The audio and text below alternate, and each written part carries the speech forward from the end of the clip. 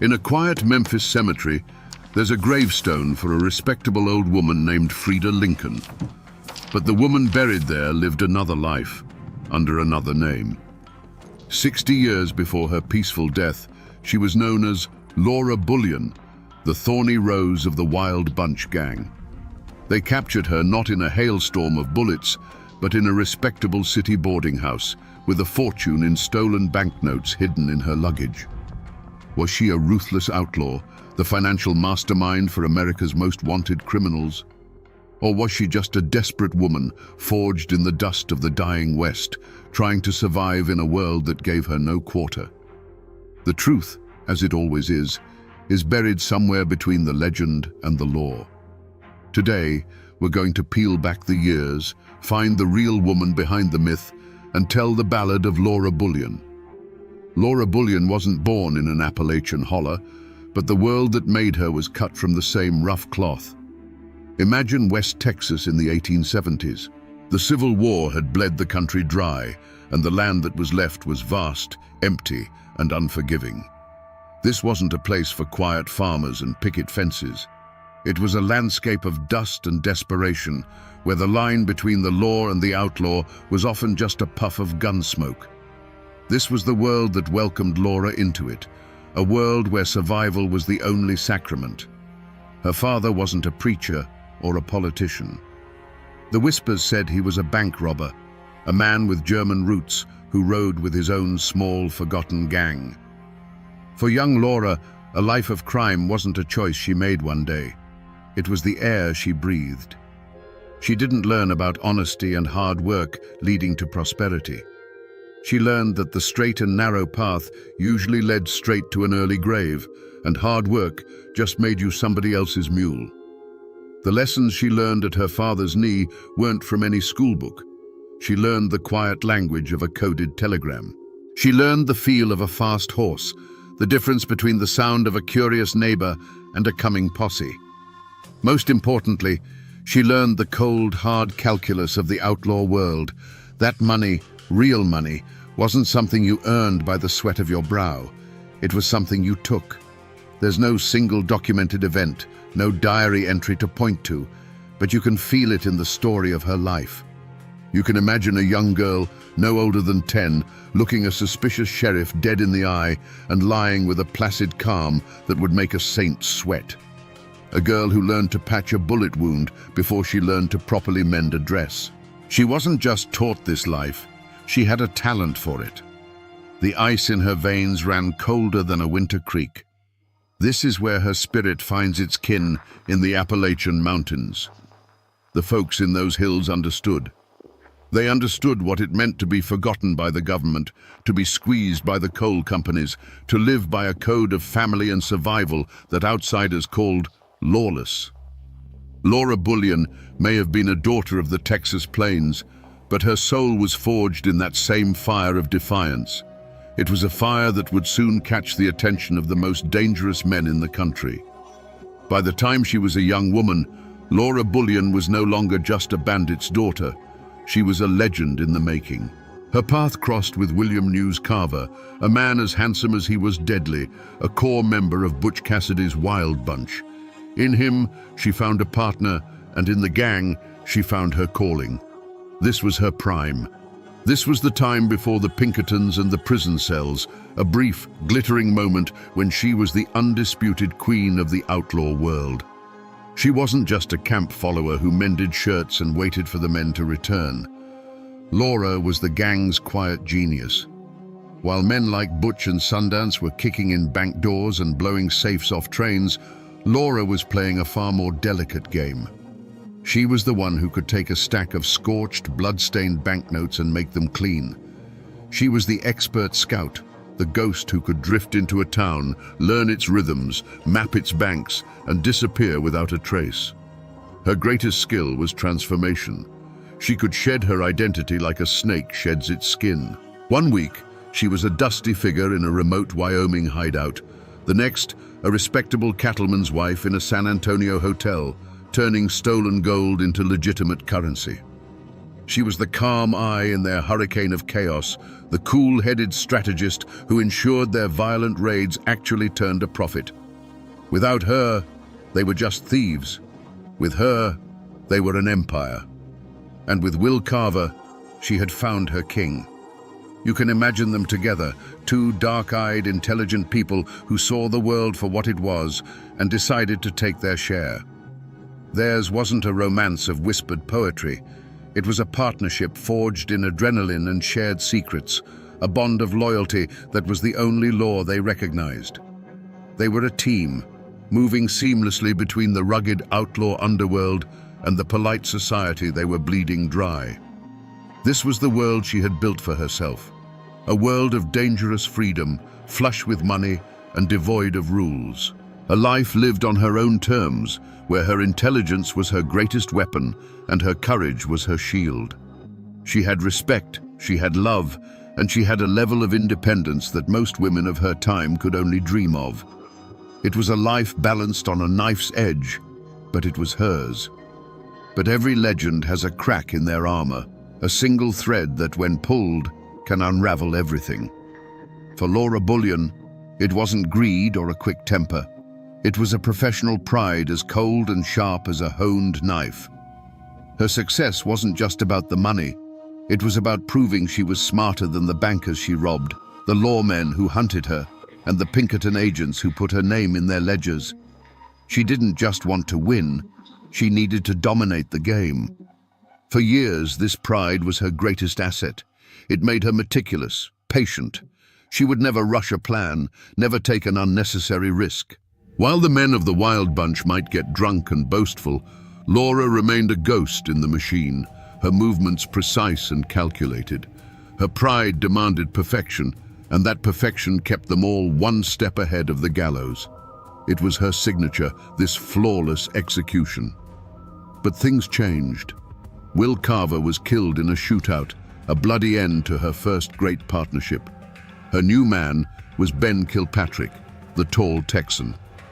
Kilpatrick was a formidable outlaw, a giant of a man, but he lacked Carver's cool finesse. He was a hammer where Carver had been a scalpel. And in her relationship with him, Laura's pride began to shift. It morphed from a cautious professionalism into a dangerous overconfidence. Perhaps she believed she was smart enough for the both of them, that her intelligence could shield his recklessness. This is where the armor cracked. After the Great Northern train robbery, they were sitting on a fortune in stolen banknotes. The old Laura, the one whose pride was rooted in caution, would have known those notes were poison. She would have burned them or buried them. But the new Laura, the one who had outsmarted the law for years, saw a challenge. Passing those notes wasn't just a necessity, it was the ultimate proof of her superiority. It was a direct taunt to the entire system of law and order. Her pride had become hubris. She began to believe she was untouchable, that her will alone was enough to bend reality. She convinced herself that she could walk into a city like St. Louis and through sheer audacity make those hot banknotes spendable. This fatal pride, the very thing that had fueled her rise, was now blinding her to the simple, deadly truth of a telegraph wire and a circulated serial number. The boom of dynamite on July 3rd, 1901 didn't just split open a train car. It split Laura Bullion's life in two. Near Wagner, Montana, Ben Kilpatrick and the remnants of the Wild Bunch pulled off their last great score, stopping the Great Northern Express. They escaped with a fortune, over $40,000 in fresh, unsigned banknotes. When Kilpatrick brought that haul to Laura, he wasn't just bringing her money. He was bringing her a challenge that struck at the very core of her identity. Now, you have to understand, this wasn't like fencing stolen gold or laundering old bills. Unsigned banknotes from a national bank were a special kind of poison. Within hours, the Pinkerton Detective Agency, the most relentless manhunters in the country, would have telegraphed the serial numbers of every single missing bill to every major city. Every bank teller, every shopkeeper, every hotel clerk would have that list. Trying to spend one of these notes was like lighting a signal fire on a dark plain, screaming, "Here I am, Come and get me. For a woman whose entire reputation was built on being smarter, quieter, and more careful than the law, this was an intolerable situation. It was a direct affront from the system she had so long outwitted. The humming of the telegraph wires was like a personal taunt. They weren't just protecting the money, they were challenging her. They were daring the great Laura Bullion, the financial wizard of the Wild Bunch, to make a move. For a lesser criminal, the answer would be simple: bury the money and run. But Laura's pride wouldn't allow it. In that moment, faced with a mountain of toxic cash, her fatal flaw took the reins. The cautious strategist was silenced by the arrogant master. This wasn't a trap to be avoided. It was a final exam to be aced. Her mind didn't see the risk. It saw the ultimate validation of her genius. The decision was made not in a heated argument, but in a cold, quiet certainty. She and Kilpatrick would go to St. Louis, a major city teeming with police and Pinkertons, and they would pass those notes. This was her point of no return. It was a declaration of war. By choosing to launder that money, she was telling the entire world that she believed she was infallible. It was the ultimate act of professional hubris, a gamble fueled by years of success. She wasn't just trying to get rich. She was trying to prove, once and for all, that no lock was too complex, no system was too smart, and no law was a match for her mind. The train ride to St. Louis was a long, slow journey into the jaws of the trap. With every mile of track they covered, the world of the Wild Bunch, a world of open plains and hidden canyons, grew more distant. They were plunging into the modern age, a world stitched together by telegraph wires that hummed with their descriptions and serial numbers. Every newspaper they passed at a station stop felt like a wanted poster. The world itself was screaming a warning, but Laura Bullion wasn't listening. You have to believe that the ghost of her old self, the cautious strategist who had survived so long, was whispering in her ear. That voice of reason must have been pointing out the folly of it all. This isn't a cattle town where a sheriff can be bought, it would say. This is a city. They have police departments, detective bureaus, and telegraph offices on every corner. The game has changed, Laura. This is a losing hand. Any other outlaw would have felt that cold dread, the instinct to turn the horse around and ride for the Badlands. But pride is a powerful anesthetic. It numbs the fear, and it silences the voice of reason. Her hubris answered every doubt with a simple, arrogant reply. They expect us to run. They expect us to hide in the dirt like animals. They will never expect us to walk right into their world, dressed in fine clothes, and look them in the eye. She was convinced that their audacity was their greatest camouflage, that her intelligence was a shield no lawman could penetrate. So they didn't hide. Arriving in St. Louis, they didn't seek out some back-alley flophouse in the criminal underworld. No, that would be too obvious. Instead, they took a room at a respectable boarding house on Locust Street, playing the part of a wealthy Texas couple enjoying the city. Each decision was an escalation, a deliberate step deeper into enemy territory. She was surrounding herself not with allies, but with potential witnesses, isolating herself from any chance of a clean escape. This path of no compromise led to a single, final choice. It wasn't enough to have the money, to possess it in secret. Her pride demanded that she prove she could master it, tame it, and spend it. She stood in that quiet boarding house room, a fortune in stolen paper at her fingertips, and made the decision. She would personally go out and pass the first note. It was the ultimate act of defiance, a final rejection of every warning, both internal and external. She was no longer just breaking the law, she was daring it to stop her. And so we come to the final moment, the last quiet breath before the storm. Picture Laura in that St. Louis boarding house room. Outside, the city hums with streetcars and commerce. Inside, the air is thick with the smell of old paper and new money. The trunk full of banknotes sits in the corner like a coffin filled with treasure. She's dressed in the finest clothes money can buy, a respectable lady about to go shopping.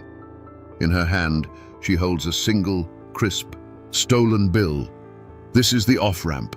This is the last chance for peace. Ben Kilpatrick, the tall Texan, a man who feared no gunfight, was spooked by this city. He wasn't a fool. He could feel the eyes on them, the invisible web of the law tightening around them. Imagine that giant of a man looking at her with genuine fear in his eyes. "Laura," he might have said, his voice a low rumble. "This don't feel right. Let's just burn 'em. Let's take the gold we got and ride south. We don't have to do this." For a single fleeting second, the world holds its breath. This is her final crossroads. She can hear the sense in his words. The old Laura, the ghost of the cautious girl who survived the Texas plains, is screaming at her to listen. She can see the two paths laid out before her.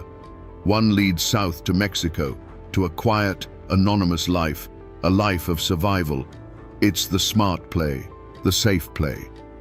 The other path leads right out the door and onto the streets of St. Louis. It's a path of pure ego, a path that leads either to ultimate triumph or a prison cell. She looks from Ben's worried face to the banknote in her hand. The internal struggle is a silent war. To run would be to admit defeat, to concede that the system had finally outsmarted her. It would be an admission that she was nothing more than a common thief, forced to hide in the shadows. But to walk out that door, that was to prove she was who she always believed herself to be, a master of the game, a queen in her own right. And in that quiet room, her fatal pride won the war. She gave him a look that wasn't meant to be cruel, but it was. It was the look of a queen who has already decided the fate of her kingdom, pitying the soldier who still feels fear. "They're looking for outlaws, Ben," she said, her voice calm and steady. "They're not looking for us." And then she opened the door and stepped out into the hallway, closing it quietly behind her. With that soft click, the last chance for peace was gone forever. The walk from the boarding house was the longest of Laura's life, but she felt no fear. She felt only the cold, exhilarating thrill of the final move in a long game of chess. The city of St. Louis wasn't a threat. It was a backdrop for her masterpiece. The clang of the streetcar, the drone of voices, the smell of coal smoke and roasted peanuts, it was all just noise. Her world had narrowed to the crisp, stolen banknote tucked in her purse and the mission ahead. She was a predator walking through an unsuspecting herd. She chose a small, respectable dry goods store. Not too big, not too small. A place where a woman of means might purchase a pair of fine gloves or a spool of silk thread. She walked in, the little bell over the door announcing her arrival with a cheerful jingle that felt like the opening note of her triumph. She browsed for a moment, the picture of casual wealth, her mind a steel trap of calculation and calm. She selected her item and approached the counter. The shopkeeper was a balding man with a friendly, unassuming smile. This was the moment. She laid the stolen banknote on the polished wood. The world seemed to hold its breath. For a second, the transaction was perfectly normal.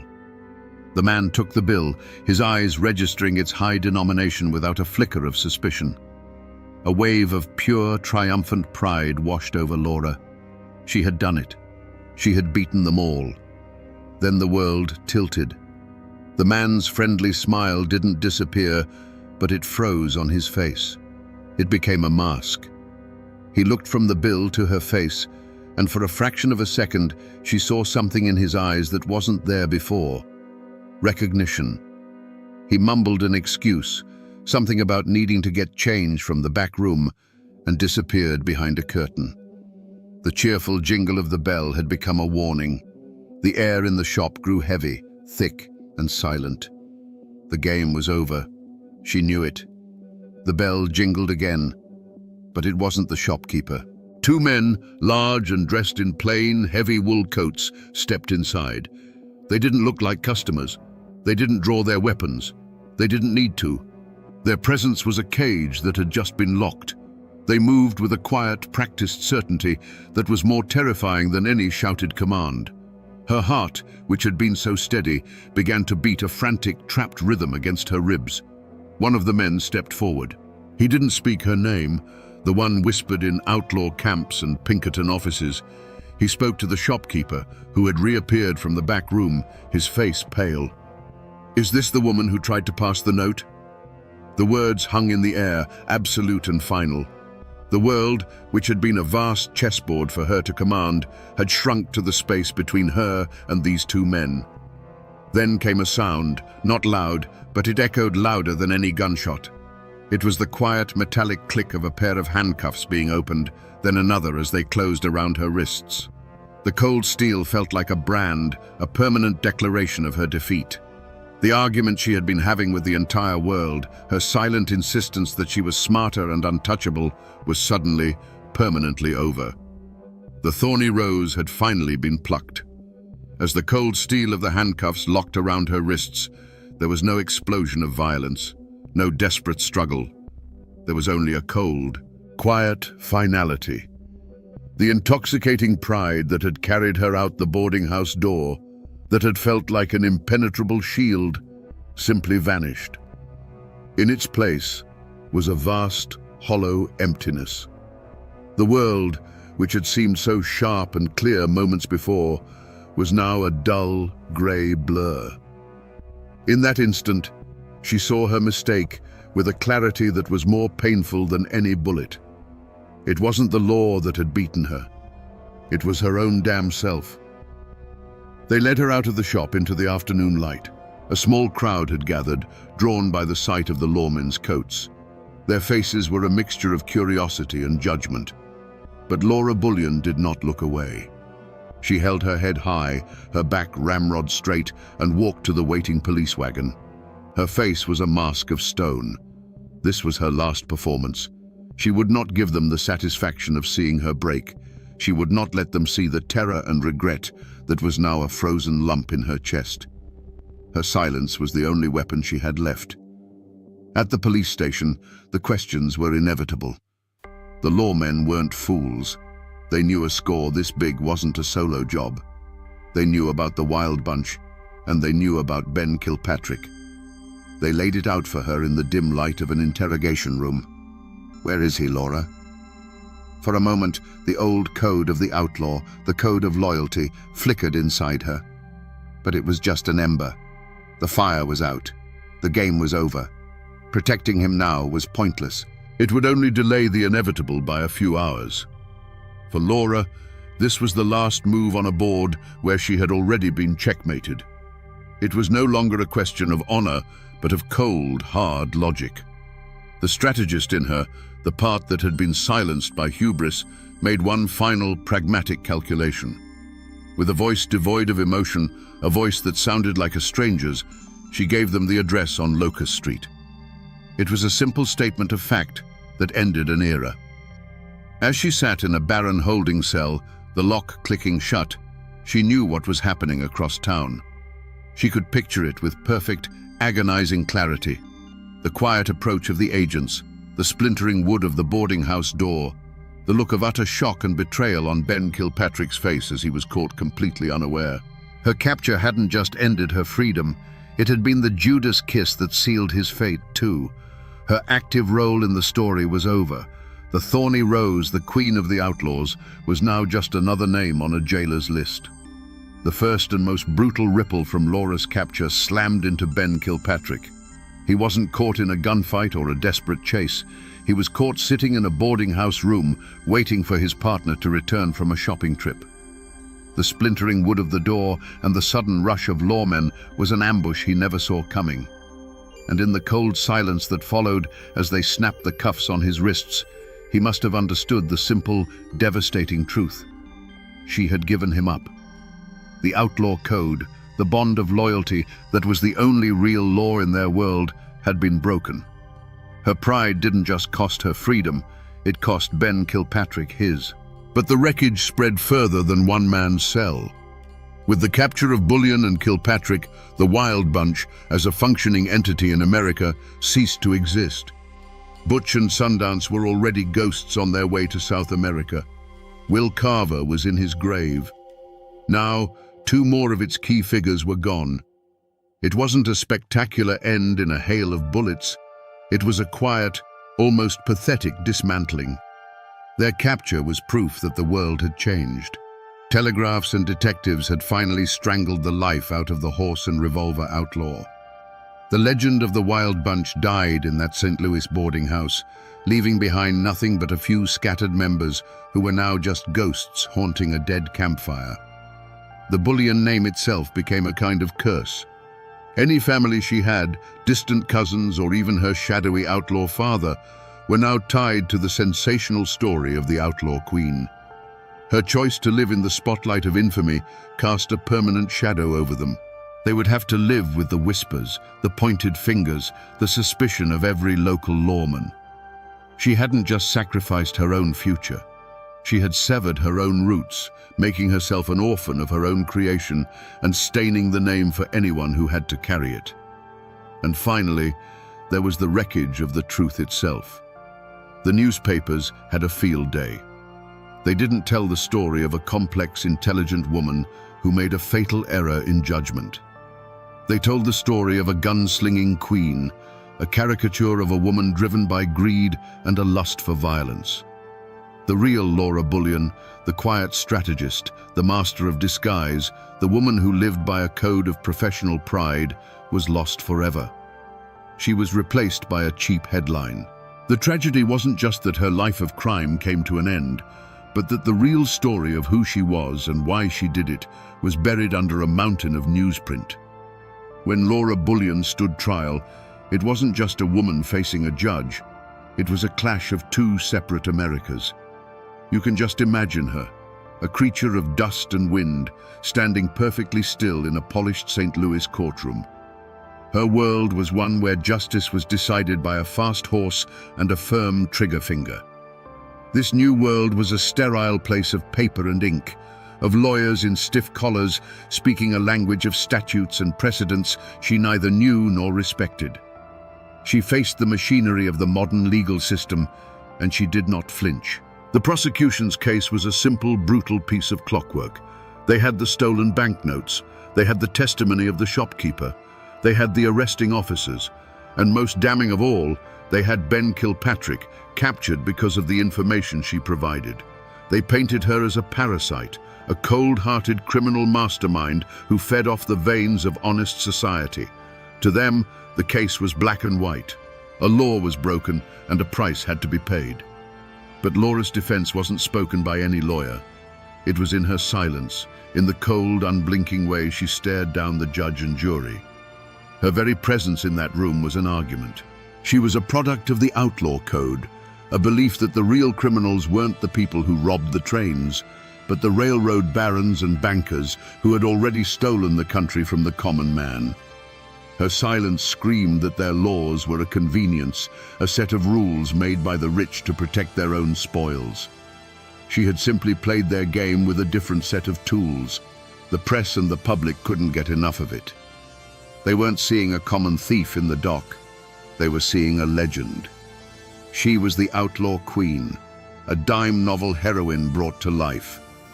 To the respectable citizens of St. Louis, she was a terrifying symbol of the chaos they were trying to pave over.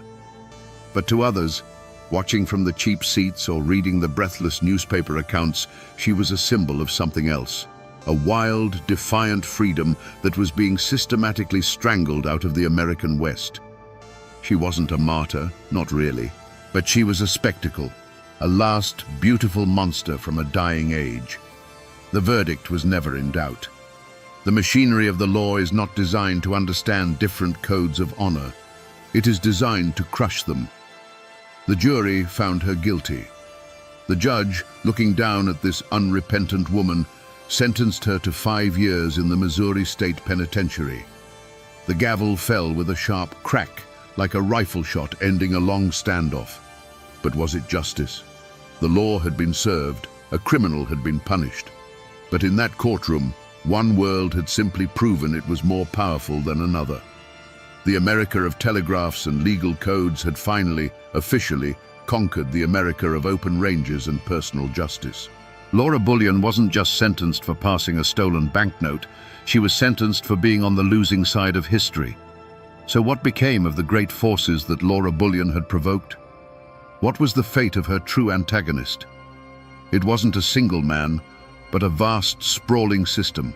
The railroads, the banks, and their relentless enforcers, the Pinkerton Detective Agency. And the chilling truth is this: while Laura's life was shattered, the system she fought against barely registered the blow. The Great Northern Railroad didn't miss a single scheduled run. The National Bank of Montana, having had its stolen banknotes taken out of circulation, simply printed more. The $40,000 that had cost Laura and the Wild Bunch their freedom was, to these corporate giants, little more than a rounding error in their ledgers, an inconvenient line item in an annual report. They were not wounded, they were annoyed. Their power didn't diminish, it grew. The very forces of industrial America that she had tried to bleed continued their march, paving over the Wild West she represented without even looking back. And the Pinkertons? They didn't celebrate a grand victory over a worthy foe. For them, Laura Bullion was not a legend or an outlaw queen. She was a case file. Her capture was a professional success, a testament to their modern methods of information sharing and relentless pursuit. They closed the file, collected their fee, and moved on to the next train robber, the next union organizer, the next threat to their clients' profits. Her personal tragedy was just a statistic that proved their system worked. This is the ultimate bitter irony of Laura Bullion's story. It was never a fair fight. She wasn't a rebel fighting a tyrant. She was a woman with a revolver and a sharp mind standing in the path of a locomotive. The outcome was never in doubt. Her antagonists, faceless, impersonal, and impossibly powerful, didn't need to seek revenge or meet some form of cosmic justice. Their victory was simply to continue existing, to keep growing while she was locked away, forgotten. It wasn't a story of good versus evil. It was the story of an individual versus an institution, and the institution always wins.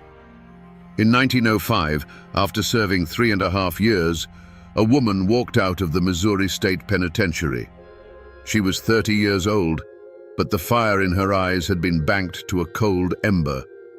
The world she walked back into was not the one she had left. The whine of the telegraph wire had replaced the howl of the coyote.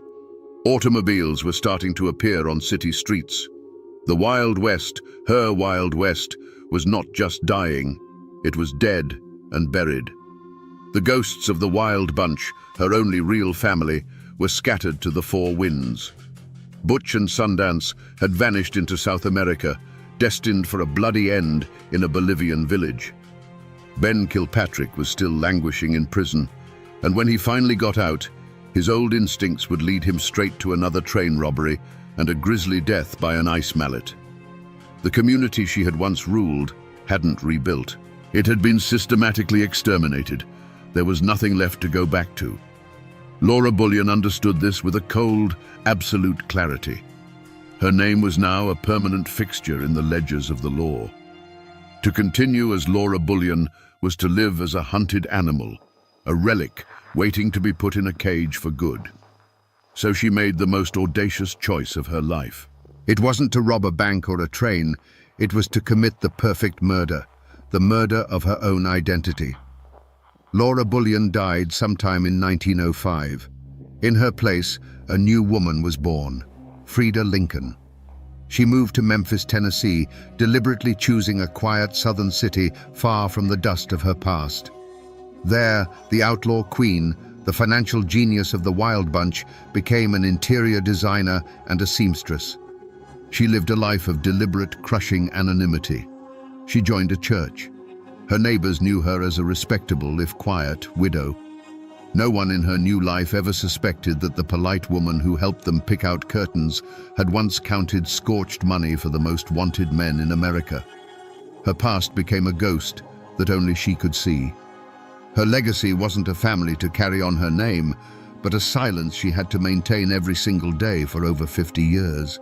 The outlaw community hadn't buried the memory of its glory days. She had buried her own, digging a grave for it so deep that no one would ever find it. She survived, but she did it by becoming a ghost in her own life. And yet, if you go looking for Laura Bullion today, you won't find much. There is no crumbling cabin bearing her name, no remote canyon called Bullion's hideout. For 60 years, she worked tirelessly to erase every physical trace of herself from the American landscape. And she succeeded. The only tangible piece of her that remains is that quiet gravestone in Memphis, a final, perfect disguise in stone, bearing the name Frida Lincoln. But the ghost of a name is harder to kill than a person. Laura Bullion's story didn't die. It mutated. It escaped the prison of fact and became a legend. Her name is still whispered by historians of the Old West, a fascinating footnote in the saga of the Wild Bunch. She has become an archetype, the outlaw queen.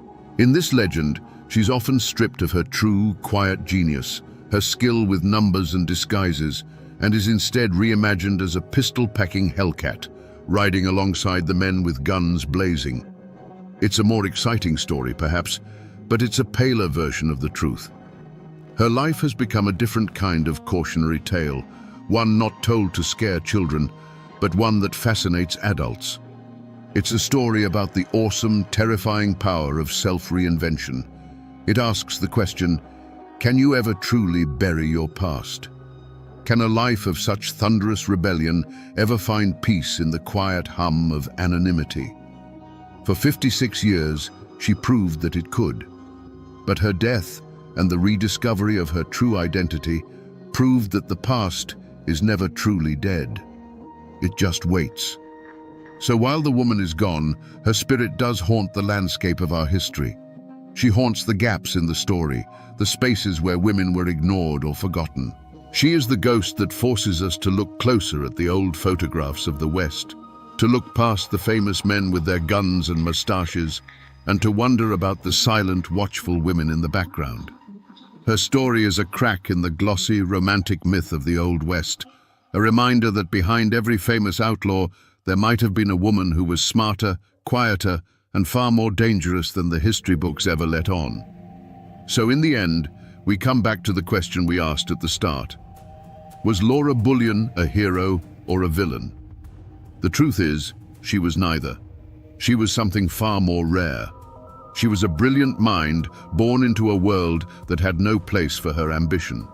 She was a queen in a kingdom of dust and gunpowder, a kingdom that was already sinking into the sea of the modern world.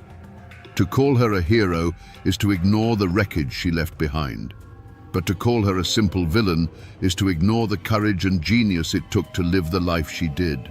Ultimately, this isn't just a story about robberies and getaways. It's a story about pride. It's a chilling lesson in how a person's greatest strength can curdle into their most profound weakness. Laura's meticulous, arrogant pride was the engine that drove her success, allowing her to outwit and outmaneuver the entire system. But that same pride blinded her to the fact that the system was bigger than she was, and it made her believe she was infallible. She was a master strategist, brought down not by a Pinkerton's bullet, but by a fatal move of her own making. She survived, yes, but only by killing the most vibrant part of herself. She traded a life of thunderous rebellion for one of silent, lonely penance. The story of her two lives, one as an outlaw queen, the other as a quiet seamstress, is the story of a woman who was at war not just with the world, but with her own nature. And that, my friends, is the Ballad of the Thorny Rose, a woman who proved you can escape the law, but you can never truly escape yourself. The sound came first, not a single shot, but a roar. A sudden, deafening crack of rifle fire that shattered the afternoon quiet and the courthouse windows all at once. Glass rained down on the wooden floor like hail. For a half second, there was just stunned silence. The kind of silence where you can hear your own heart hammering against your ribs. Then came the screaming. Splinters of wood exploded from the pews where men had been sitting just moments before. The air, thick with the smell of old paper and dust, was suddenly choked with the bitter metallic fog of gunpowder. More shots rang out, a chaotic cannonade from shotguns and pistols.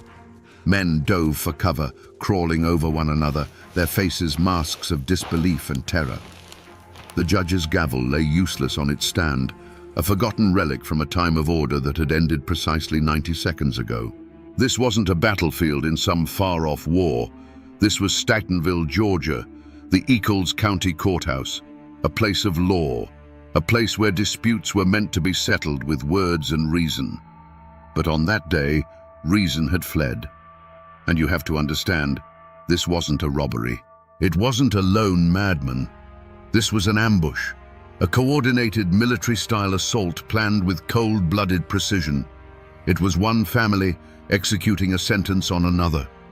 This was a private war, one that had been simmering in the shadows of the Georgia pines for years, that had suddenly, violently, burst into the open. It was a war that would ultimately claim more than a dozen lives, tear a community apart, and leave behind a legacy of ghosts and whispered warnings. And the most shocking part? The fact that a conflict so bloody, so total, could be born from something so trivial, it borders on the absurd. The law died that day in a hail of gunfire, in a small Georgia courthouse that was supposed to be a symbol of order. But this wasn't the beginning of the story. To understand how neighbors came to slaughter each other over wooden pews, we have to go back. Back to a time before the blood. Back to a place of suffocating heat, endless pine forests, and the sound of barking dogs. South Georgia, in the late 1800s, was a world unto itself. It was a land just one generation removed from the Civil War, a place of immense beauty and unforgiving hardship. The sun beat down with a physical weight, and the air was so thick with humidity you could almost drink it. Life was governed by the seasons, the crops, and a code of honor as rigid and unyielding as the ancient oaks that dotted the landscape. This was the wiregrass region, named for the tough, wiry grass that grew beneath the vast canopies of longleaf pine. It was a place of isolation.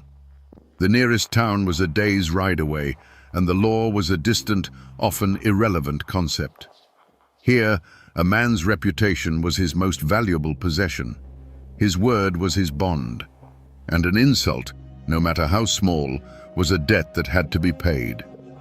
In this world lived two families, two clans really. On one side, you had the Joneses. Headed by Captain James Jones, they were a family of some means and considerable influence. They were seen as leaders, as men of property and standing in the community. They had land, they had businesses, and they had a deep, unshakable sense of their own importance. They were the kind of people who believed they were the bedrock of the county. On the other side, just a few miles down a dusty, rutted road, were the Lees.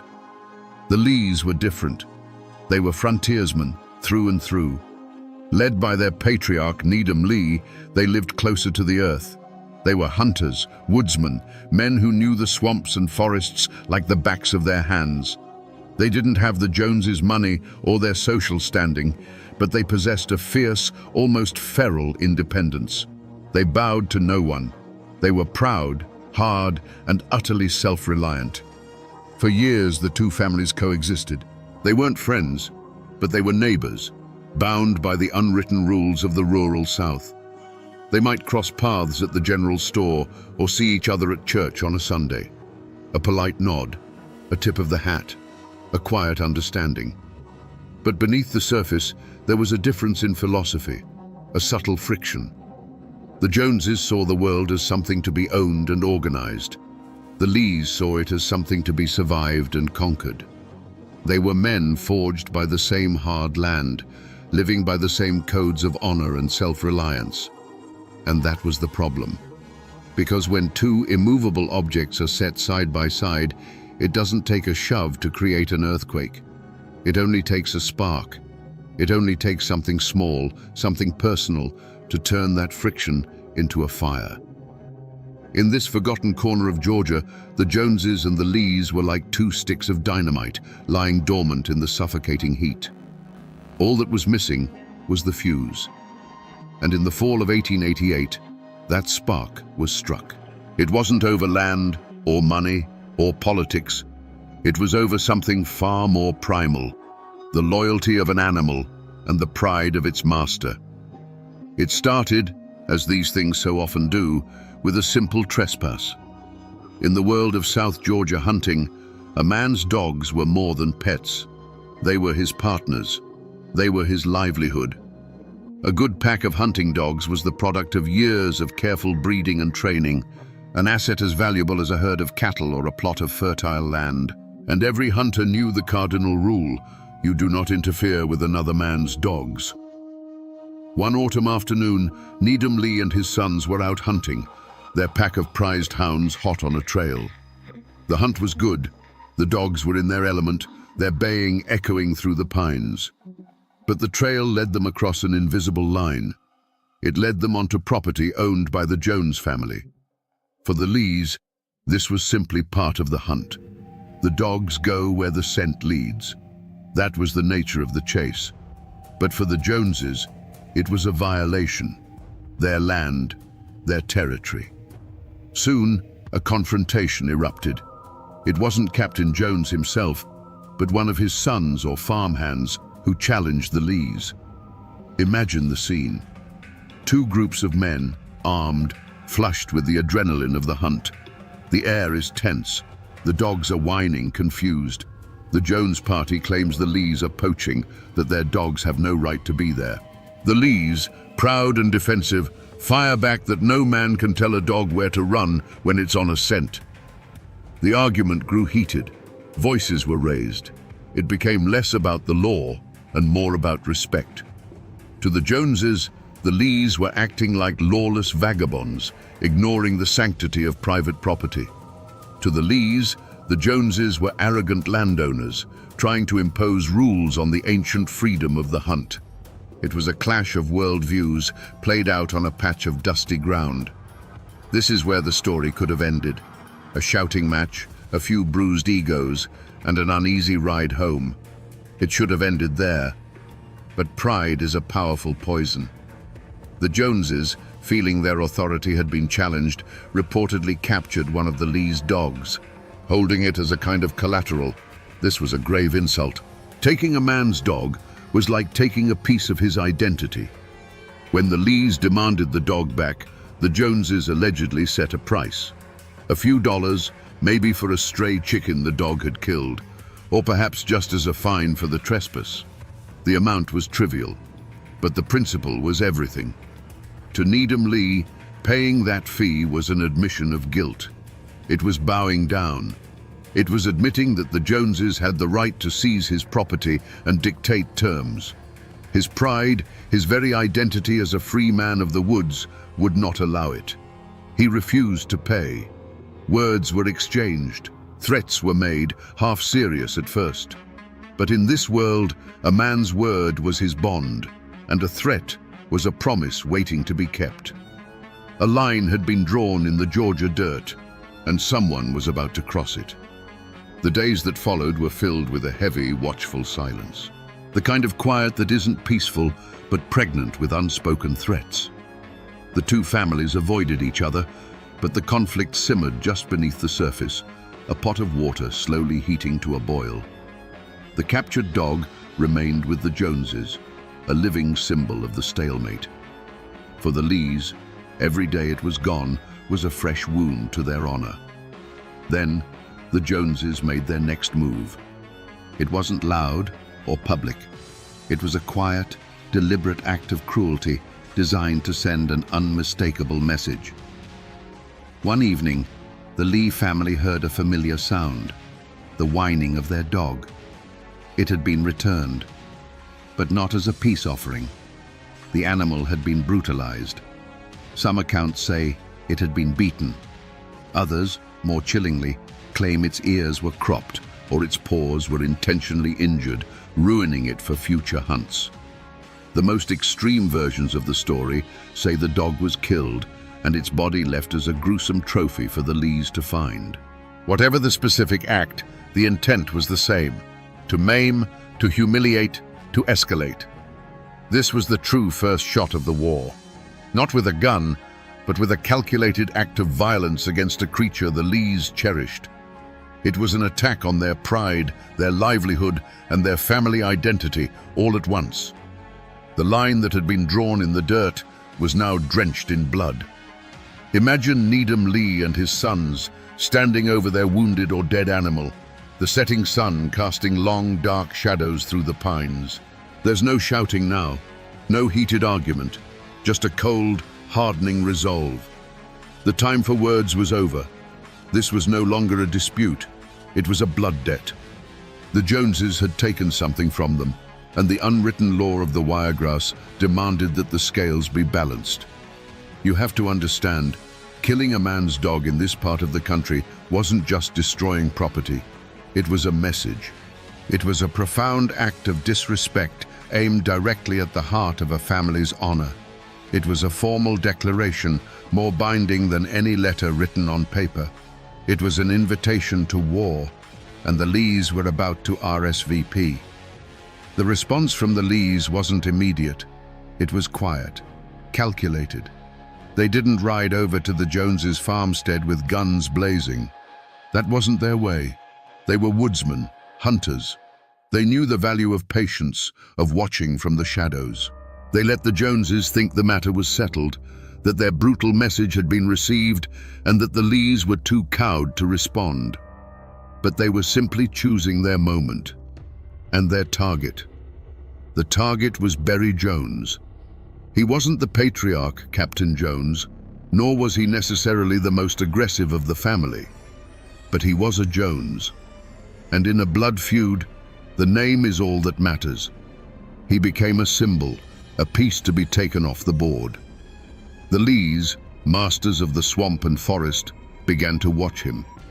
They learned his routines, his paths, the times he would be alone. One day, Berry Jones was tasked with repairing a fence on a remote part of his family's property. It was a mundane, solitary job. The kind of work you do on 1,000 other days, your mind wandering, the rhythm of the labor taking over. The only sounds were the buzz of insects in the humid air, the thud of the post driver, and the creak of old wire. He was exposed, isolated, and completely unaware that he was being hunted.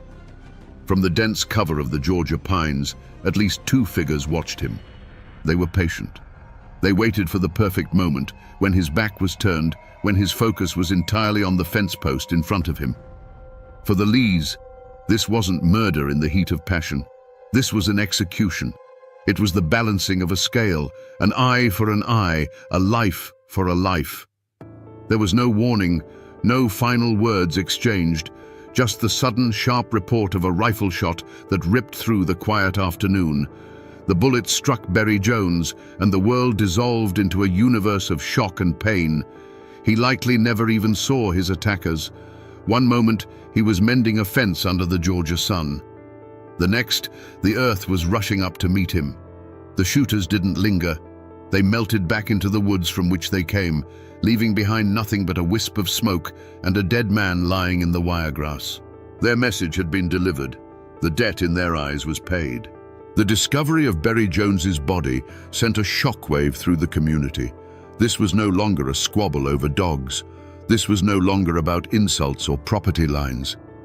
A man was dead.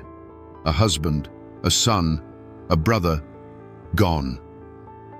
The abstract concepts of honor and pride had now taken on the cold, hard reality of a corpse and a freshly dug hole in the ground. You can picture the scene at the Jones family homestead. The grief, raw and sharp, quickly curdling into a white-hot rage. Their blood had been spilled. Their family had been violated.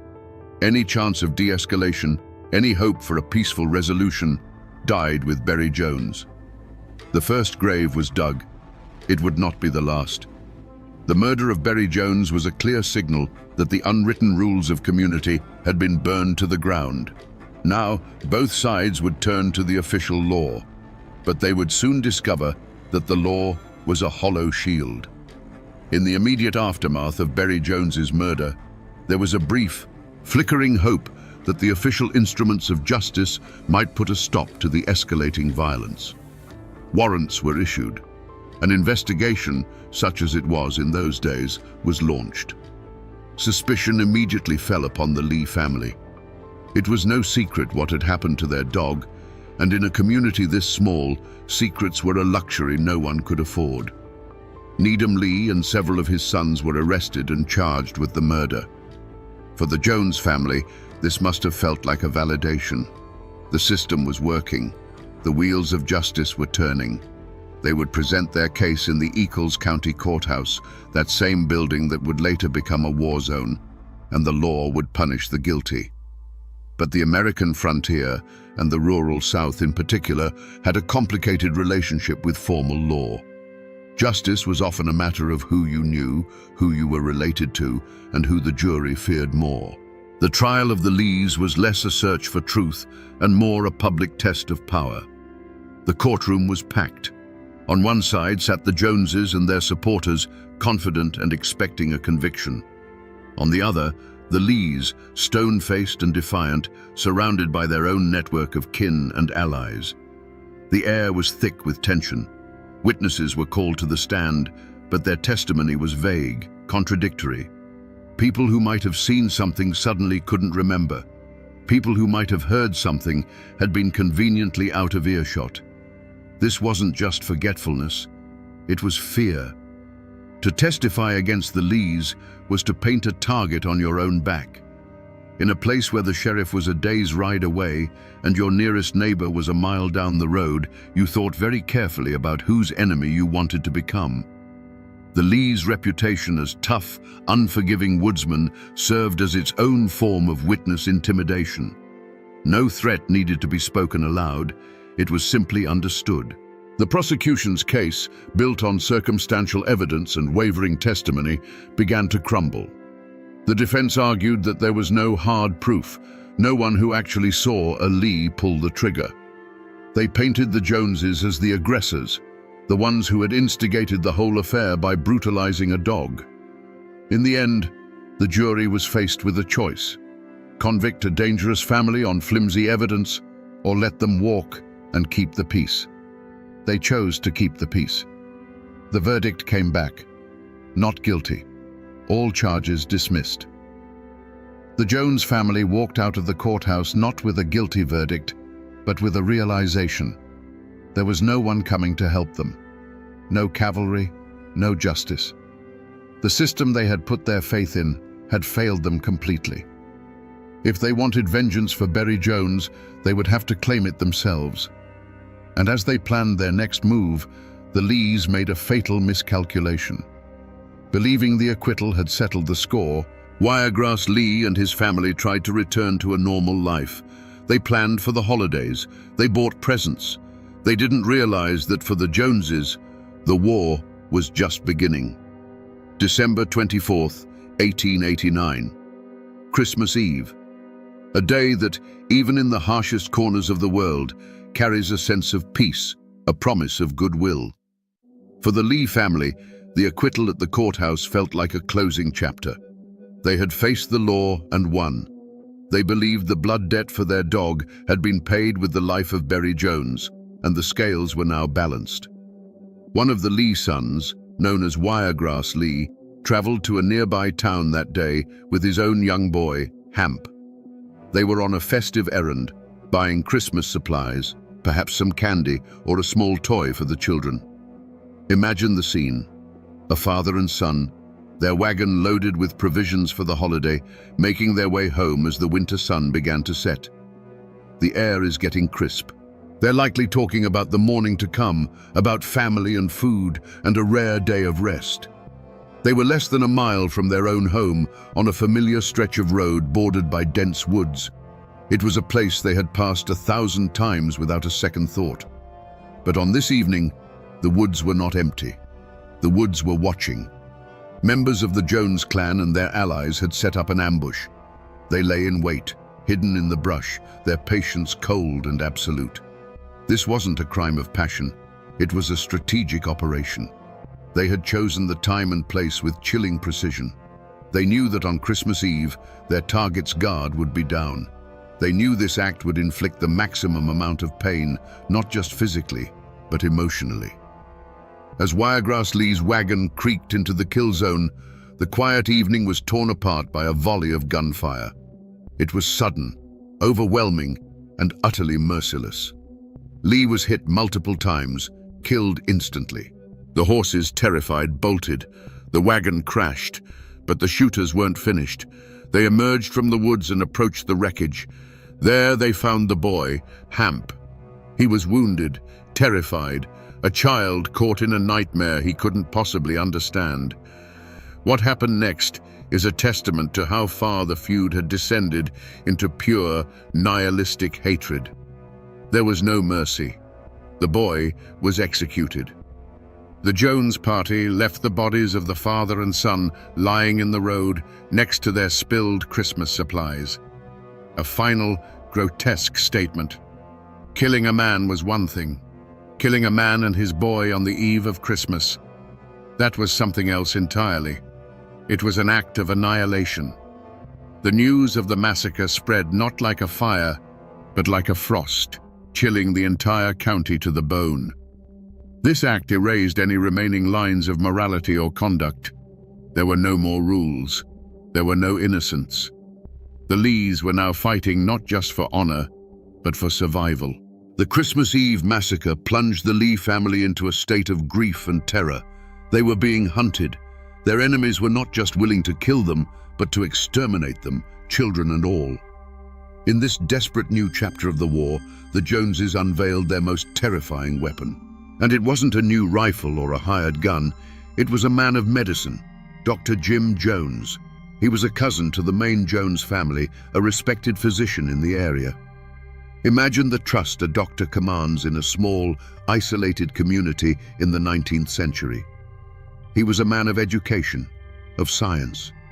His hands were meant to set bones, to stitch wounds, to deliver babies, to comfort the dying. His home was a sanctuary, a place where the sick and injured could go for help, regardless of their name or their allegiances. But beneath the professional veneer of the country, Doctor beat a heart as cold and calculating as any killer. Dr. Jones was deeply loyal to his clan, and he brought his formidable intellect and his intimate knowledge of the human body into the service of the feud. He became its strategist, its chief executioner. He was a different kind of threat than a hot-headed farmer with a shotgun. His violence was methodical, patient, and chillingly precise. He understood anatomy. He knew exactly where to shoot to make a death quick, and perhaps where to shoot to make it slow. His involvement transformed the Joneses' campaign from a series of vengeful outbursts into a systematic war of eradication. He was a man sworn to preserve life, but he would become the feud's most efficient angel of death. And he would use his sacred knowledge not to heal, but to hunt. His first target was a wounded man who thought he was coming to the doctor for help. Following a skirmish, one of the Lee allies, a man named Will Anderson, was shot and wounded. He was in desperate need of medical attention. In a moment of tragic miscalculation, his family decided to take him to the nearest physician, Dr. Jim Jones. Perhaps they believed his oath as a doctor transcended the blood feud. Perhaps they had no other choice. They brought the wounded man to the doctor's home, laying him on his porch, and pleaded for help. Dr. Jones came out. He looked at the bleeding man, his supposed patient. And according to the story passed down through generations, he made a simple, chilling statement. He said he would give him a pill. He then stepped back inside his house, emerged not with a medical bag, but with a shotgun, and ended Will Anderson's life right there on the porch. Dr. Jones's betrayal represented a new, depraved chapter in the feud. The lines between right and wrong, between healer and killer, had completely dissolved. Now, the war would descend into a dark period of paranoia and shadow warfare. After the murder on the doctor's porch, the war went underground. It entered a new phase, a grim period of paranoia and attrition known as the Shadow War. The grand, shocking acts of violence gave way to a daily, grinding terror that infected every aspect of life in South Georgia. Imagine what it was like to live in this world. You don't travel the roads alone, ever. You don't go to work in your own fields without a rifle slung over your shoulder. Every time you step out of your door, you scan the tree line, looking for the glint of a gun barrel, for a shadow that seems out of place. The family homes transformed into armed fortresses.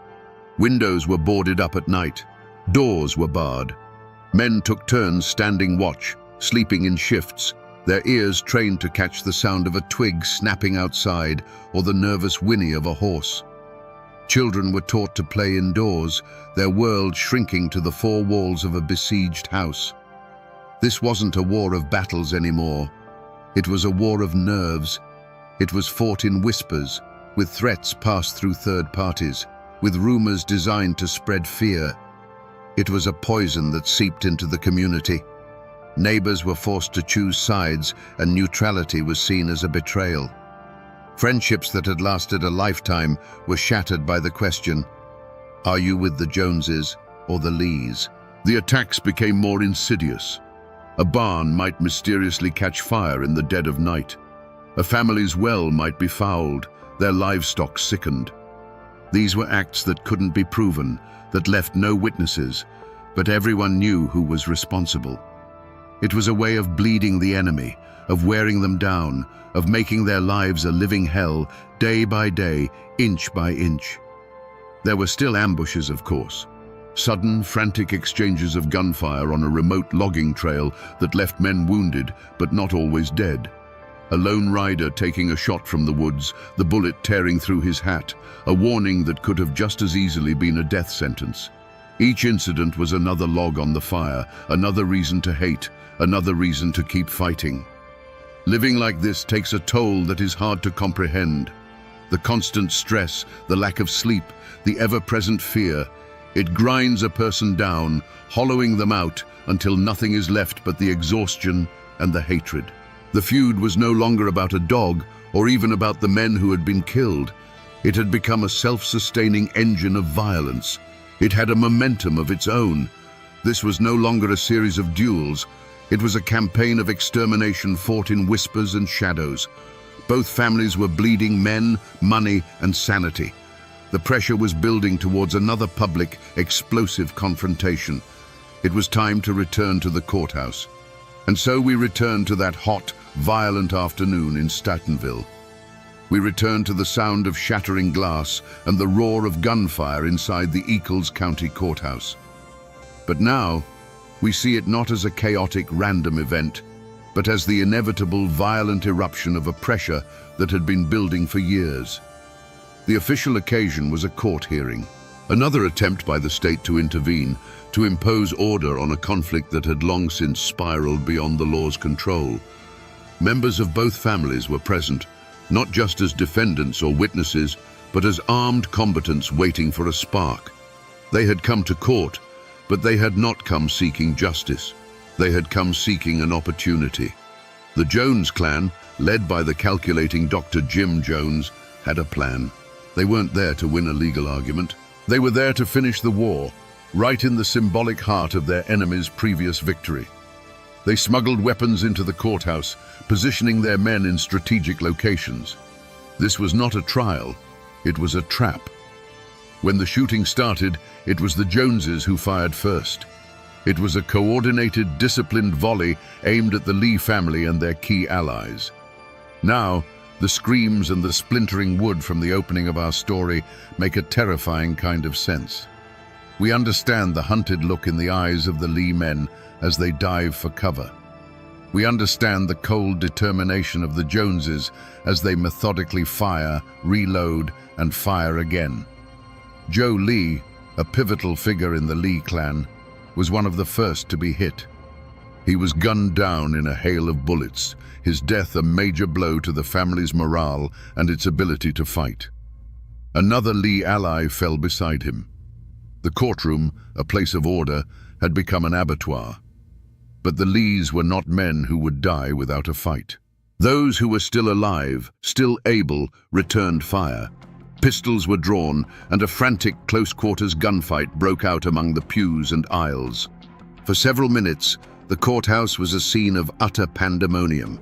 It was a microcosm of the entire feud, brutal, personal, and fought with a desperate, savage intensity. When the smoke finally began to clear, the cost was laid bare. Joe Lee and another of his faction were dead or dying. Several of the Jones clan were wounded, including one of the family's patriarchs, Captain Jones, who was shot in the fighting. The lawmen present were either hiding or completely overwhelmed. The judge had fled. The scales of justice lay shattered on the floor. The battle in the courthouse left bodies on both sides, but it settled nothing. It only proved that no place was sacred. The Joneses, having asserted their dominance in the very seat of law, now made a final chilling decision. This would not end until every last Lee son was in the ground. The final phase of the war began. It wasn't a feud anymore, it was a hunt. The courthouse shootout broke the back of the Lee family's resistance. They had lost key fighters, their morale was shattered, and their enemies, the Joneses, were now operating with a terrifying sense of impunity. They had committed murder in a hall of justice and had essentially gotten away with it. There was no one left to stop them. What followed was a grim and methodical purge. The Jones clan, likely orchestrated by the cold mind of Dr. Jim Jones, began to actively hunt down the remaining Lee sons. The pretense of a feud between two equal sides was gone. This was now a predator stalking its wounded prey. The Lees scattered. They went into hiding, seeking refuge with distant relatives or disappearing into the deep wilderness of the Okefenokee swamp. But the Joneses had informants, they had resources, and they had an unquenchable thirst for a final, absolute victory. One by one, they were found. The stories of each death are clouded by time and legend, but the pattern is clear. One Lee son was reportedly tracked to a logging camp where he was ambushed while working. Another was said to have been gunned down on the road while trying to flee the state. Each killing was a deliberate act of erasure. The Joneses were not just eliminating threats, they were eliminating a bloodline. Imagine the psychological torment for the Lees who were still alive. They were fugitives in their own homeland. Every stranger's face was a potential threat. Every knock on the door could be their last. They were cut off from their families, living in constant fear, knowing that a network of hunters was patiently, relentlessly searching for them. The community, once a neutral battleground, was now largely under the Joneses' control. Fear had silenced any opposition. People who might have helped the Lees now turned a blind eye, terrified of becoming the next target. The Lees were utterly alone, picked off one by one in the dark corners of the county. This was not a war fought for honor anymore. It was beyond vengeance. It had become a grim, obsessive task, like felling the last trees in a forest. The Joneses were driven by a need to finish the story, to ensure that no Lee son would be left to carry on the fight, to seek revenge in a future generation. They were salting the earth. One by one, the Lee boys fell. Each death was another nail in the coffin of a family name. Soon, only one was left standing. The youngest, Hardy Lee. He knew they were coming for him, and he knew he was the end of the line. Hardy Lee knew he was a dead man walking. His brothers were gone. His father and uncles were in the ground. The entire weight of the Joneses' victory machine was now bearing down on him, the last remaining son of his family's line. He was no longer fighting for honor or for vengeance. He was a survivor, moving through the shadows of a world that no longer had a place for him. He was cornered, taking refuge at a relative small, isolated farm. He had been there for days, starting at every sound, the weight of the gun in his hands a constant cold reminder of his fate. He must have known it was only a matter of time. And one afternoon, time ran out. A posse of Jones men and their allies surrounded the farmhouse. They didn't storm it. There was no rush. They were methodical, taking up positions, cutting off any chance of escape. Imagine Hardy Lee inside, peering through a crack in the wall, seeing the figures moving in the tree line. The final, terrifying checkmate. There were no negotiations, no calls for surrender. The first shot came from the house, a desperate, defiant act from a man with nothing left to lose. He had chosen to die on his feet, not on his knees. The response was overwhelming. A fusillade of rifle and shotgun fire tore into the small wooden farmhouse, the air filled with the sounds of splintering wood and shattering glass. It wasn't a battle, it was an eradication. Hardy returned fire, a lone gunman against an army, his shots becoming more sporadic as the Joneses' volley continued relentlessly. And then, after a few frantic, violent minutes, it stopped. A single final shot echoed across the fields. Then, silence. The posse advanced cautiously on the bullet-riddled house. Inside, they found him. Hardy Lee, the last of the fighting Lee men, was dead. The war was over. The Joneses stood over the body of their final enemy, but there were no cheers, no celebration, just the ringing in their ears and the smell of gunpowder. They had done it. They had won. They had avenged their dead and erased their rivals from the earth.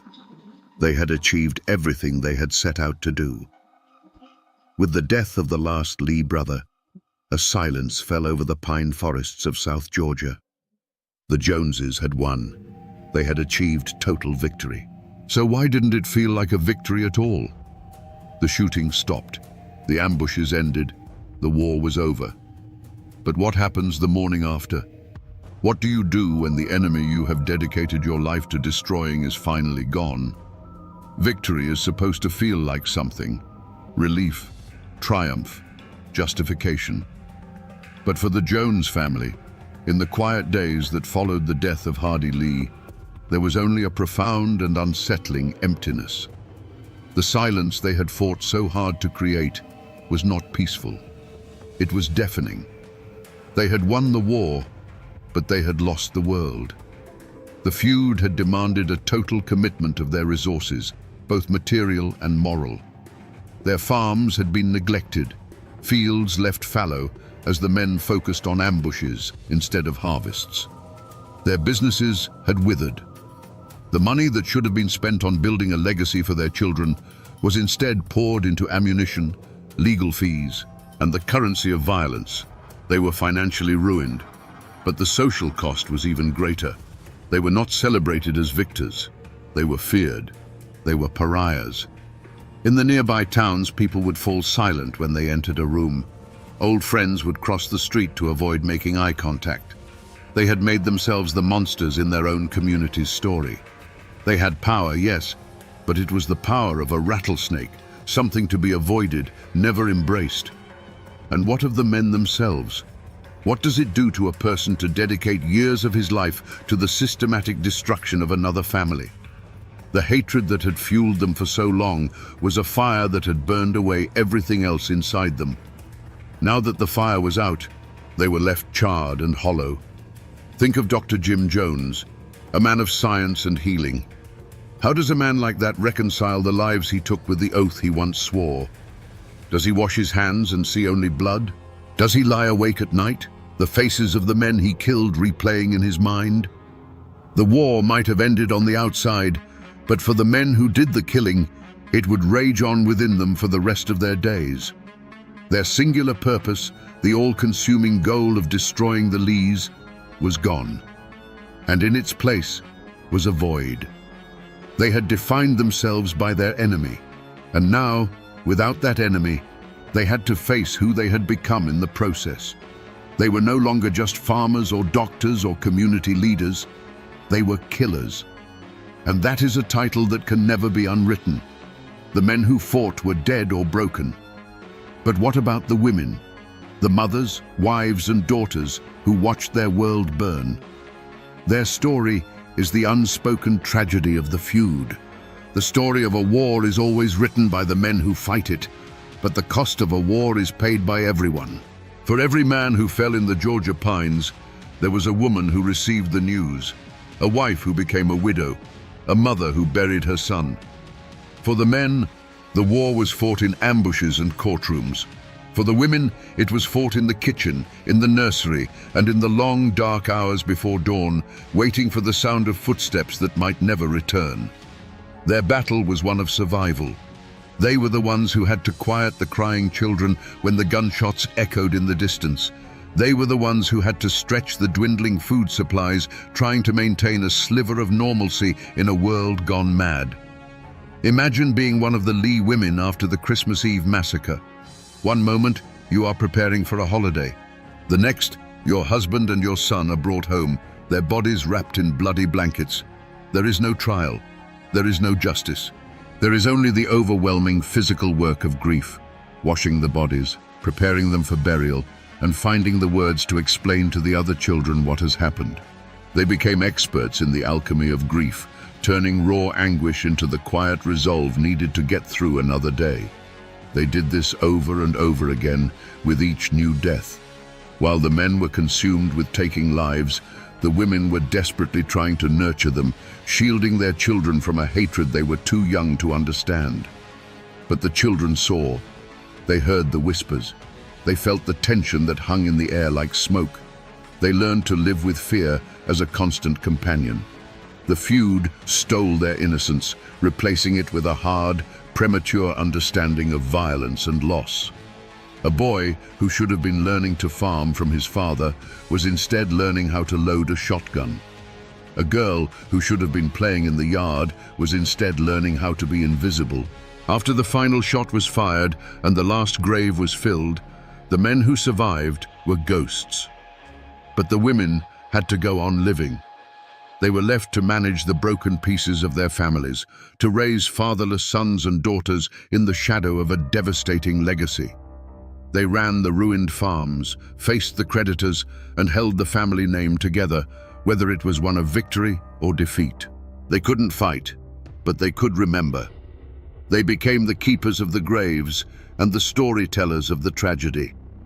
The official history might be found in dusty court records, but the true history, the human history, was passed down from mother to daughter in hushed tones as a warning.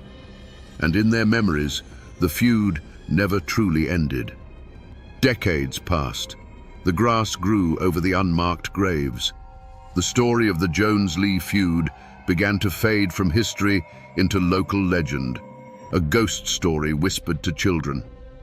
But what can this forgotten war teach us now?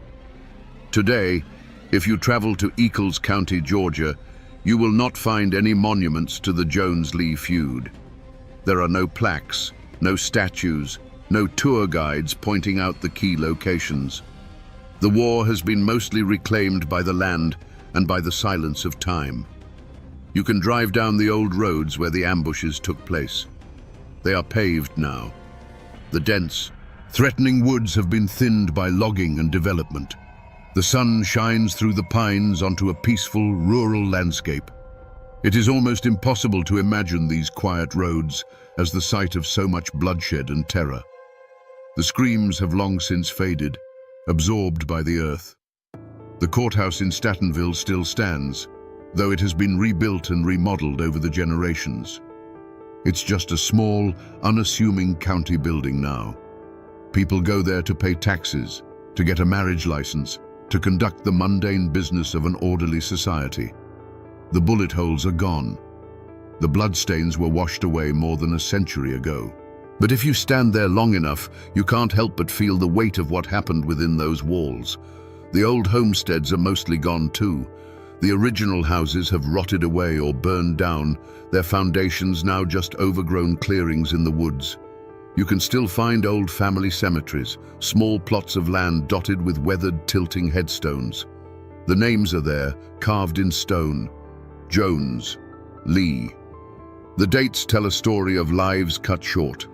These small, forgotten graveyards are the only true memorials to the feud.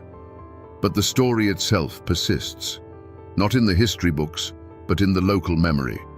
It has become a piece of folklore, a cautionary tale. Older residents might tell you stories their grandparents told them, stories of the Doctor of Death or the Christmas Massacre. The details get blurred, the facts embellished, but the core of the tragedy remains. It's a ghost that still walks these woods. Visiting these places is a strange experience. You are standing in two worlds at once, There is the peaceful, modern world you can see, and then there is the violent, desperate world of the past, which you can only feel. An echo, a cold spot in the warm Georgia air. The physical evidence is almost gone, but the story remains, preserved in brittle newspaper clippings and the quiet archives of Georgia history. And when you piece it all together, a terrifyingly simple pattern emerges. When you strip away the names, the dates, and the romanticism of the Old South, the Jones-Lee feud reveals itself to be a terrifyingly simple machine. It's a case study in the mechanics of human conflict, a blueprint for how ordinary men can be driven to commit extraordinary evil. There are three key components that made it all possible. First, there was pride. This was the spark, an almost pathological pride that was so rigid it could not bend, and so brittle it was bound to shatter. For both the Joneses and the Lees, backing down from the initial dispute over a dog was seen as a fate worse than death. It was a public admission of weakness, an unbearable stain on their honor and their family name. This pride created a debt that could only be paid in humiliation or in blood, and they chose blood every single time. Second, there was isolation. This was the fuel. The feud took place in a world where formal institutions were weak and distant. The law was not a reliable protector, as the failed murder trial proved. There was no trusted authority to mediate the dispute. The families were left to their own devices, in a closed-off environment where grudges could fester without interruption. This isolation created a vacuum, and into that vacuum rushed the primal law of vengeance. And third, and most importantly, there was escalation. This was the engine of the machine. Each act of violence demanded a response that was equal or greater in severity.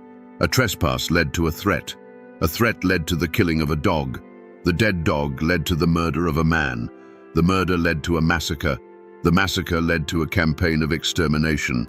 It's a feedback loop. Each act of revenge, which feels justified in the moment, becomes the unforgivable crime that fuels the next round of violence from the other side. Once this engine starts, it is almost impossible to stop. Pride, isolation, and escalation. These three forces working together created a perfect storm of violence. They took a trivial argument and methodically, predictably, turned it into a multi-generational war that ended in total annihilation for one side and moral ruin for the other. It's easy to look back at these men as simple, violent figures from a bygone era, but the truth is far more uncomfortable. The seeds of the Jones-Lee feud exist in all of us. In the end, what was it all for? It started with the sound of barking dogs echoing through the Georgia pines. It ended in the silence of a graveyard. A feud born from a trivial dispute over a hunting trespass grew into a monster that consumed everything it touched. More than a dozen men were killed. Families were shattered. A community was left permanently scarred by the memory of neighbors hunting neighbors. The Jones family won. By any military definition, they achieved total victory. They eliminated their enemies, silenced their rivals, and stood alone on the field at the end. But what was their prize? They inherited a legacy of blood and fear. They won a kingdom of ashes, ruling over a territory haunted by the ghosts of the men they had killed. They fought for their family's honor, and in the process, destroyed it completely. The story of the Jones-Lee feud is not just a strange, violent tale from a distant past. It's a parable. It is a timeless and brutal reminder of where the path of pride leads. The same stubborn pride that refused to yield over a hunting dog is the same pride that fuels road rage incidents, that turns family arguments into bitter estrangements, and that drives nations to war over a patch of worthless ground. The feud shows us how shockingly easy it is to lose everything simply because we refuse to lose an argument. It's a testament to the terrifying momentum of revenge and the profound empty silence that waits at the end of that road. And it leaves us with one final, uncomfortable question. How much are we willing to lose just to prove we are right?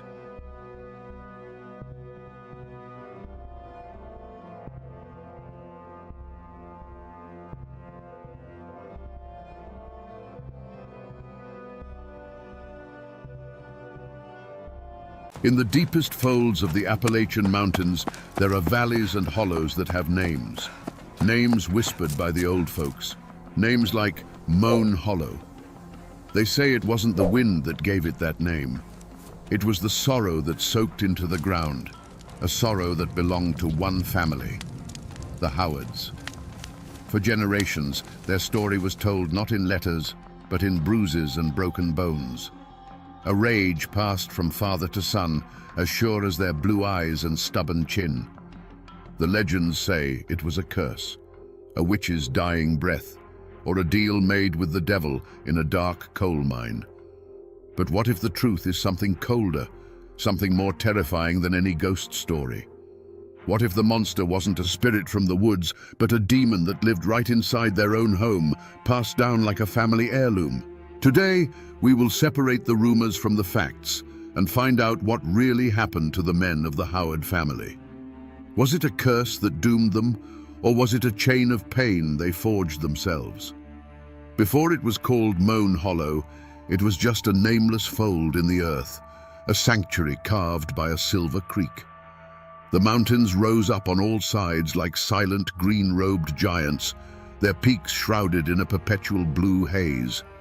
It was a true oasis, hidden in the wild and rugged lands. The forests were thick with chestnut and oak, teeming with deer and turkey. The soil in the narrow bottomland was black and rich. It was a place where a man willing to work until his hands bled could build a life from nothing. And that's exactly what Jedediah Howard came to do.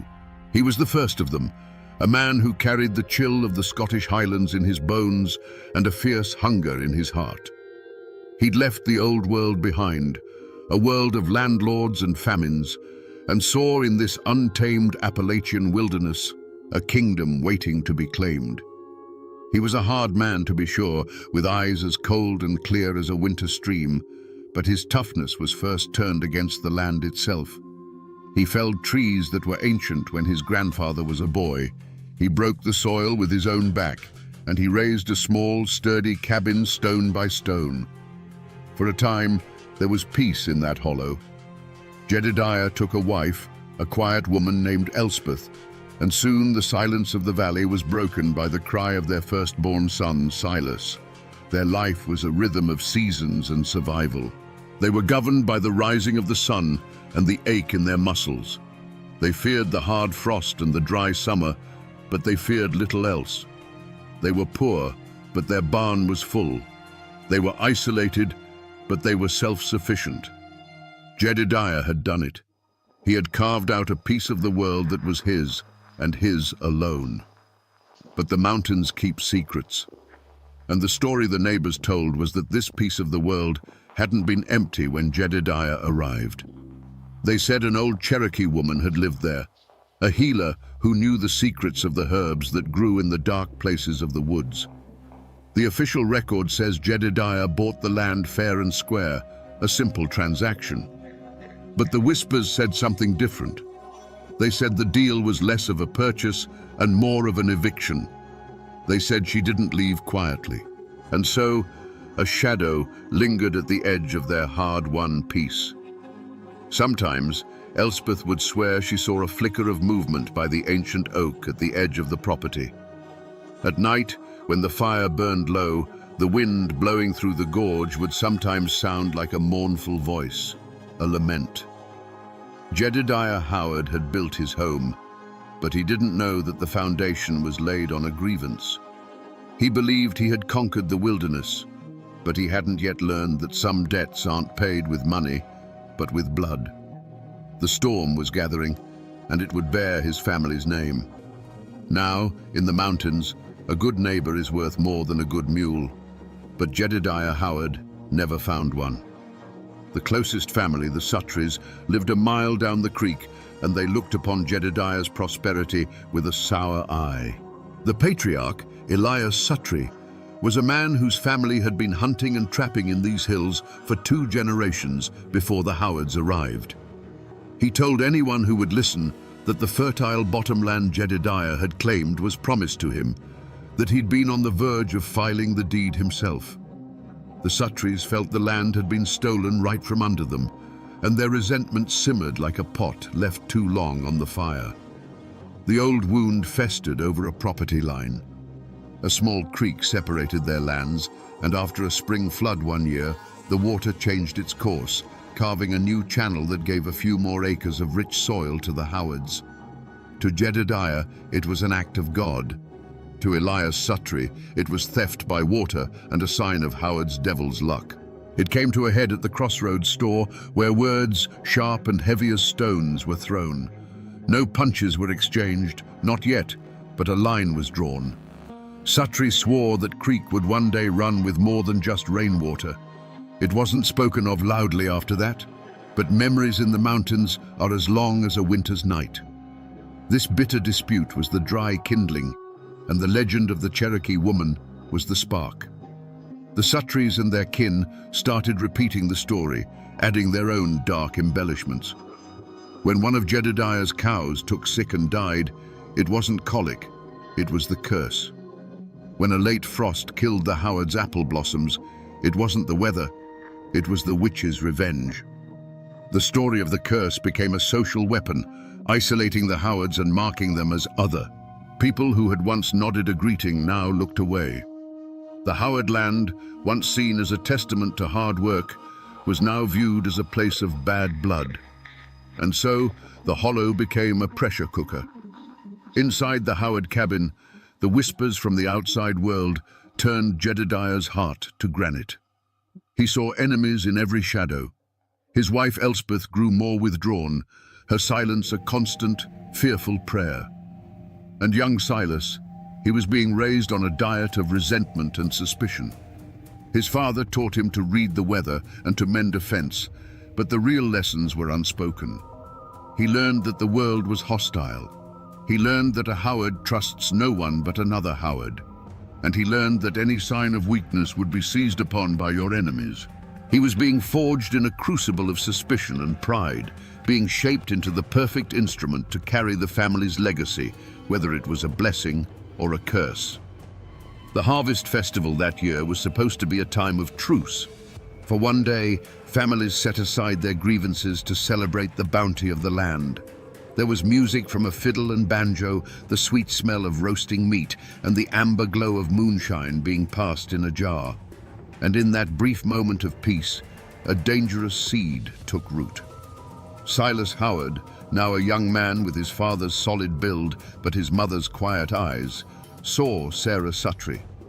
She was Elias Sutry's youngest daughter, and a young man's heart doesn't care much for property lines or old grudges. They stole glances across the crowd, their secret a fragile spark in the midst of a simmering hate. That spark became a fire when the dancing started. Under the light of the harvest moon, Silas asked Sarah to dance. It was a reckless, defiant act. For the length of one song, they were just a boy and a girl, lost in the music, the world of their fathers fading away. But it was a world that wouldn't be ignored. Sarah's 2 older brothers, Caleb and Joshua, saw it all. They were their father's sons through and through, barrel-chested and quick to anger, and they saw a Howard's hands on their sister as the ultimate trespass. The music hadn't even finished before they pulled Sarah away and cornered Silas behind the barn. The first words weren't about the dance. They were about the land, the creek, the old rumors. They called him the son of a thief and a witch lover. They sneered that the curse was already showing in his eyes. Silas, raised on a strict diet of Howard pride, stood his ground. He didn't say a word, but his silence was louder than any shout. The taunts escalated, his family's name dragged through the mud with every curse. Then Joshua Sutry shoved him hard against the rough-hewn planks of the barn wall. Silas shoved back, and the festival was over. It was 2 against 1, a brutal, clumsy fight fueled by moonshine and generations of bad blood. Silas was strong, but they were stronger. They beat him to his knees, his face in the dirt. But as Caleb raised a heavy boot to stomp his hand, Silas's desperate eyes landed on a heavy wooden mallet left behind from setting up the tents. With a guttural roar, he lunged, swinging the mallet in a blind arc. There was a sickening crack of wood against bone. Caleb Suttree collapsed to the ground, his arm bent at an unnatural angle, a shard of white bone peeking through his skin. Blood, dark in the moonlight, soaked into the dry earth. The screams that followed silenced the fiddle for good. The community scattered, not wanting to be caught in the crossfire. Elias Suttree, his face a mask of pure fury, cradled his screaming son and pointed a trembling finger at Silas. "You'll pay for this, Howard," he choked out. "Your whole damned family will pay." Back in his own cabin that night, Jedediah didn't tend to his son's cuts and bruises. He looked at the blood on Silas's knuckles, at the fire in his eyes, and saw not a mistake, but a beginning. The whispers were over. The time for waiting was done. In both the Howard and Suttree homes that night, rifles were taken down from the wall and carefully, methodically cleaned. The first drops of blood had fallen, watering the seeds of a war that would consume them all. The revenge came not with a warning, but with the quiet mist of the following dawn. Jedediah Howard was at the woodpile, the rhythmic thud of his axe, a familiar heartbeat in the hollow. He was splitting kindling for the morning fire, a simple, honest chore. The air was still and damp, carrying the scent of wood smoke and wet earth. Then came a sound that didn't belong, a sharp crack that wasn't a breaking branch. The axe fell from Jedediah's hand, its blade burying itself in the dirt. He crumpled without a sound, a slow, heavy fall onto the very soil he had claimed as his own. From the cabin, Elspeth heard it, a mother's instinct, a wife's dread. She threw open the rough-hewn door, her question dying on her lips as she saw the dark shapes of Elias Suttree and his son Joshua emerging from the tree line, rifles in hand. The air filled with a blood-curdling scream, and then there was a dull thud, and the scream was cut short. A second crack echoed the first. Then an unnatural silence fell over the hollow, a silence so profound it seemed to swallow all other sounds, the rustle of leaves, the call of the birds, everything. The world had turned into a hell of screams, followed by a ringing quiet. Silas was down by the creek, checking a rabbit snare he'd set the night before. He heard the two shots, spaced just far enough apart to be deliberate. A cold knot formed in his stomach. He didn't think, he ran. He sprinted through the woods, branches whipping at his face, his lungs burning. As he broke through the clearing, the sight of his home stopped him cold. The cabin door was swinging wide open, like a gaping mouth. There were no voices, no movement. The chickens were scattered across the yard, clucking in frantic terror. The silence was the most terrifying part. It was the silence of a place where life had just been violently erased. He crept inside, his heart hammering against his ribs. The single room was a scene of pure chaos. A table was overturned, chairs were splintered. A sack of flour had been torn open, casting a ghostly white powder over everything. And there, in the middle of the floor, a single dark boot print was pressed into the spilled flour. His eyes scanned the room, landing on a splash of crimson against the stark white. Near the cold hearth, his mother's favorite wool shawl, the one she was always mending, was cast aside in a heap. He backed out of the cabin, a silent denial screaming in his mind. And then he saw him. His father lay near the woodpile, a place of work, of life. He looked smaller somehow. His eyes were open, staring blankly at the misty sky he would never see again. The world for Silas shrank to that single still image. His father, the unmovable mountain of a man, now just a broken thing on the ground. In that moment, something inside Silas Howard broke. Or perhaps something was forged.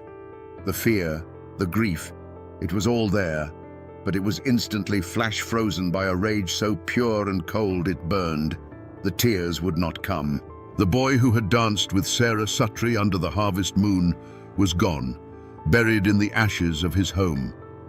In his place stood the son of Jedediah Howard, a vessel for a generation of hate, now filled to the brim. He didn't run to his father. He didn't cry out his mother's name. He walked, slowly and deliberately, to the woodpile. He looked down at his father's still face, the face that had taught him that the world was a hard and unforgiving place. Then he bent down. His hand closed around the smooth, worn handle of the fallen axe. As he lifted it, its weight felt familiar, righteous. The curse, whether real or imagined, had found its new champion. Silas Howard stood alone in the clearing, the axe in his hand feeling less like a tool and more like a part of his own arm. He did not weep. Tears were a luxury, and the price of vengeance was paid in sweat and resolve.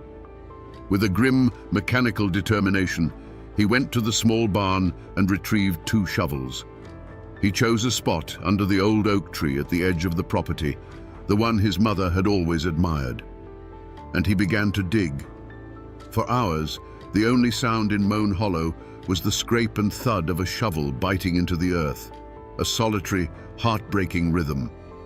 He carried his parents, one by one, and laid them to rest. He filled the graves himself, tamping down the soil with the back of his shovel, his movements precise and unhurried. There were no prayers said, no final words spoken. The act itself was the only eulogy. When the grim task was done, he did not go back into the cabin. He stood at the threshold and looked in at the scene of desecration, the spilled flour, the broken furniture, his mother's discarded shawl. This was no longer his home. It was a monument to a promise made in blood.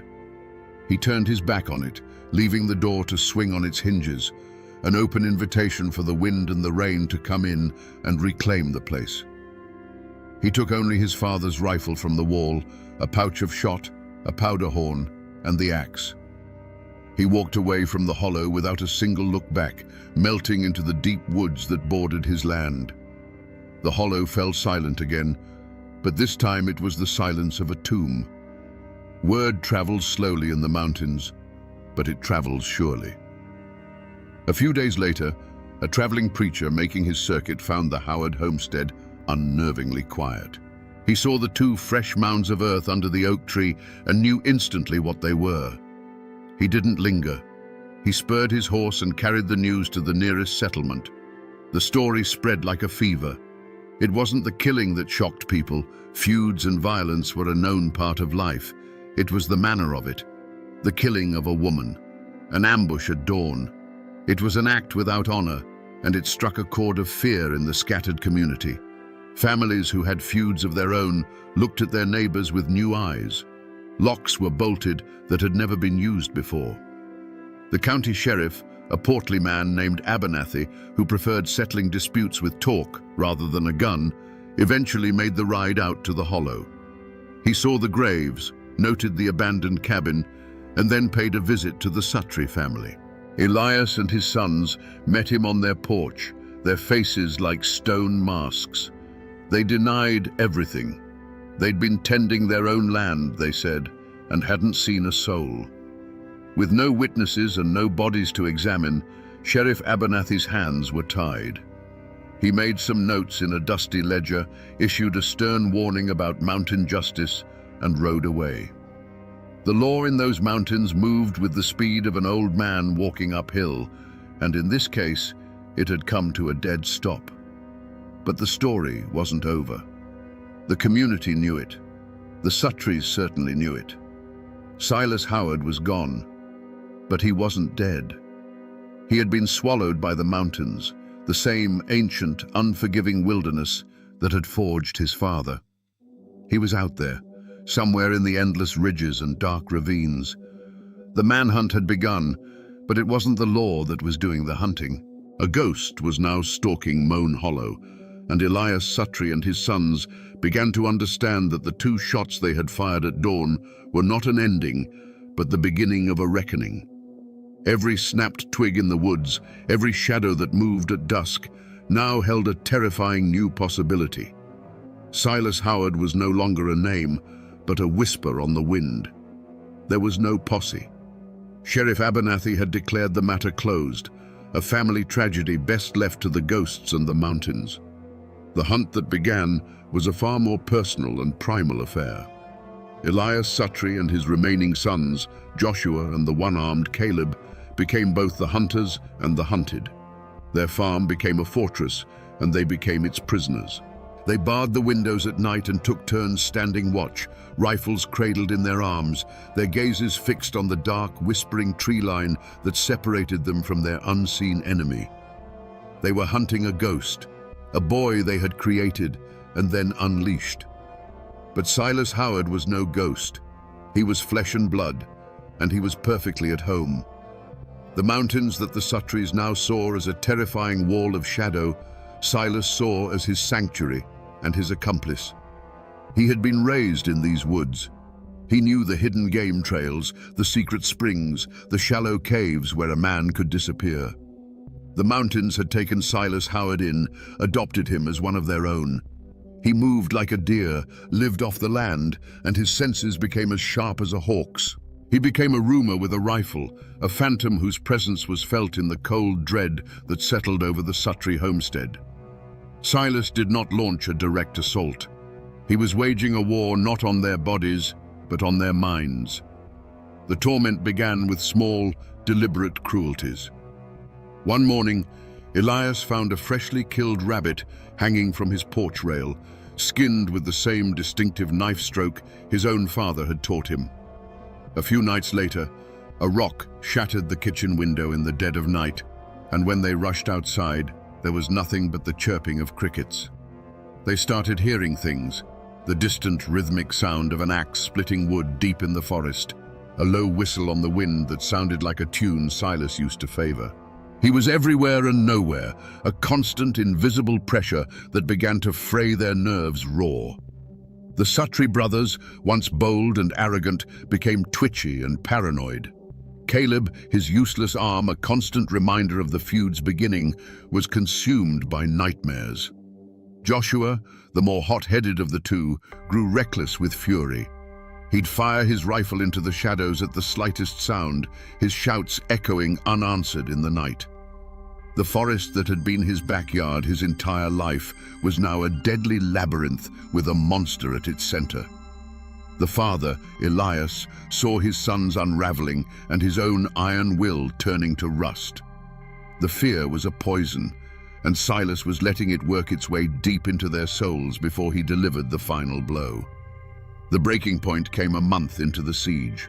Driven by a mix of rage and cabin fever, Joshua Suttree declared he was going to hunt the hunter. Ignoring his father's pleas, he took his rifle and stormed into the woods, vowing to return with Silas Howard's scalp. He stalked through the familiar forest for hours, his anger making him clumsy, his shouts making him an easy target. As dusk began to bleed through the canopy, he found himself in a part of the woods he didn't recognize. A sudden snap of a twig behind him made him spin around. He saw nothing. A cold dread, colder than any winter morning, washed over him. He knew in that instant that he was not the hunter. He was the prey, and he had walked right into the center of the web. They found him at dawn, not 50 yards from his own tree line. Elias Suttree, his face a pale, haggard mask, followed the trail of broken branches his son had left. He didn't find a man. He found what was left. Joshua was slumped against the base of a massive pine tree. There was no sign of a struggle, no gunshot wound. A single dark mark on his temple showed where the butt of a rifle had struck with brutal final force. But it was the other detail that made Elias's blood run cold. Lying neatly on Joshua's chest was the family axe, the one Silas had taken from his father's woodpile. Its blade was clean. It had not been used to kill, but to send a message. One Suttree was down. The ghost had a taste for blood, and his work was not yet finished. There was no trial held in the county courthouse for the death of Joshua Suttree. The only court in session was the court of public opinion, and the verdict was delivered in hushed tones and averted eyes. When Elias and Caleb carried the pine box to the small family plot on the hill behind their house, only a handful of distant cousins came to stand with them. The rest of the community stayed away, their absence a silent, damning judgment. They weren't mourning Joshua, they were watching the Suttree family be consumed by a fire of their own making. The law of men had failed, and now the older, harsher law of the mountains was handing down its sentence. The Suttree homestead became a courtroom and a prison all in one. Elias and Caleb were the accused, and Silas Howard was the unseen judge, jury, and executioner. The farm began to die around them. Fences sagged, weeds choked the cornfields, and the livestock grew thin from neglect. How could they work the fields when their eyes were constantly scanning the tree line? How could they sleep when every creak of the floorboards sounded like an intruder? Elias, the once proud patriarch who ruled his family with an iron fist, was reduced to a hollow-eyed old man, watching his world crumble one terror at a time. The legacy he had fought to build was being systematically dismantled by the ghost of a boy he had wronged. Caleb, however, was haunted by more than just fear. With his useless dangling arm, a constant aching reminder of his role in starting the feud, his spirit began to break. He started drinking heavily, seeking courage in a jar of corn liquor that only brought forth the demons of his guilt. In his drunken stupors, he would whisper his mother-in-law's name, swearing he saw her face in the shadows. He raved about a curse, not the one they had mockingly pinned on the Howards, but a real one, a curse of blood they had brought upon themselves that day at dawn. The trial within the Suttree home reached its climax one moonless night. Fueled by whiskey and terror, Caleb finally turned on his father. He stood in the middle of the cabin, his one good hand trembling, and screamed the truth into the suffocating silence. He shrieked about the look in Elspeth Howard's eyes, about the silence after the second shot, about the blood on their hands that would never wash away. "It's him. He's not a man. He's a spirit. And he's come for us." Elias tried to silence him, to slap the hysteria out of him, but the dam of denial had burst. The truth, ugly and raw, now filled the space between them. The verdict was delivered just before the next sunrise. Caleb Suttree, stripped of his bravado and his sanity, seemed to find a strange and sudden calm. He walked out onto the porch, unarmed, his face pale in the grey pre-dawn light. He took a deep breath of the cold mountain air, and then, in a voice that was not a shout, but a weary plea, he called out a single name into the mist-shrouded woods. Silas. He stood there, a man offering himself up to the inevitable. A moment passed, then another. And then, from the dark, silent wall of trees, a single shot rang out, sharp and final. It was an answer, an execution, a mercy. Was this justice? A circuit judge would have called it murder. But in the hollows and hills, where life was cheap and honor was everything, the story was told differently. They said Silas Howard was simply balancing the scales. He had taken an eye for an eye, a son for a mother, a brother for a father. Elias Suttree was now utterly alone, a king of a dead and haunted kingdom, left to live with the ghosts he had created. The law of men had never laid a hand on him, but the justice of the mountains had delivered a sentence far worse than a hangman's noose. It had taken everything. Elias Suttree didn't die from a bullet. He died from silence. He lived out his remaining years in that hollow, a ghost in his own home, surrounded by the ghosts of his sons. His land went fallow, and his name withered on the vine. When he finally passed, no one was there to mark the occasion. The Suttree line, once a source of pride, ended in a weedy, forgotten grave on a lonely hillside. Their story became a cautionary tale about the price of hate. And Silas Howard, the avenging angel of the Hollow, walked out of the mountains and into a bigger, bloodier war. When the nation split apart, he joined the Union Army, perhaps seeing in the chaos of the Civil War a place where a man with his particular skills could belong. He saw the horrors of Gettysburg, a slaughter that made his family feud look like a schoolyard scuffle. But the war didn't wash away his sins. It just baptized him in a new kind of hell. He returned a broken man, quiet and cold, the fire of righteous vengeance replaced by the hollow emptiness of trauma.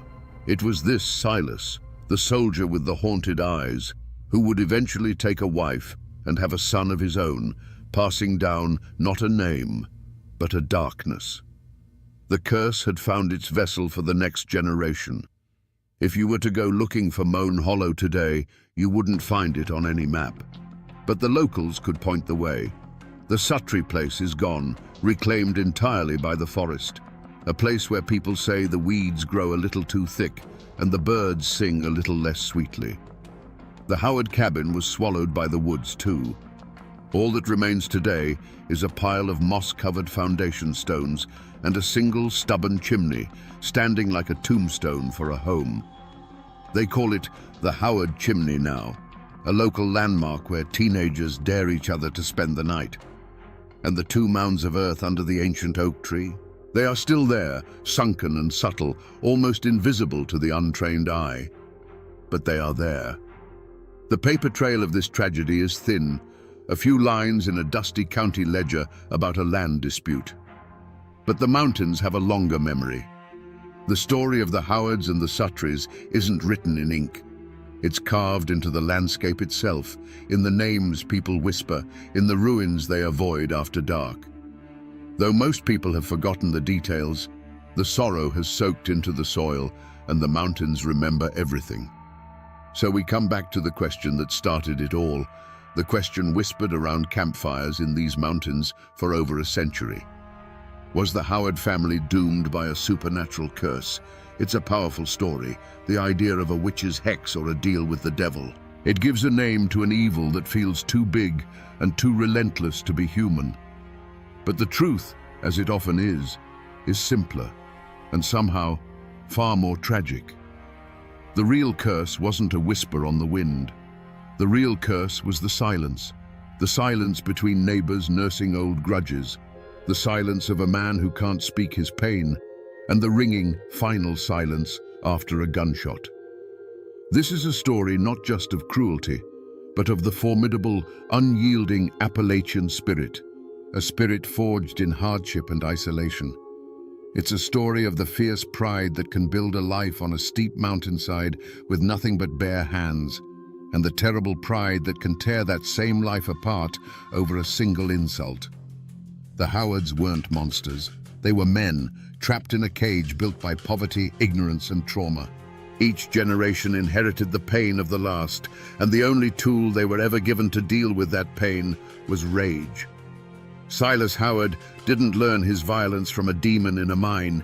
He learned it in the silence of a father who never showed him love, and in the screams of a mother he couldn't protect.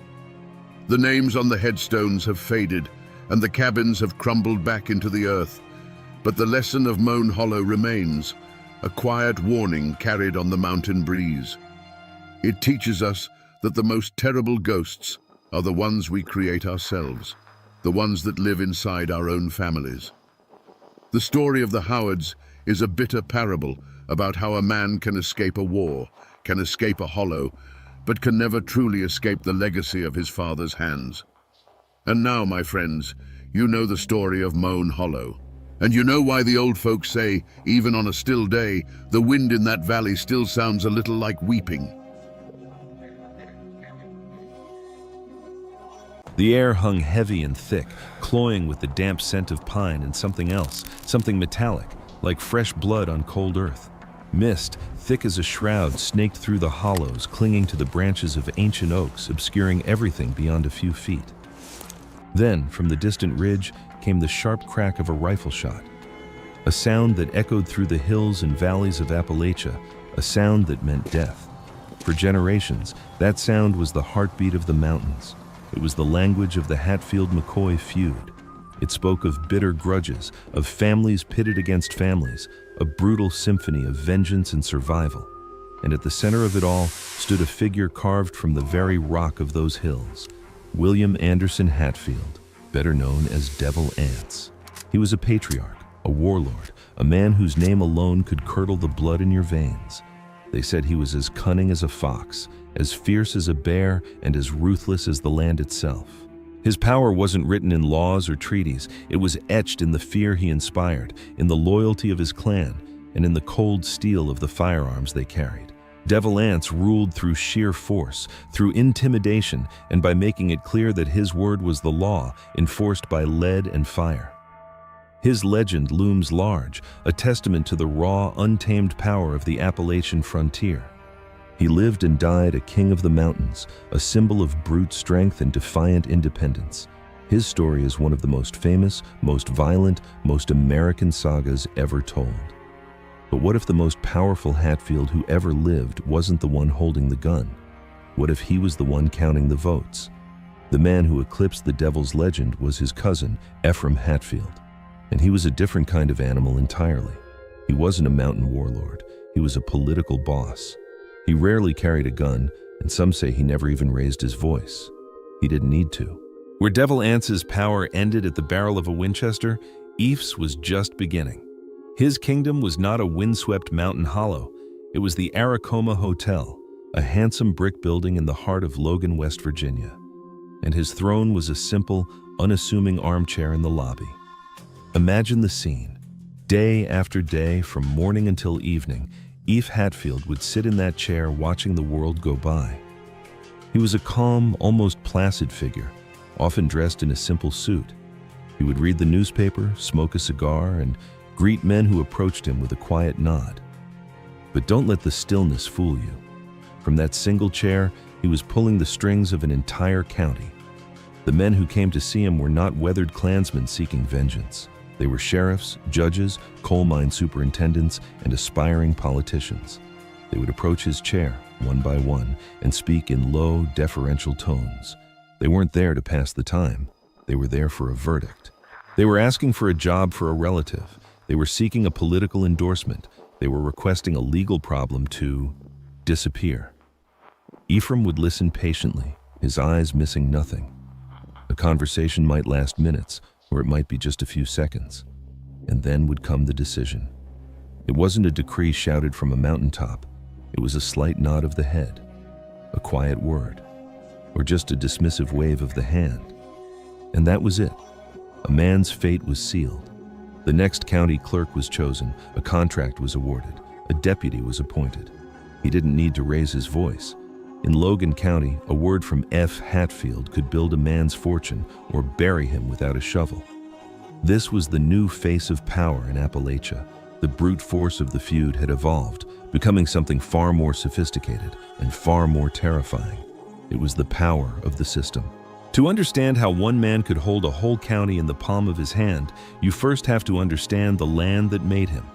A land of steep hills, deep shadows, and black gold. In the early 20th century, Logan County was less a part of the United States and more a private kingdom, a kingdom built on a single, powerful resource, coal. It was a rugged, isolated place.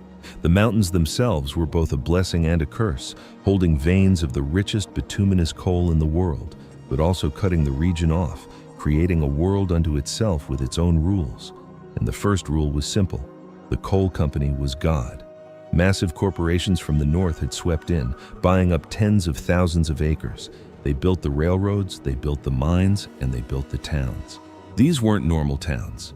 They were company towns, and the name tells you everything you need to know. The company owned every single building, the houses the miners lived in, the store where they bought their food, the church where they prayed, and the hospital where they died. Miners were often paid not in US dollars, but in scrip, a form of private currency that could only be spent at the company store. This created a closed loop of economic servitude. The company gave you a job, paid you in company money, which you then had to give right back to them for rent and overpriced groceries. It was a system designed to keep men perpetually in debt, tethered to the mines for life. Your existence was a line item on a corporate ledger. This created a population of men who were tough, hard-working, and utterly dependent. They had no real rights. Attempts to unionize were crushed with brutal efficiency by private armies of mine guards, men like the infamous Baldwin Felts agents, who were more like corporate mercenaries than detectives. They would evict families from their homes, beat organizers, and sometimes kill them. The coal companies owned the houses, the stores, and the jobs. They owned the miners' bodies. Ephraim Hatfield was about to figure out how to own their souls. He saw the landscape for what it was, a battleground. On one side, you had the immense wealth and power of the coal operators, outsiders who needed the local political system to protect their investments and keep the unions out. On the other side, you had thousands of miners, a vast, untapped source of political power, if only they could be controlled. They were two great opposing forces. The companies had the money. The miners had the numbers.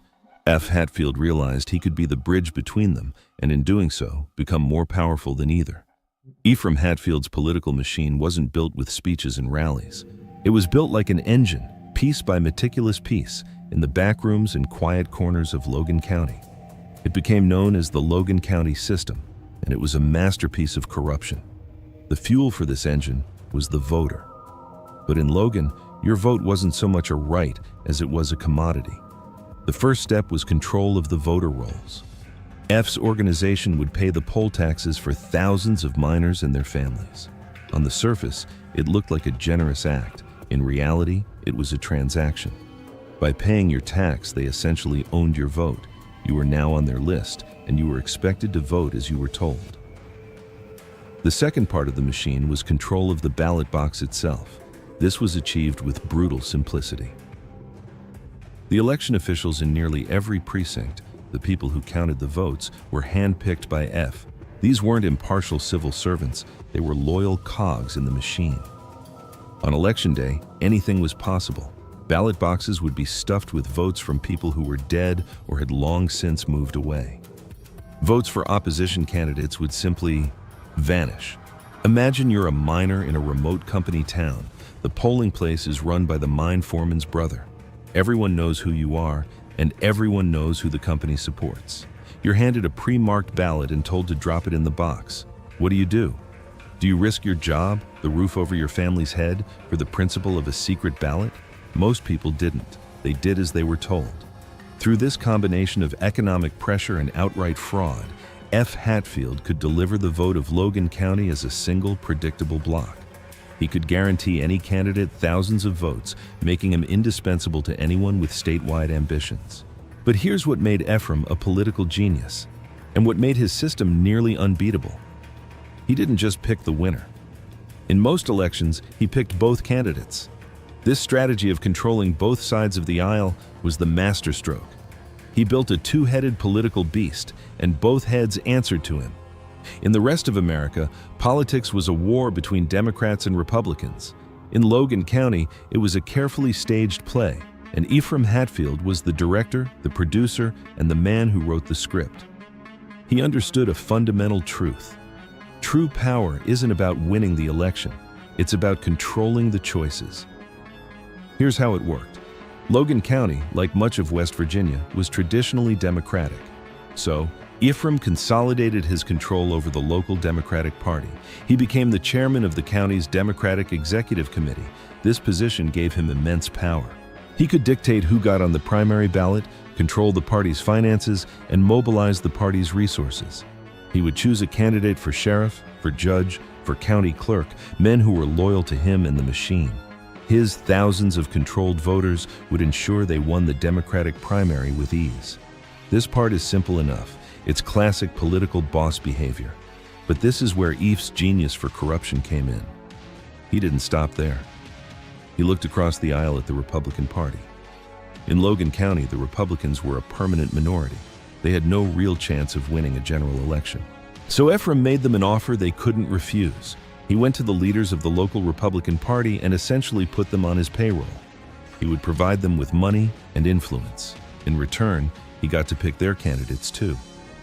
In the Republican primary, Ephraim would run a candidate he secretly controlled. It might be a friend, a business associate, or someone who simply owed him a favor. Since the Republican Party was so small, it was easy to manipulate their primary election. So now, fast forward to the general election in November. The people of Logan County walk into the voting booth and see their choices. For sheriff, they can vote for the Democrat, John Smith. Or they can vote for the Republican, Peter Jones. It looks like a fair choice. It feels like democracy, but it's an illusion. Because both John Smith and Peter Jones answer to the same man, sitting in his chair in the Aracoma Hotel. No matter who the public voted for, Ephraim Hatfield's man would win. He had created a perfect, closed system. It was a political monster with two heads, one Democrat, one Republican, but both were connected to the same body, and both took their orders from the same brain. With the politicians in his pocket, there was only one piece of the puzzle left to control: the law itself. And in the mountains of West Virginia, the law had a name: the county sheriff. In most of America, the county sheriff is a respected lawman, an elected official who serves the public. In Logan County during the reign of Ephraim Hatfield, the sheriff was a king. His power was immense, far exceeding that of a simple police officer. He was the county treasurer, which meant he controlled all the public money. He was the tax collector, and most importantly, he had the authority to hire and fire hundreds of deputy sheriffs. This wasn't a professional police force. It was a private army. And for years, the man who wore the badge and commanded this army was Don Chafin. Chafin was the physical embodiment of the Logan County system's power. He was tough, ruthless, and fiercely loyal to the machine that put him in office. His deputies were everywhere. They weren't just patrolling the streets of Logan, they were stationed in every coal camp, on every major road, and at every railroad station. Their official job was to keep the peace. Their real job was to enforce the will of the coal companies and the political machine. They were the muscle. Their salaries were paid by the county, but their loyalty was supplemented by the coal operators. The companies paid the sheriff's office a handsome fee for each deputy stationed on their property.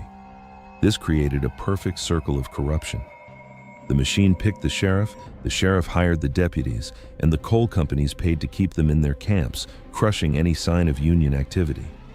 These deputies could arrest anyone, for any reason. They could beat men with impunity.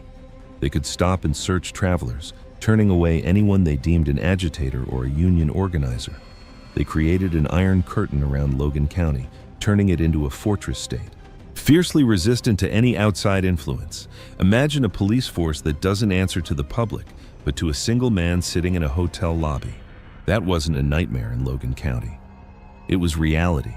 Don Chafin and his army of deputies were the enforcers who made the system work. They were the ones who ensured voters cast their ballots correctly.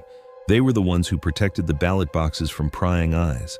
They were the iron fist inside the machine's velvet glove.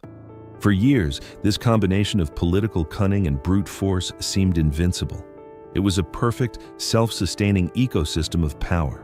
For years, the machine ran unopposed. It seemed invincible. Then, in 1920, one man made the fatal mistake of believing the law was bigger than E.F. Hatfield. His name was Wallace Hounshell. In a system where every piece was bought and paid for, the courts were supposed to be the final cog in the machine. Judges, like everyone else, were typically chosen for their loyalty, not their legal brilliance. Their job was to legitimize the machine's actions, to provide a rubber stamp of judicial approval for the arrests made by Chafin's deputies and the political maneuvering of Hatfield's allies. But sometimes, a piece doesn't fit. Wallace H. Hounshell was not a product of the Logan County machine. He was an outsider, a respected lawyer from a neighboring county who, through a twist of political fate, was appointed by the governor to fill a vacant seat on the circuit court bench in Logan. He was an educated man, a man who believed in the sanctity of the law and the integrity of the courts. He was, in every way, the wrong man for the job, if you were F. Hatfield. When Judge Hounshell first arrived in Logan, he was likely prepared for a certain amount of local flavor in the justice system. What he found shocked him to his core. He saw a legal system that was a complete sham. Grand juries were packed with the sheriff's deputies. Indictments were handed down not based on evidence, but on political convenience. Men were arrested on flimsy charges, held in jail, and pressured to vote the right way in exchange for their freedom. The courtroom, which Hounshell considered a sacred space, was being used as just another tool of coercion, and he refused to be a part of it. He began to fight back, using the only weapon he had, his position as judge. He started scrutinizing the indictments brought before him. He found dozens that were legally baseless and threw them out of court, freeing the men who had been arrested. He publicly questioned the methods of the sheriff's office.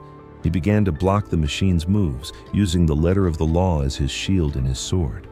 For the first time in years, the gears of the Logan County system began to grind, to meet resistance. A wave of hope, small but real, began to ripple through the county. It seemed that one man, armed with courage and a law book, could actually make a difference. Hounshell thought he was fighting for justice. He didn't realize he had just declared war on a king in the middle of his kingdom. And the king was about to strike back. Ephraim Hatfield and his lieutenants did not panic. Their machine was not designed to handle justice. It was designed to crush opposition. And Judge Hounshell was the most dangerous kind of opposition, an honest man in a position of power. They couldn't bribe him. They couldn't intimidate him. So, they decided to destroy him. The counterattack was not a noisy affair. It didn't happen in a dark alley. It happened in quiet, smoke-filled rooms in the state capital of Charleston. The machine's strategy was as brilliant as it was diabolical. If you can't control the judge, get rid of him. They decided to have him impeached. This was a declaration of total war. Impeaching a judge was a rare and extreme measure. It required mobilizing the machine's full influence at the state level. Ephraim Hatfield and his allies called in every favor they were owed. They leaned on the state legislators whose campaigns they had funded. They whispered in the ears of the governor they had helped elect. Their foot soldiers in Logan County were tasked with a single mission: find dirt on Judge Hounshell, or if you can't find any, create it. An army of sheriff's deputies and machine loyalists began to meticulously comb through every decision, every case, every aspect of Hounshell's life, looking for anything that could be twisted into an accusation. They interviewed disgruntled litigants who had lost cases in his court. They dug into his personal finances. They were building a weapon, one manufactured charge at a time. Soon, a formal list of charges was presented to the West Virginia House of Delegates. It was a masterpiece of malicious fiction. The charges against him were absurd, almost laughable. One accused him of borrowing a law book and not returning it on time. Another claimed he showed favoritism in a case by ruling against a friend of Don Chafin. They accused him of tyranny and despotism for, of all things, enforcing the law against the machine's allies. Each charge, on its own, was flimsy, but piled one on top of the other, they created the illusion of a corrupt and incompetent judge. The charges didn't have to be true, they just had to be public. The machine-controlled newspapers ran the headlines. The whispers started in the State House. The stage was being set. The trial was a sham, a piece of political theater designed for one purpose: to make an example of the man who dared to say no. The impeachment trial of Judge Wallace Hounshell began in the West Virginia Senate. By law, this was the jury. But in reality, it was a room full of politicians, many of whom owed their careers to the very machine Hounshell had defied. For them, this wasn't about evidence. It was about loyalty and self-preservation. Hounshell and his legal team mounted a valiant defense. They went through the list of charges one by one, methodically dismantling them. They showed that the accusation about the law book was a clerical error. They produced testimony in court records proving his rulings were based on sound legal precedent, not personal bias. They exposed the accusers as known allies of Don Chafin and the Logan machine, revealing their obvious political motivations. For a moment, it seemed like the truth might matter. Hounshell's defense was so thorough, so compelling, that several newspapers following the trial began to predict his acquittal.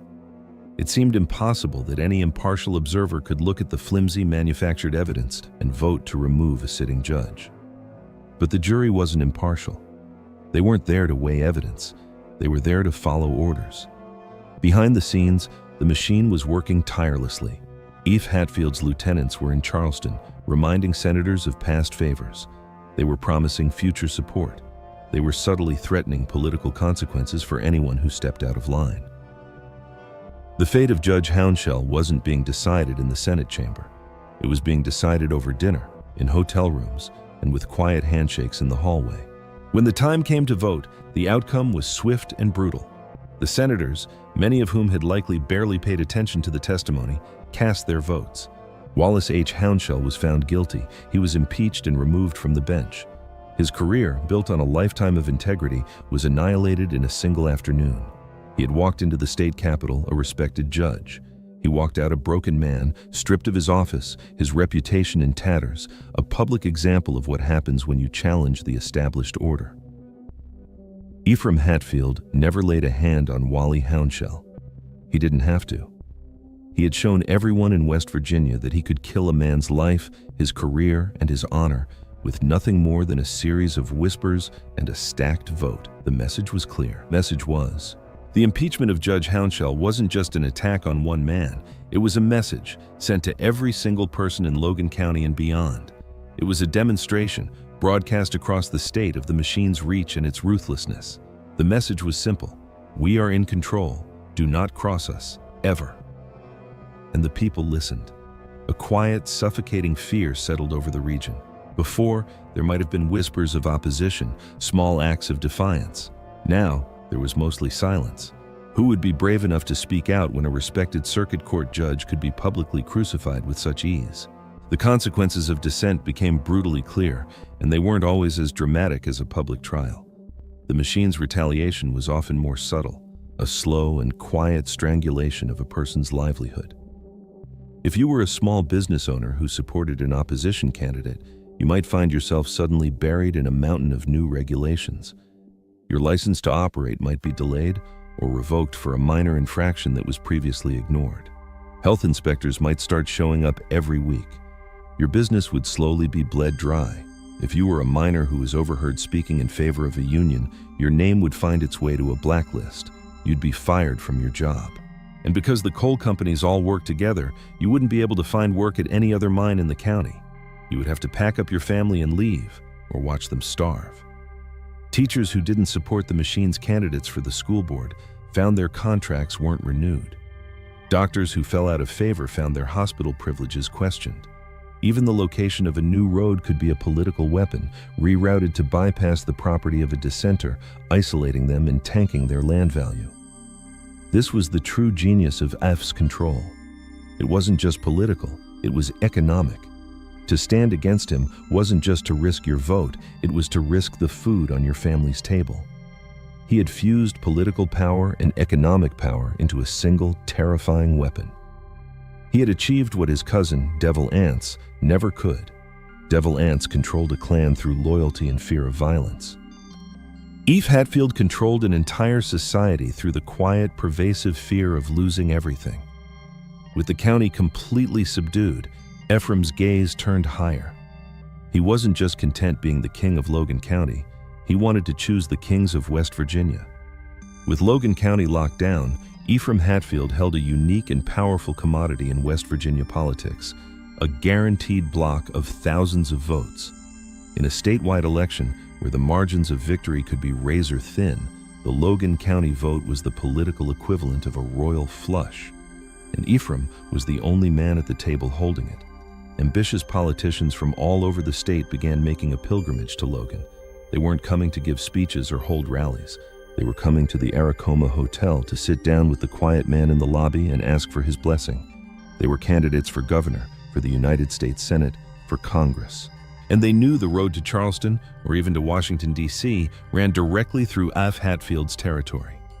The meeting would be discreet. The deal was unspoken, but perfectly understood. If Ephraim gave his support, he would deliver the Logan County vote. He would turn out his machine, stuff the ballot boxes, and ensure a massive, lopsided victory in his county for the chosen candidate. In return, the candidate, once elected, owed him. They owed him loyalty. They owed him protection.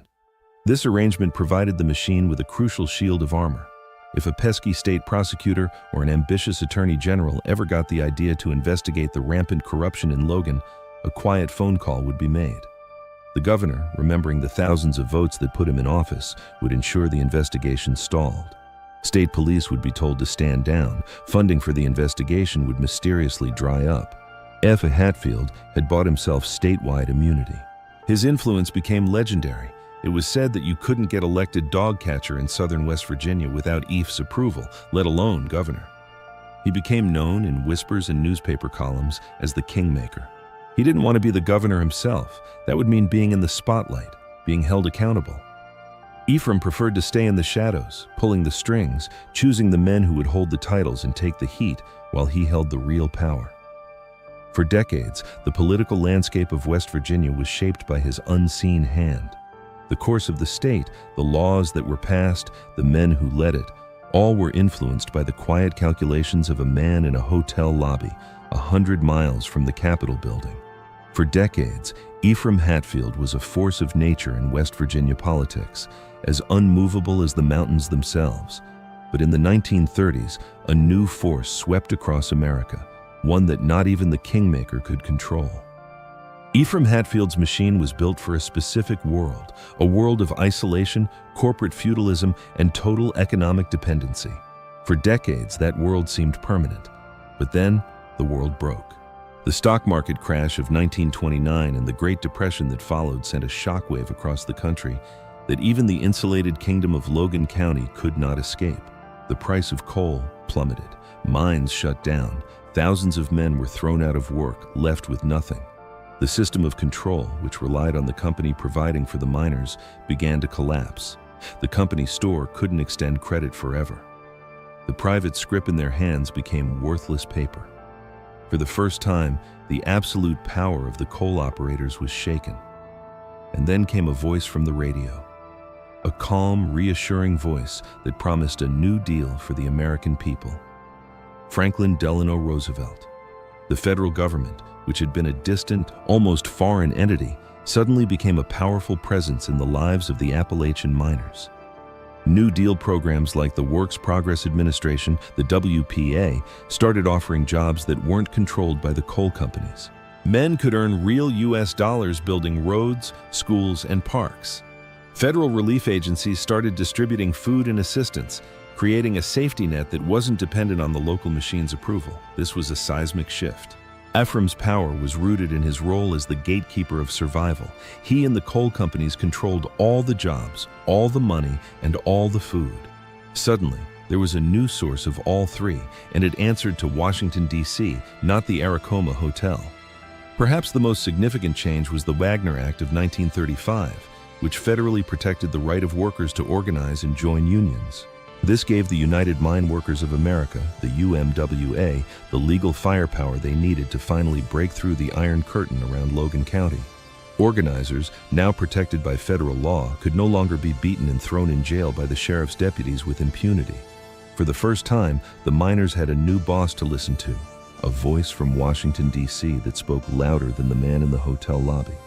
They began to see that their collective power, organized under the banner of a national union, could be greater than the localized power of a county political machine. The machine wasn't destroyed overnight. It was a slow process. A great political engine, slowly, inevitably, beginning to rust. The rust wasn't just in the system, it was in the man himself. By the late 1930s, Ephraim Hatfield was getting old.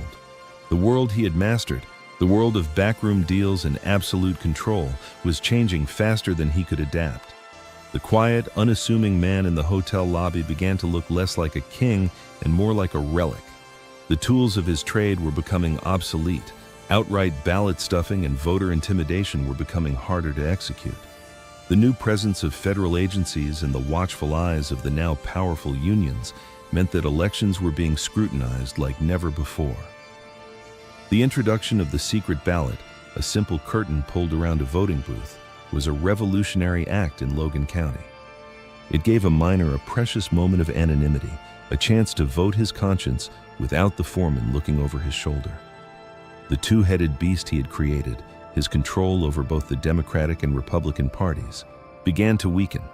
The National Democratic Party of Franklin Roosevelt was a pro-union, populist party, a world away from the conservative, business-aligned machine Ephraim ran locally. A new generation of politicians was rising, men and women who owed their allegiance to the New Deal and the unions, not to the old county bosses.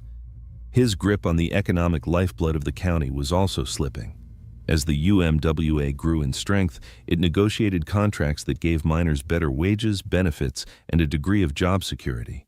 The Union Hall became a new center of power in the community, a place where men could gather and speak freely, away from the prying ears of the company deputies. It offered an alternative to the paternalistic control of the machine. You could feel the change in the air. The fear that had held the county in a state of paralysis for so long began to slowly recede. People started to believe that another way was possible. The Kingmaker, who had once seemed like a permanent feature of the landscape, was now losing his grip. The votes he could once deliver with absolute certainty were no longer a sure thing. The man who had once moved political mountains was now watching the world change around him, becoming a relic in his own lifetime. The end for Ephraim Hatfield did not come with a bang. There was no final dramatic confrontation, no violent overthrow. It was a slow fade into irrelevance. In his final years, he still held court in the lobby of the Aracoma Hotel, but the lines of men seeking his favor grew shorter. The aura of absolute power that had once surrounded him had dissipated, replaced by the quiet dignity of an old man watching the parade pass him by. The new political landscape had no place for him. Power in West Virginia was now a complex negotiation between the unions, the federal government, and a new breed of politician. The old Kingmaker's endorsement still carried some weight, but it was no longer the deciding factor. The Logan County system, his masterpiece of control, was a shadow of its former self, a creaking, rusty apparatus that could no longer dictate the future. Ephraim Hatfield died in 1943 at the age of 76. His death was not the end of a bloody feud, marked by gunfire and vengeance. It was a quiet passing, noted in the local papers as the end of an era. He died of natural causes, a man who had wielded more power than any Appalachian warlord, yet who ended his life not in a hail of bullets, but as an old man whose time had simply run out. It's a strange irony. His cousin, Devil Anse, who lived and died by the gun, became a permanent American legend. His name is synonymous with the wild, violent spirit of the frontier. He is a figure of folklore, his story told and retold in books and movies. Ephraim, on the other hand, the man who was infinitely more powerful, who controlled the lives of tens of thousands, who made governors and senators, has been largely forgotten by history. His power, for all its vastness, was ephemeral. It was the power of whispers, of backroom deals, of a system that thrived in the shadows. And when the light was finally let in, it began to fade. Ephraim Hatfield was gone. But the machine he built, the system he perfected, did it truly die with him? Or does its ghost still haunt the corridors of power? The story of Ephraim Hatfield is more than just a piece of Appalachian history. It's a chilling case study in how power works and how democracy can fail. It's a blueprint, a warning. The Logan County system was not some strange, isolated anomaly born of mountain feuds and coal dust. It was an American creation. Ephraim's genius was his understanding that you don't need a gun to control people, not when you can control their jobs. You don't need to be a dictator, not when you can handpick both candidates. And you don't need to break the law, not when you can control the men who write the laws and the men who enforce them. He perfected a quieter, more insidious form of tyranny, one that wears the mask of democracy. His methods became the template for other political machines across the country, in rural counties and in sprawling cities. The names and faces changed, but the mechanics remained the same. Control the vote, control the jobs, and wrap it all in a cloak of legitimacy. His story forces us to ask uncomfortable questions. How much has really changed? Where do these machines still exist today, hidden in plain sight? Perhaps they are no longer run by a single man in a hotel lobby. Perhaps they are run by corporations, by special interests, by faceless algorithms that manipulate the information we see. The methods are more sophisticated, the scale is grander, but the goal is the same: to control the choices, and thus, to control the outcome. The ghost of the Logan County system is the idea that our vote is just an illusion, that the game is rigged and the real decisions are made long before we ever step into the booth. It's the creeping suspicion that no matter who we choose, the same interests, the same powers, always win. Ephraim Hatfield's ultimate legacy is not a statue or a monument. It is a persistent question that echoes through the years, from the hollows of West Virginia to the halls of power today. The question is, who is really counting the votes? And more importantly, who is choosing the candidates? The answer to that is the difference between a functioning democracy and a very well-managed play.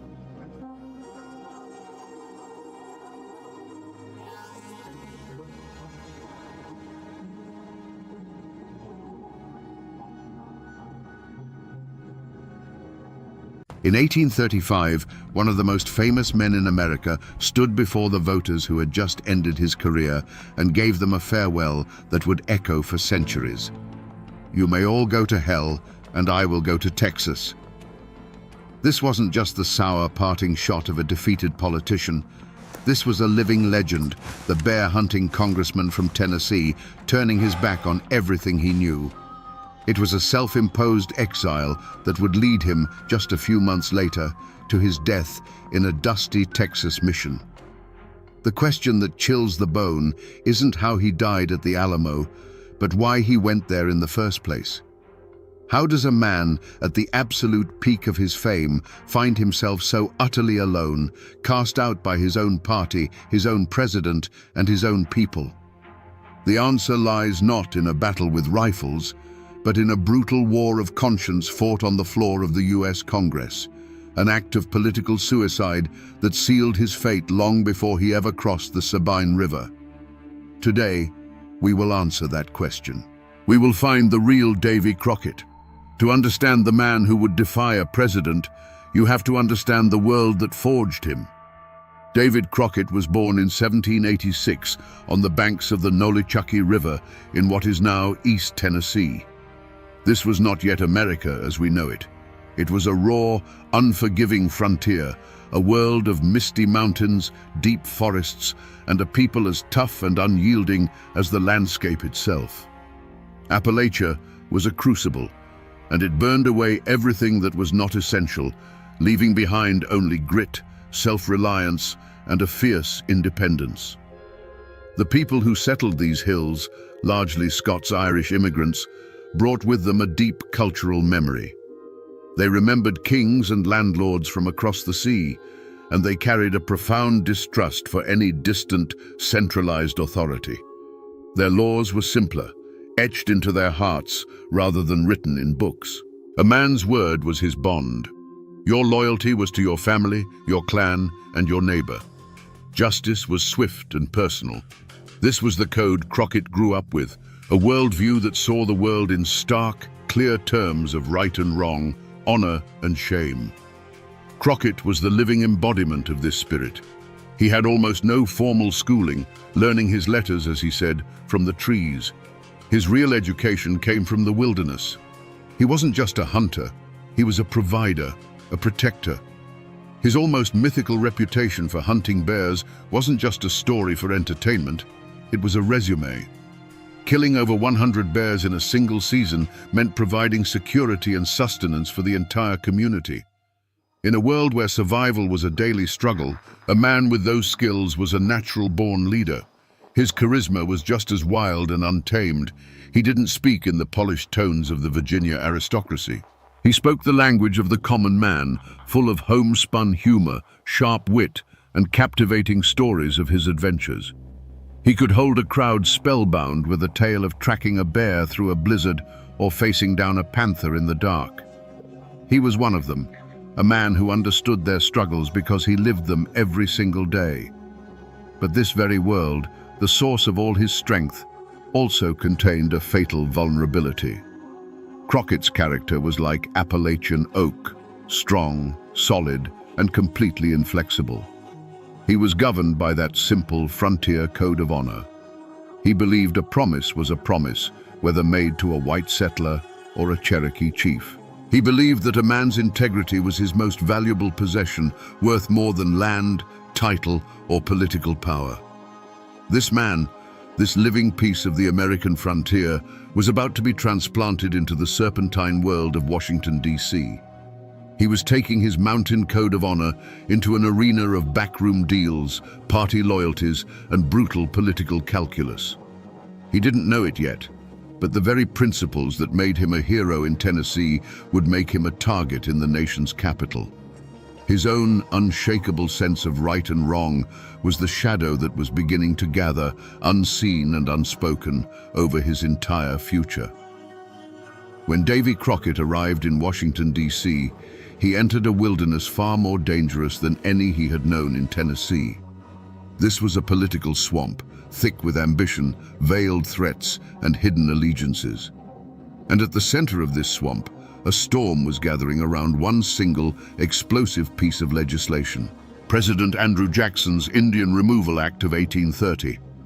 On paper, it was a proposal to relocate the 5 civilized tribes, the Cherokee, Creek, Choctaw, Chickasaw, and Seminole, from their ancestral lands in the southeast to new territory west of the Mississippi. The scene itself was charged with a heavy, ominous energy. The first and most powerful clue was the president himself. Andrew Jackson was not a man to be trifled with. His will was iron, and his temper was legendary. This bill was not just policy to him. It was a personal crusade, the culmination of a lifetime spent fighting Native American tribes. His entire political machine, the most powerful in the nation, was mobilized behind it. To the casual observer, the outcome was a foregone conclusion. But as investigators of the past, we must look closer at the clues. In the taverns and boarding houses where congressmen gathered, the whispers were not of national security or manifest destiny. The whispers were of land. Fertile, black soil in Georgia and Alabama, perfect for cotton. Land that was legally owned by the Cherokee and Creek, but desperately coveted by white settlers and wealthy speculators. The air was thick with the scent of greed, a motive far older and more powerful than any political ideology. The initial findings pointed to an open and shut case. The president wanted the land, the party wanted to please the president, and a powerful coalition of land-hungry states demanded action. The political mathematics were simple and brutal. There was no room for dissent. The scene spoke of an unstoppable force, a political juggernaut that would crush anything in its path. And yet, this is where the mystery truly begins. The wilderness of Washington offered no easy answers, only a multitude of unsettling questions. Chief among them, who in their right mind, and especially who from Jackson's own party, would be foolish enough to stand in the way? As the battle lines were drawn over the Indian Removal Act, all eyes in Washington turned to the most obvious source of opposition: the president's sworn political enemies. This was the anti-Jackson coalition, a formidable group of political titans like Henry Clay of Kentucky and Daniel Webster of Massachusetts. They were the established Eastern elite, men who viewed Andrew Jackson not as a hero of the common man, but as a dangerous backwoods tyrant trampling on the Constitution. Their motive for opposing the bill was clear, public, and deeply personal. The feud between Jackson and men like Clay was the central drama of the age. It was a vicious political war fought over the national bank, tariffs, and the very soul of the American Republic. For them, the Indian Removal Act was just another battlefield. Opposing it was not just a matter of policy. It was a chance to land another blow against a president they despised. Everyone in Washington knew about the bad blood between these men. It was a political feud that had burned hot for years and showed no signs of cooling. The initial evidence seemed to confirm their role as the sole antagonists. The first powerful speeches against the bill thundered from their corner of the Senate. The most eloquent constitutional arguments, the most dire warnings of national dishonor, were crafted by them. Whispers quickly spread from their closed-door meetings, and friendly newspapers began printing editorials that painted the president's plan as a moral abomination. To any observer, the story was simple. This was Andrew Jackson versus his political rivals. It was a straightforward, predictable fight. No one, least of all the president, was looking for an enemy within his own ranks.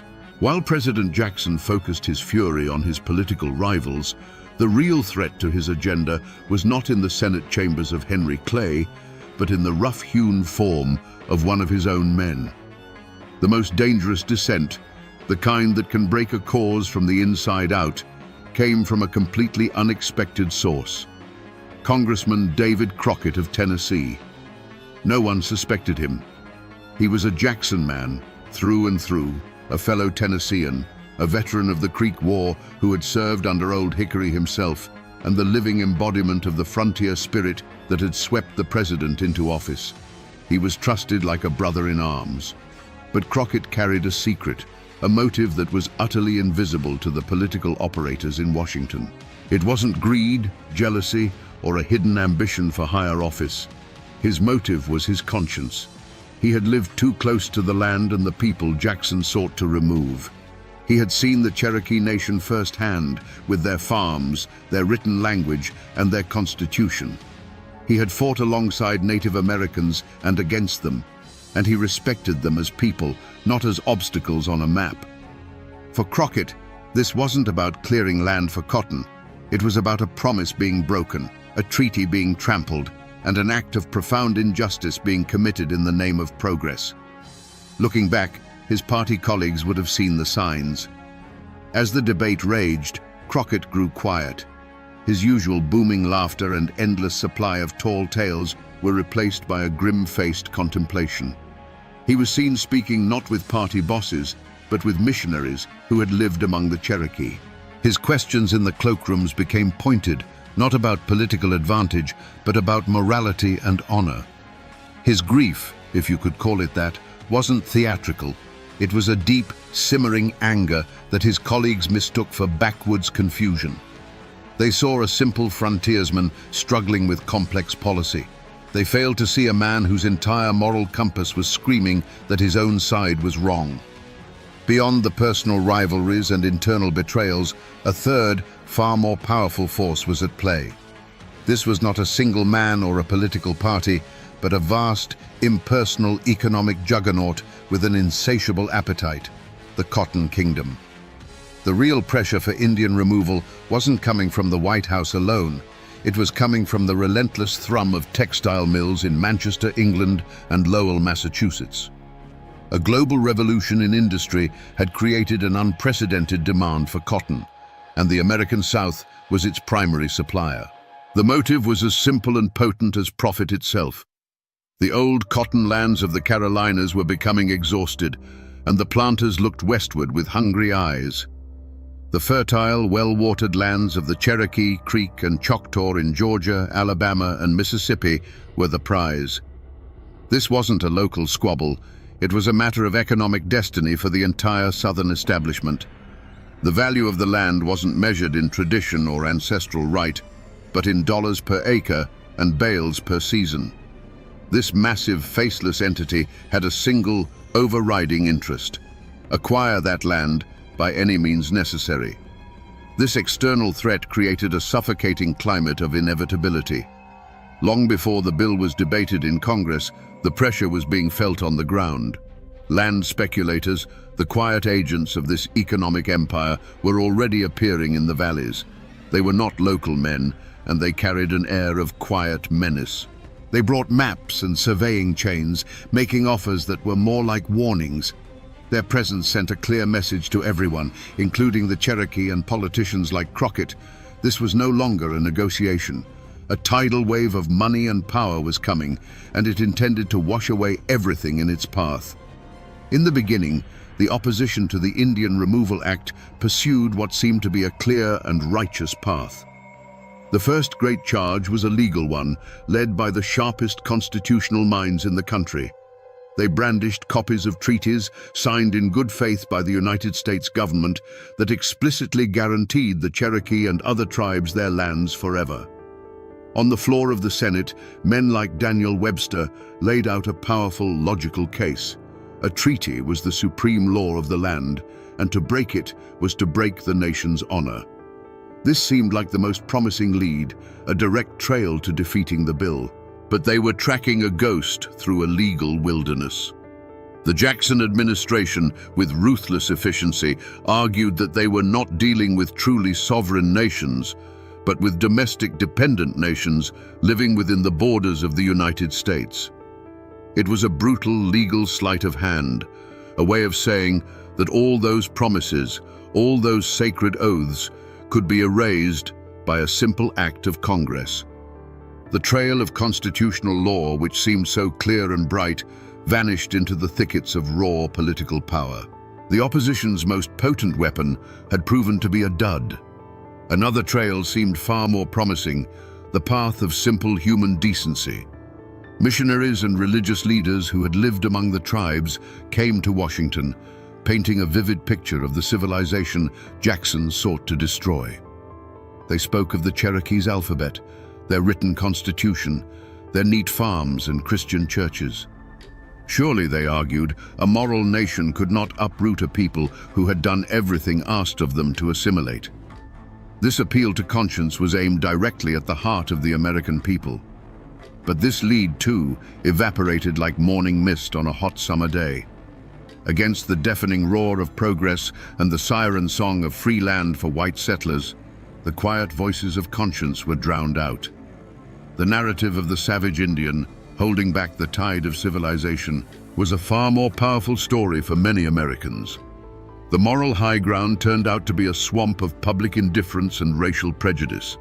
With every failed argument and every evaporating lead, a deep frustration set in among the bill's opponents. For a man like Crockett, watching his own party orchestrate this assault on reason and honor, the feeling must have been one of growing desperation. They were firing paper bullets at a stone wall. The fear in the Cherokee Nation grew into outright terror as they watched their powerful allies in Washington fail one by one. The air in the capital grew heavy and cold. The investigation was going nowhere, and the monster was getting closer. As the vote on the Indian Removal Act drew near, a suffocating silence fell over President Jackson's Democratic Party. This wasn't the quiet of contemplation, it was the chilling silence of a political omerta. Within the party ranks, a brutal and unspoken code was enforced. You were either with the president or you were against him. There was no middle ground, no room for debate, no space for a troubled conscience. Congressmen who had private doubts saw nothing wrong with the bill. Those who questioned its morality heard nothing of injustice, and those who knew it was a betrayal knew nothing but the importance of party loyalty. The primary reason for this silence was fear, pure and simple. The fear of one man, Andrew Jackson. His reputation for political vengeance was as legendary as his military victories. To cross Old Hickory was to be marked for destruction. It was said that upon hearing of Crockett's wavering, the president flew into a white-hot rage, vowing to see the Tennessean politically buried in a graveyard of his own making. This was no idle threat. The Jackson machine was a weapon, and it was aimed directly at anyone who broke ranks. Party leaders, acting as enforcers, would quietly remind a wavering congressman of the patronage jobs, the committee appointments, and the campaign funds that could vanish overnight. But it wasn't just fear. For many, it was a deep-seated loyalty to their own kind and a profound suspicion of the opposition. The men arguing against the bill were the Eastern elites, Henry Clay, Daniel Webster, the very establishment figures Jackson had been elected to fight. For a Western Democrat to side with them against their own president felt like a betrayal of the entire frontier movement. It was seen as siding with the bankers against the farmers, with the city lawyers against the common man. They believed their form of justice was to secure a future for white settlers, and the Indian Removal Act was the necessary tool. In this atmosphere, Davy Crockett became a pariah. The psychological toll was immense. Former friends and allies, men who had swapped stories and shared drinks with him just weeks before, now averted their eyes in the hallways of the capital. He was shunned like a man carrying a plague. Private messages were sent, begging him to reconsider, warning him that he was throwing away a brilliant career for a lost cause. Every handshake he was denied, every conversation that stopped when he entered a room was a reminder of his isolation. Like old Martha in the mountains whose barn was burned for speaking the truth, Crockett was about to have his entire political life burned to the ground. And still, he refused to be silent. The political battle had been fought to a standstill. Arguments had been made, threats had been whispered, and loyalties had been tested. The Jackson machine, confident in its power, believed it had crushed all meaningful dissent. They assumed that in the final moment, party discipline would prevail. They had overlooked the most critical clue of all, a detail hidden in plain sight: Davy Crockett's unbending Appalachian character. It wasn't a piece of paper or a hidden object. It was the man's soul, and it was about to be laid bare for the entire nation to see. The turning point came not in a secret meeting, but in the full public glare of the House of Representatives. As the final debate on the Indian Removal Act took place, Crockett rose to speak. The chamber fell into a hush. This was the moment of truth. He wasn't supposed to speak. He was supposed to fall in line, to cast his vote with the party and save his career. Instead, he unleashed the one piece of evidence that would change everything, a verbal confession, not of a crime, but of a conviction. He looked directly at his fellow congressmen, men who had shunned him and pressured him, and he spoke not of politics, but of honor. "I have been charged with not representing my constituents," he declared, his frontier drawl cutting through the tense silence. "I did not come here to represent my constituents alone. I am a servant of the American people. Justice and honor are my guides." In that single moment, the forgotten clue of his personal code was slammed down on the table. He was stating, unequivocally, that his conscience was a higher authority than his party, his president, or even the people who elected him. The effect was electric. It was a stunning public rebuke of the president from within his own ranks. Suddenly, the perception of Davy Crockett shifted dramatically. He was no longer just a quirky backwoodsman. He was a rebel. The words he spoke were more damning than any secret diary or misplaced letter. They exposed the truth not of a conspiracy, but of one man's solitary, defiant stand. For the Jacksonians, the revelation was horrifying. Their simple story of party unity was shattered. And with that speech, a new and urgent mission began: the complete and total political destruction of Davy Crockett. The air in the House of Representatives was thick enough to cut with a knife. The final vote on the Indian Removal Act had arrived. This was the moment where whispers ended and legacies were forged in iron. The roll call began, a death march of names echoing in the tense, silent chamber. One by one, Jackson's men, many with visible reluctance, answered yea. They chose their party. They chose their careers. They chose their president. The wall of silence was holding. Then the clerk's voice cut through the air. "Crockett." For a heartbeat there was nothing. Then a voice, clear and steady, filled the room with a single defiant word: nay. It was more than a vote. It was the sound of a political career committing suicide. It was the roar of an Appalachian conscience that refused to be silenced. In that instant, every man in the room understood the price Crockett had just willingly paid. But it was not enough. The bill passed by a razor-thin margin, just 5 votes. Davy Crockett's personal honor was intact, but the fate of the 5 tribes was sealed. And with the smoke of that final battle still clearing, the true culprits behind this national tragedy were finally and irrevocably unmasked. The mastermind was, and always had been, President Andrew Jackson. His motive was not a fleeting political whim, but the culmination of a lifetime of frontier warfare and a chillingly clear vision of an expanding white America built on the ashes of broken treaties and displaced peoples. His was the iron will that drove the entire affair, the hand that held the dagger. The weapon he wielded was his own Democratic Party. Their motive was not malice, but a toxic combination of fear and ambition. They were not evil men, but they were terrified men, bound by a pact of loyalty that demanded they sacrifice their own morals for the sake of political survival.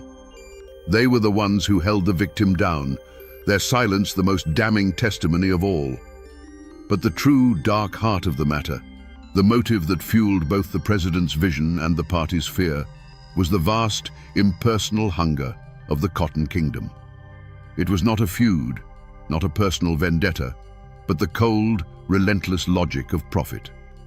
The land was valuable, and the people living on it were in the way. That was the simple, horrifying truth that had been unmasked. In defying all three, Davy Crockett had not just lost a vote. He had made an enemy of the most powerful forces in America, and they would now see him destroyed. The passage of the Indian Removal Act was not a sudden explosion. It was the slow, deliberate turning of a key in a lock, sealing tens of thousands of people inside a tomb. The ink on the law was barely dry when its poison began to seep into the red clay soil of Georgia, Alabama, and Tennessee. The America that Davy Crockett had fought for, a land he believed was founded on honor, was about to commit a crime in slow motion, a crime whose consequences would stain the pages of history forever. To understand what was lost, you must first see what was there. The Cherokee Nation was not a collection of primitive huts in a dark wilderness. A traveler passing through their lands in 1830 would have seen a nation mirroring the one that was about to destroy it. They would have seen neat, prosperous farms with squared log cabins and smoke curling from stone chimneys. They would have seen fields of corn and cotton with plows that cut straight, proud furrows in the earth. They had their own schools, their own churches, a written alphabet, and a constitution modeled on that of the United States. This was the world that was declared illegal. Then the soldiers came. They came not as liberators, but as jailers. The first sign was not a gunshot, but the unnatural sound of marching boots on a quiet country road, the jingle of military harnesses where there should have been the lowing of cattle. A dread, cold and heavy, settled over the valleys.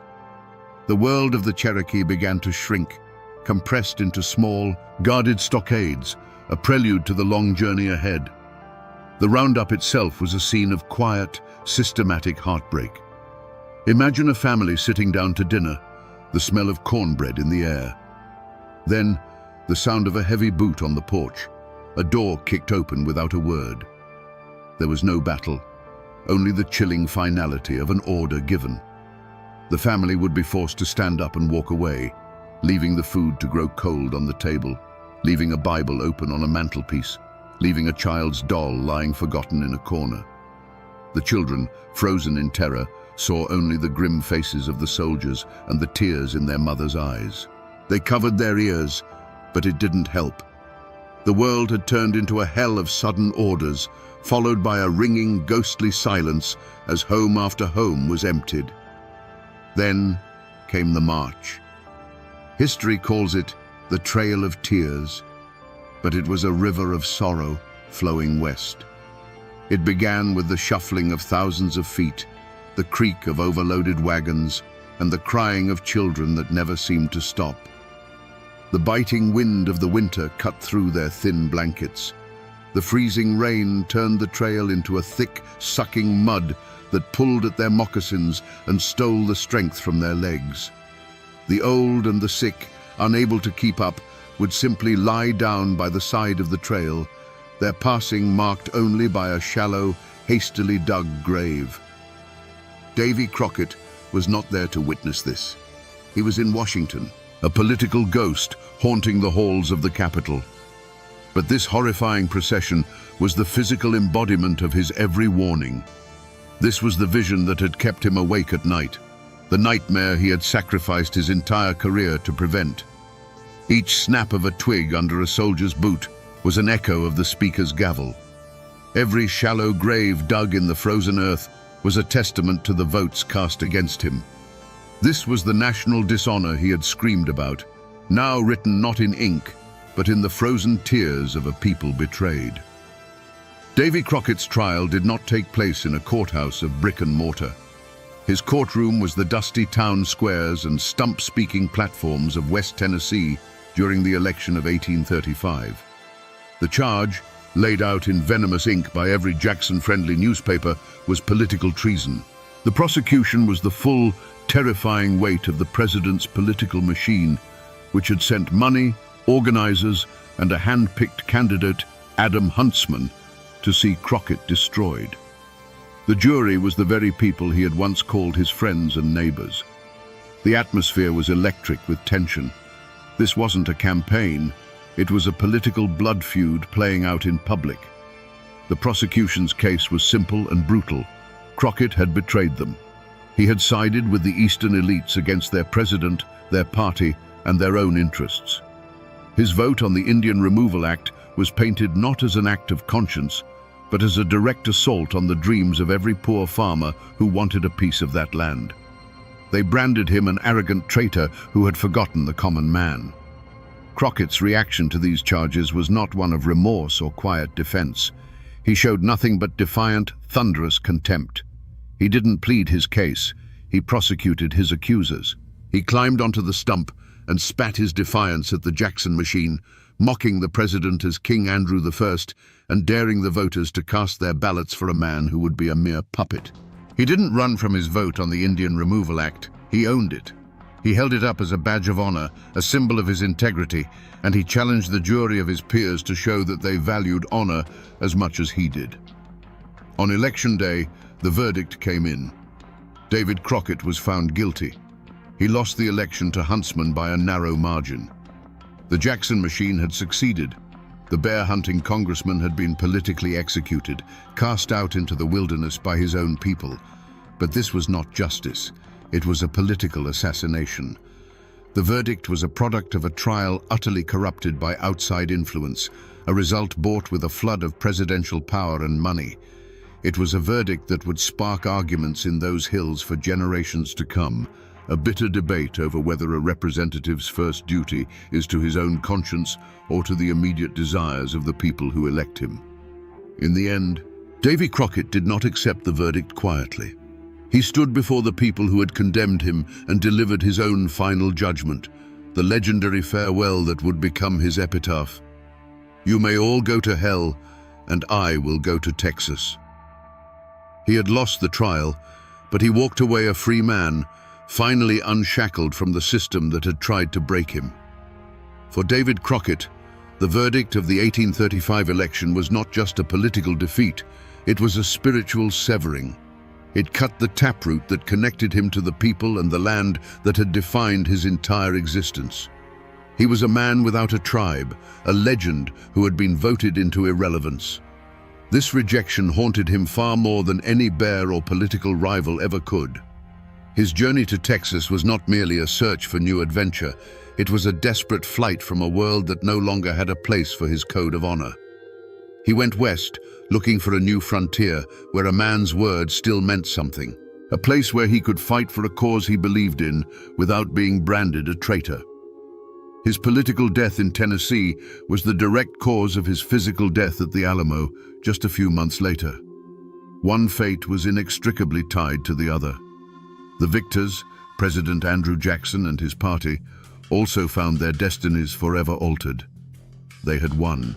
The Indian Removal Act was law, and the lands of the Southeast were open to white settlement, cementing Jackson's legacy as a powerful and decisive leader. But it was a poisoned victory. The horrific reality of the Trail of Tears, the deaths of thousands on that forced march, became an indelible stain on his presidency. History would forever bind his name not just to the victory at New Orleans, but to this act of calculated cruelty. His life was changed from that of a simple American hero to a figure of immense and troubling complexity. For the Cherokee, Choctaw, and other tribes, their lives were shattered beyond recognition. They survived, but as a shadow of their former nations, scattered in a strange new territory far from the sacred ground of their ancestors. They carried with them the trauma of the stockades and the ghosts of those lost along the trail. The political decision made in Washington became a wound carried in the hearts of their people for generations, a story of betrayal and loss that would be told around their own campfires for a century to come. And what of the people of Tennessee? the voters who had cast Crockett out. They got what they wanted. The land was opened and a new wave of settlement and prosperity followed. But their lives, too, were changed. They had traded a man of unbending principle for a man of party loyalty. In local law, some say a quiet shame settled over those hills, a lingering memory of the great man they had rejected. They had silenced the one voice who dared to tell them a hard truth, and in doing so, they became complicit in the tragedy that followed.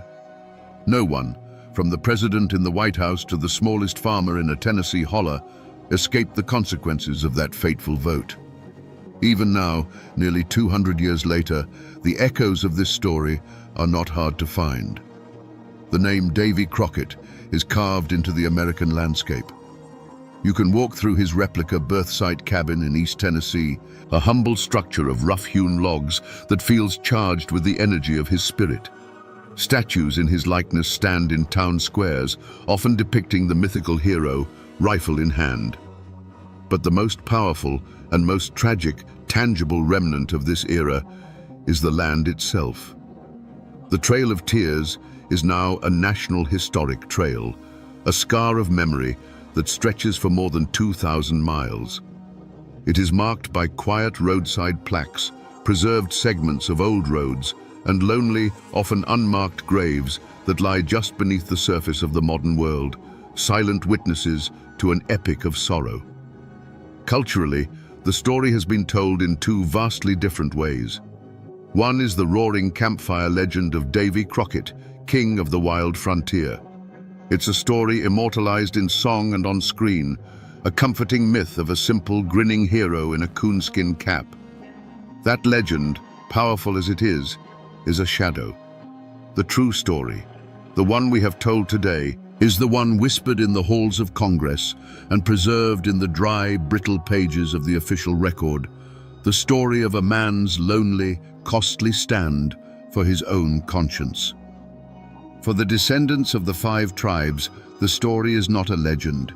It is a living memory, a foundational trauma that has shaped their identity for generations.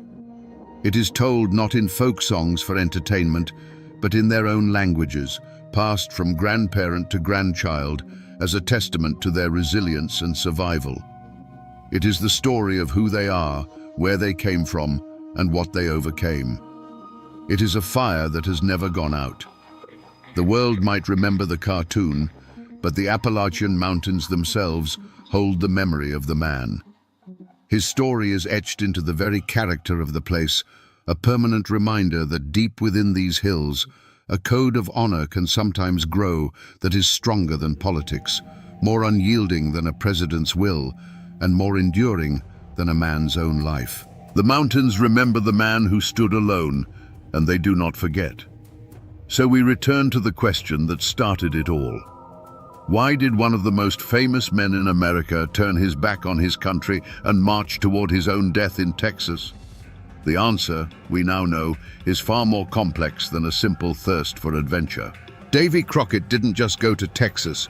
He was driven from a United States that had broken his heart. He went because his government had chosen greed over honor, his party had chosen loyalty over justice, and his own people had chosen land over the man who tried to tell them the truth. The Alamo was not his destination. It was simply the last stop on a desperate journey to find a piece of the world that still lived by the code he understood. This is a story not just of a crime against a people, but of the brutal, soul-crushing cost of conscience. It serves as a chilling lesson in how the machinery of power can isolate, demonize, and ultimately destroy a person who dares to stand in its way. Davy Crockett's stand teaches us that the most profound acts of bravery don't always happen on the battlefield with a rifle in hand. Sometimes they happen in a quiet chamber with a single lonely vote in a cause you know is already lost. It is a testament to the idea that true integrity is measured not by the victories you win, but by the principles you refuse to surrender, even in total defeat. The world may have forgotten the real David Crockett, preferring the simple cartoon in a coonskin cap. But his true story is the one America needs to remember. It is the story of a flawed, stubborn man from the mountains who, at a moment of supreme moral crisis, chose to be an honest man rather than a successful politician. He lost his career, his home, and ultimately his life, but he never lost his honor. And now, my friends, you know the rest of the story, or at least as much of it as the mountains are willing to give up.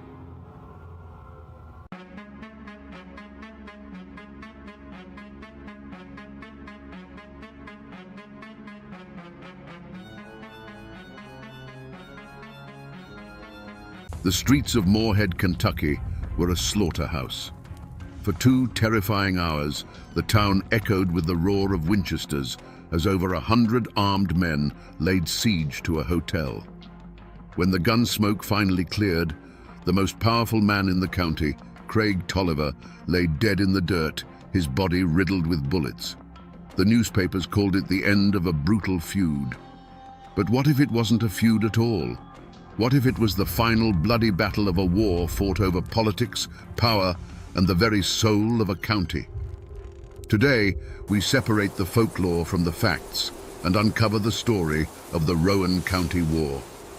Before the gunfire and the blood, Rowan County was a world of 2 halves, held together by a fragile peace. Out in the hollows and on the ridges, life moved to the rhythm of the seasons. Men like Floyd Martin woke with the sun and knew their land not by deeds and property lines, but by the feel of the soil in their hands.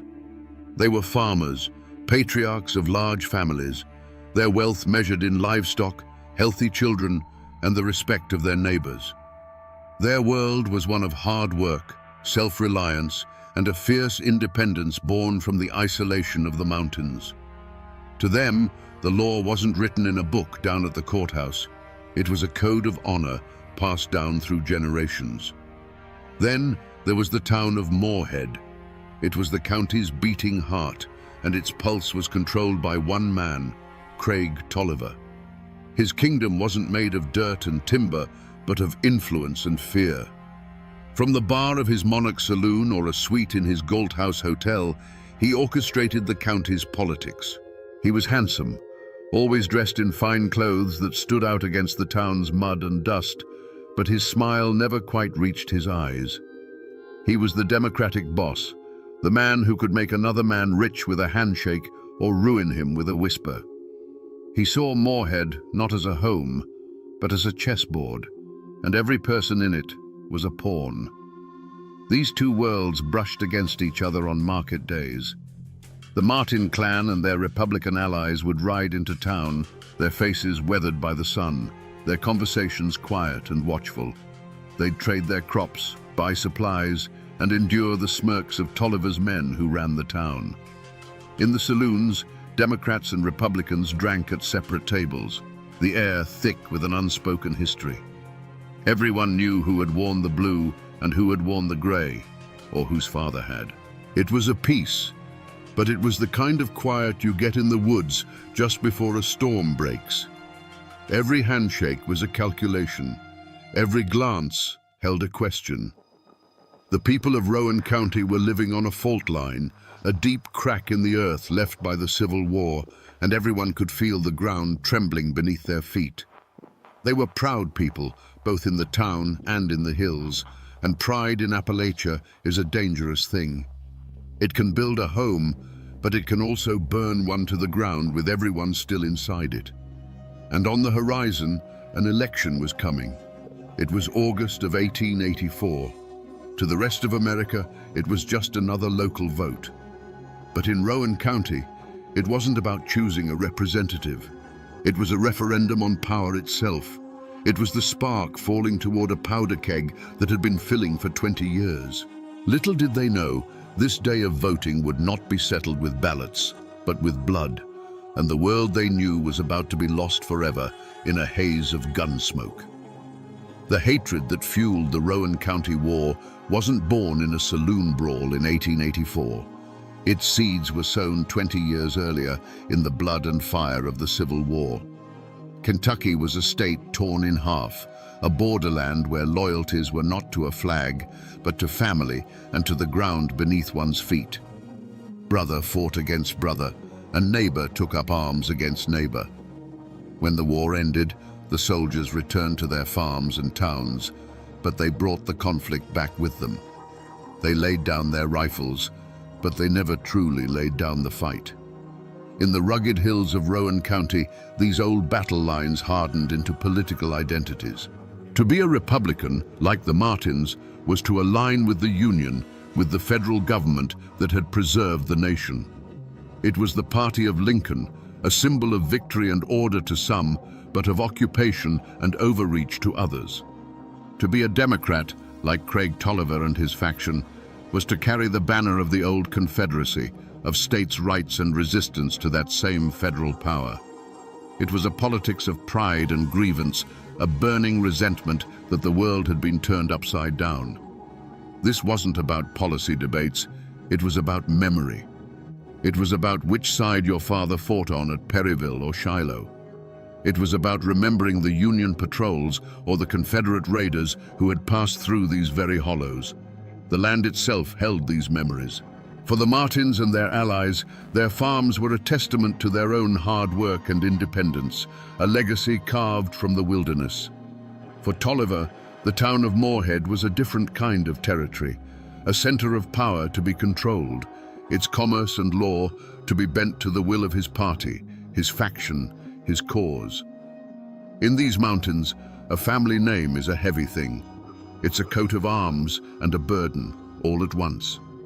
The name Martin became a rallying cry for every Republican farmer who felt choked by the town's political machine. It stood for the country, for the hills, for the men who answered to no one but God. And the name Tolliver became the symbol of absolute democratic control, of the saloons, the courthouse, and the money that made the town run. It was a feud of ideas long before it was a feud of men. The blood of the Civil War had never truly dried. It had just soaked into the soil, waiting for a single spark to turn the ground red once more.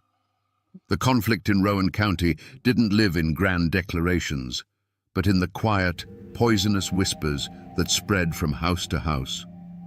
Craig Tolliver's Monarch Saloon wasn't just a place to drink. It was a spider's parlor where the web of rumor was spun. Here, his lieutenants, men who owed him their jobs or their freedom, would gather. They were the town's deputies, clerks, and business owners, all bound to Tolliver by loyalty or fear. They nurtured every slight against their party, magnifying small disputes into grave insults against the Democratic cause and Tolliver himself.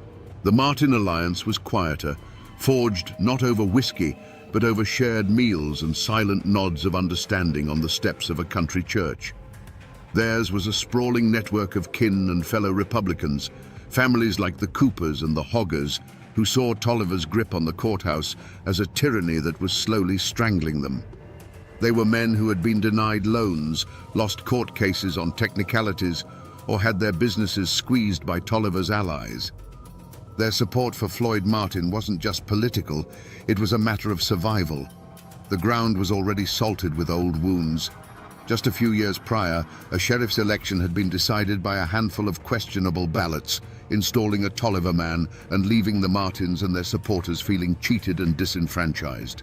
There was the bitter memory of a land dispute between a Tolliver ally and a Republican farmer, a case settled in a court controlled by Tolliver's friends. These weren't isolated incidents, they were a pattern. Each one was a fresh layer of resentment, a reminder that the law in Rowan County bent to the will of the town boss. Gossip became a weapon, as dangerous as any pistol. A drunken argument at the general store was retold in the Monarch Saloon as a deliberate Republican provocation. A Martin supporter speaking too loudly about his rights was marked as a troublemaker. The air grew thick with suspicion. Men started carrying guns, not just for hunting, but for a trip into town. Friendships that had crossed party lines began to fray. The community wasn't just divided, it was curdling, turning sour with paranoia and hate. The stage was being set for a tragedy, and every rumor, every old grudge, was another nail being hammered into the coffin of peace. In the long, sweltering weeks leading up to the August election of 1884, a heavy stillness settled over Rowan County. The summer had been brutally hot and dry, cracking the creek beds and turning the dirt roads into a fine, choking powder that coated every leaf and fence post. Old-timers whispered that it was a bad sign when the katydids fell silent in the heat of the day. It was as if the land itself was holding its breath, waiting for the coming violence. The usual sounds of the mountains, the birds, the rustle of game in the undergrowth seemed to have faded, replaced by an oppressive quiet that felt more menacing than any storm. The true omen, however, wasn't in the sky or the trees. It was in the faces of the men gathering in Moorhead. Election day was approaching, and it felt less like a civic duty and more like a muster for war.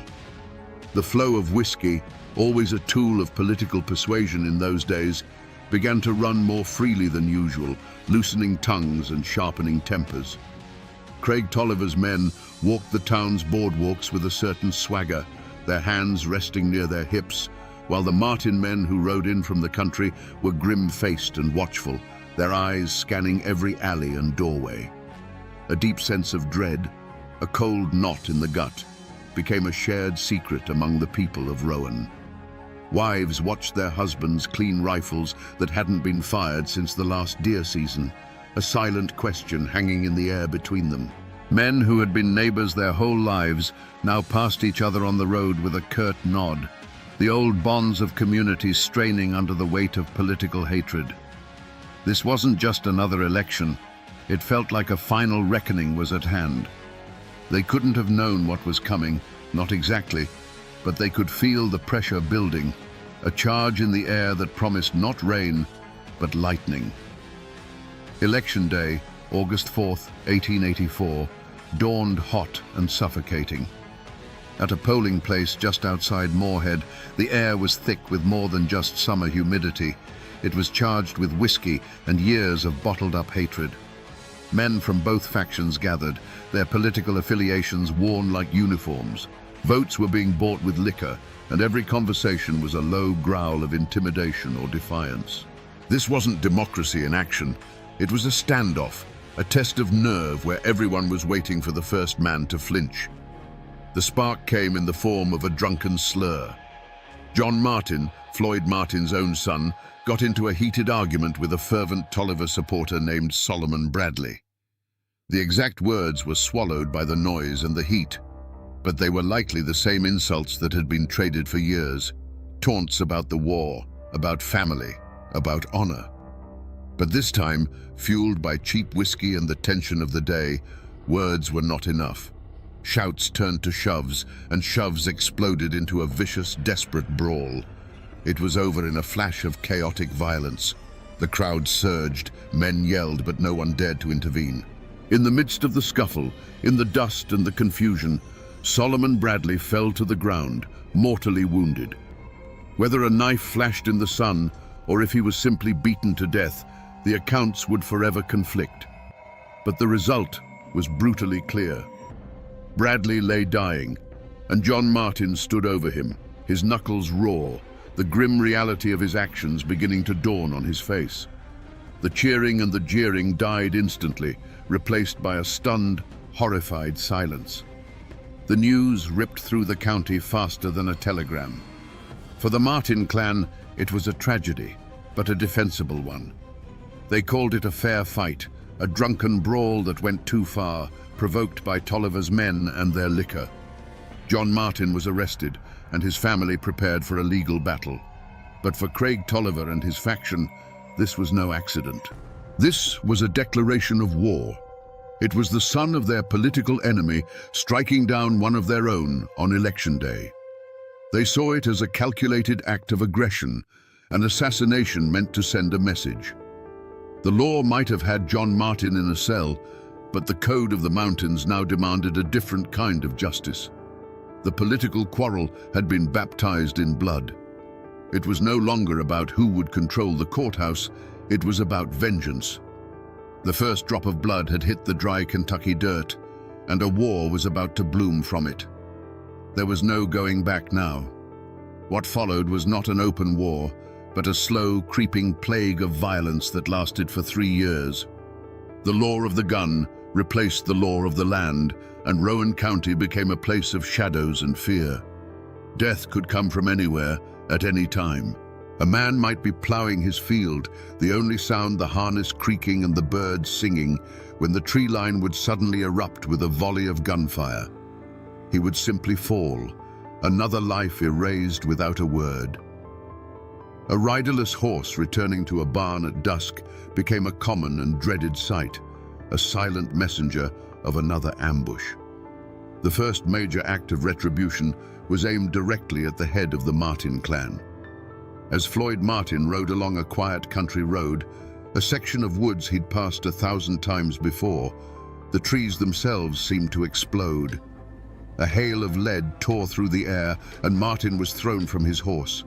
He lay grievously wounded, but by some miracle, he survived. The message, however, had been delivered in smoke and lead. No one was safe, no place was sacred. The war of assassination had begun.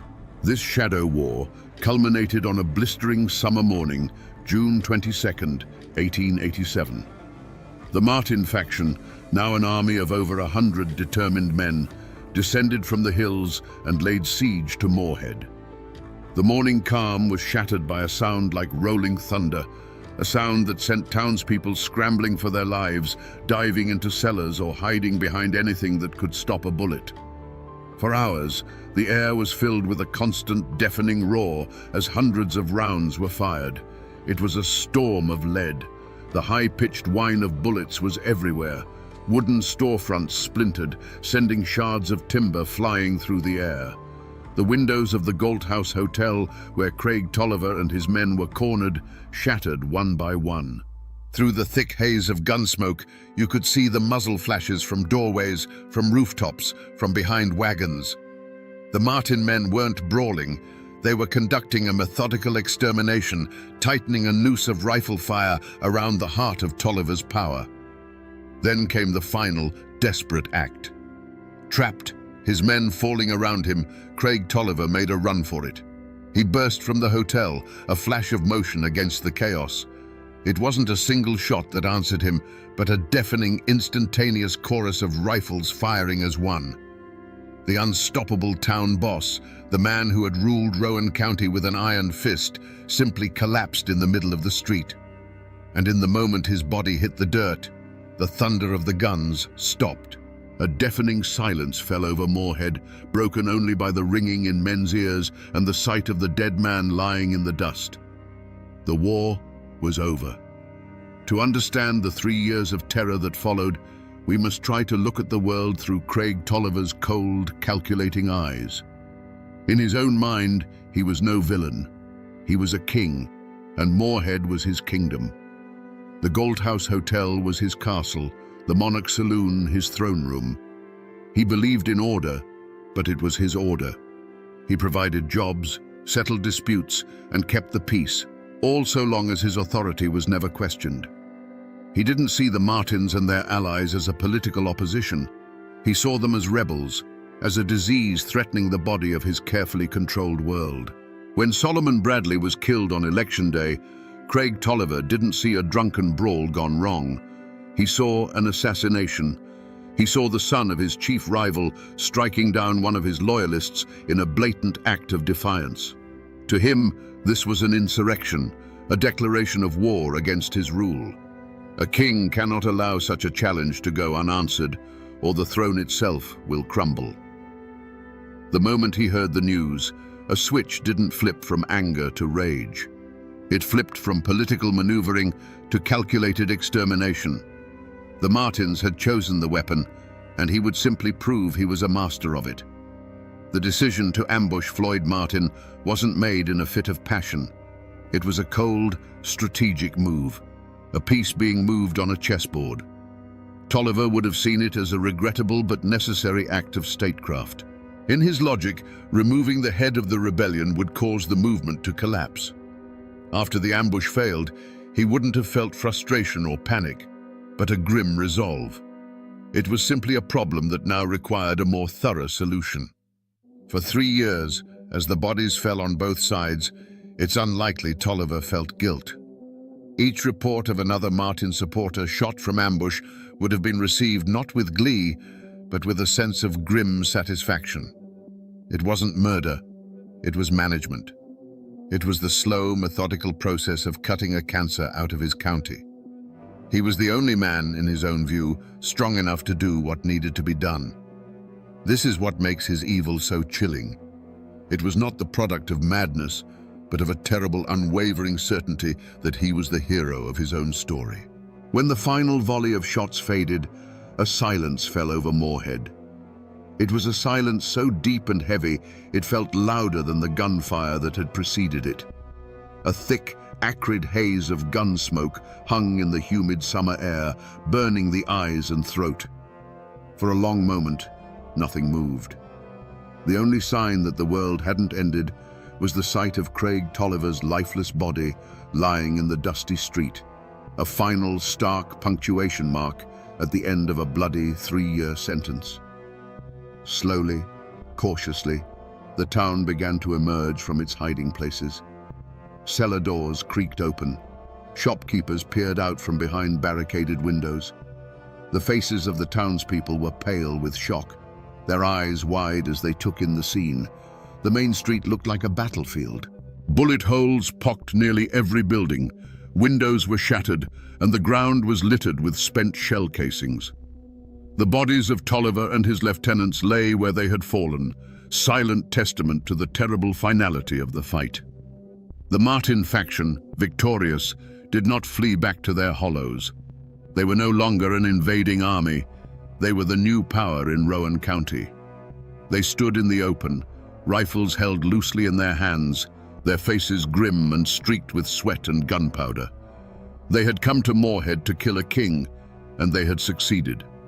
With Tolliver and his closest men dead, their political machine, built on years of intimidation and control, had vanished in the space of a single morning. The reign was over, but news of a private war travels fast. When word reached the state capital of Frankfurt that a county seat had been seized by an armed force and its leadership exterminated in the streets, the reaction was one of pure shock. This wasn't a feud, this was an insurrection. Governor J. Proctor Knott didn't send a sheriff. He sent the army. For the first time in Kentucky's history, the state militia was called out to quell a local war. Days later, uniformed soldiers marched down the main street of Moorhead, their polished boots kicking up the same dust that had soaked up Craig Tolliver's blood. They came with bayonets fixed, under orders to restore order by force if necessary. They were a foreign power, an outside authority that neither the Martins nor the Tollivers had ever answered to. Their arrival marked the true end of the war. The law of the mountains had finally been silenced by the law of the state. The arrival of the state militia did not bring peace to Rowan County. It simply put a lid on a boiling pot. The gunfire was replaced by a tense, suffocating quiet, enforced by the cold steel of soldiers' bayonets. But beneath this forced calm, the community was more fractured than ever. The war wasn't over. It had just moved indoors, into the whispers in the general store and the fearful glances exchanged over church pews. The town of Moorhead and the surrounding hollows broke into two camps, with a terrified majority caught in the middle. For the Republicans and the families of the Martin faction, it was a moment of liberation. They saw themselves not as killers, but as patriots who had overthrown a tyrant. They had stood up to Craig Tolliver's machine and won, restoring what they believed was true justice to the county. They were the heroes of their own story, and they expected to be treated as such. But for the friends, allies, and business partners of the dead Democrats, the Martin clan was a mob of savage murderers from the hills. They saw the great gunfight not as a battle, but as a massacre, and they now lived in mortal fear of the men who had perpetrated it. This fear gave birth to a powerful conspiracy of silence. When the state authorities began their investigation, they were met with a wall of sealed lips and downcast eyes. Men who had witnessed the entire 2-hour battle from their shop windows suddenly claimed they had been hiding in their cellars and had seen nothing. Others, who surely knew the names of every man who marched on the town, would only shrug and say they couldn't recognize anyone through the smoke. To speak the truth was to choose a side, and in the shadow of such violence, choosing a side was a potential death sentence. Fear of Martin retribution was a more immediate threat than a distant state court.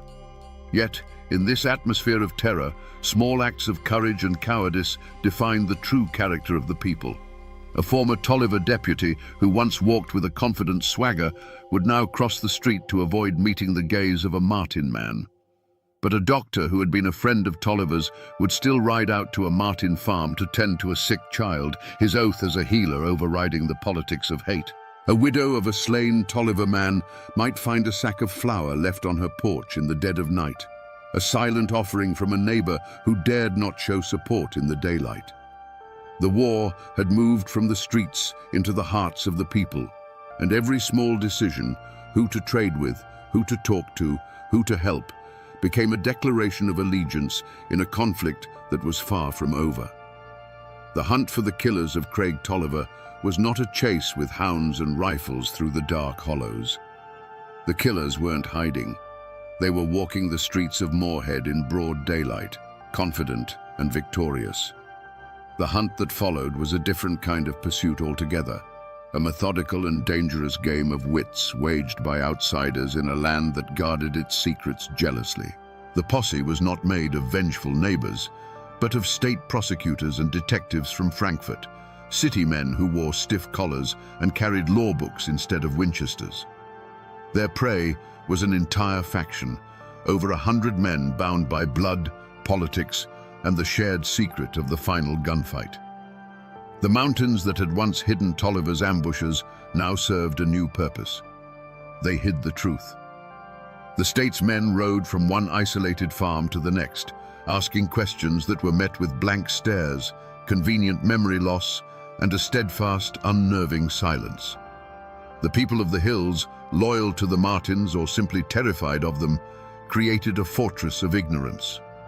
The investigators found themselves lost not in the woods, but in a fog of fear and clan loyalty. But the state had a power that Tolliver never did: the full weight of the law and the endless patience of bureaucracy. Slowly, painstakingly, they pieced together a list of names. Whispers were gathered, deals were offered, and cracks began to appear in the wall of silence. Finally, the state felt it had enough. Indictments were issued for the leaders of the Martin faction, charging them with murder and insurrection. The question that hung over the entire county was, would they come peacefully? Or would the state's lawmen have to fight a second war to bring them in? The moment of capture was not a bloody firefight, but a scene of quiet, surreal drama. Faced with warrants from the state, the very authority they claimed to respect, the Martin leaders made a calculated choice. One by one, they came down from their hill farms, met the lawmen, and surrendered their rifles. There was no resistance, no desperate last stand. They walked into custody with their heads held high, not as cornered fugitives, but as men who believed utterly in their own righteousness. They were confident that any jury of their peers would see them not as criminals, but as liberators who had done the county a necessary, if brutal, service. Their war was not over. It was simply moving from the battlefield to the courtroom. The courthouse in Moorhead was not a hall of justice, it was a fortress. State militia, with bayonets fixed, stood guard at every entrance and lined the courtroom walls. The room was packed to suffocation, split down the middle as if by an invisible wall. On one side sat the grim-faced farmers and families of the Martin faction, their expressions hard and unyielding. On the other, the remaining allies of Craig Tolliver, their faces a mixture of grief, fear, and a desperate hope for vengeance. Every person in that room understood this was not just a trial. It was the final battle of the Rowan County War, fought not with rifles, but with words and law books. The prosecution, sent from the state capital, laid out a clear and brutal case. This was murder, plain and simple. A conspiracy of over 100 men who had taken the law into their own hands, sieged a town, and executed their political rivals in the street. They painted the Martin faction as a lawless mob, a threat to the very fabric of civilized society. But the defense lawyers, shrewd men who understood the ways of the mountains, told a different story. They portrayed Craig Tolliver as a ruthless tyrant who ruled Rowan County through fear and corruption. The Martin men, they argued, were not murderers. They were patriots, Minutemen, who had risen up to liberate their community from a despot when the law itself had failed them. The trial became a spectacle of fear. One by one, witnesses were called to the stand. Men who had seen the whole bloody affair unfold would stare at the floor, their hands trembling, and mumble that they couldn't be sure of any faces they saw that day.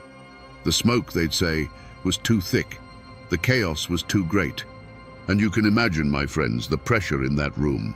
You can imagine the silent, heavy gazes from the Martin supporters, a non-verbal promise of a long memory. The conspiracy of silence that had protected the killers in the hills now followed them right into the courthouse. Throughout the proceedings, the accused leaders of the Martin clan sat in their chairs with a quiet, unshakable dignity. There was no remorse in their eyes, no plea for mercy. They listened to the testimony with the stoicism of men who had made their peace with their actions long ago.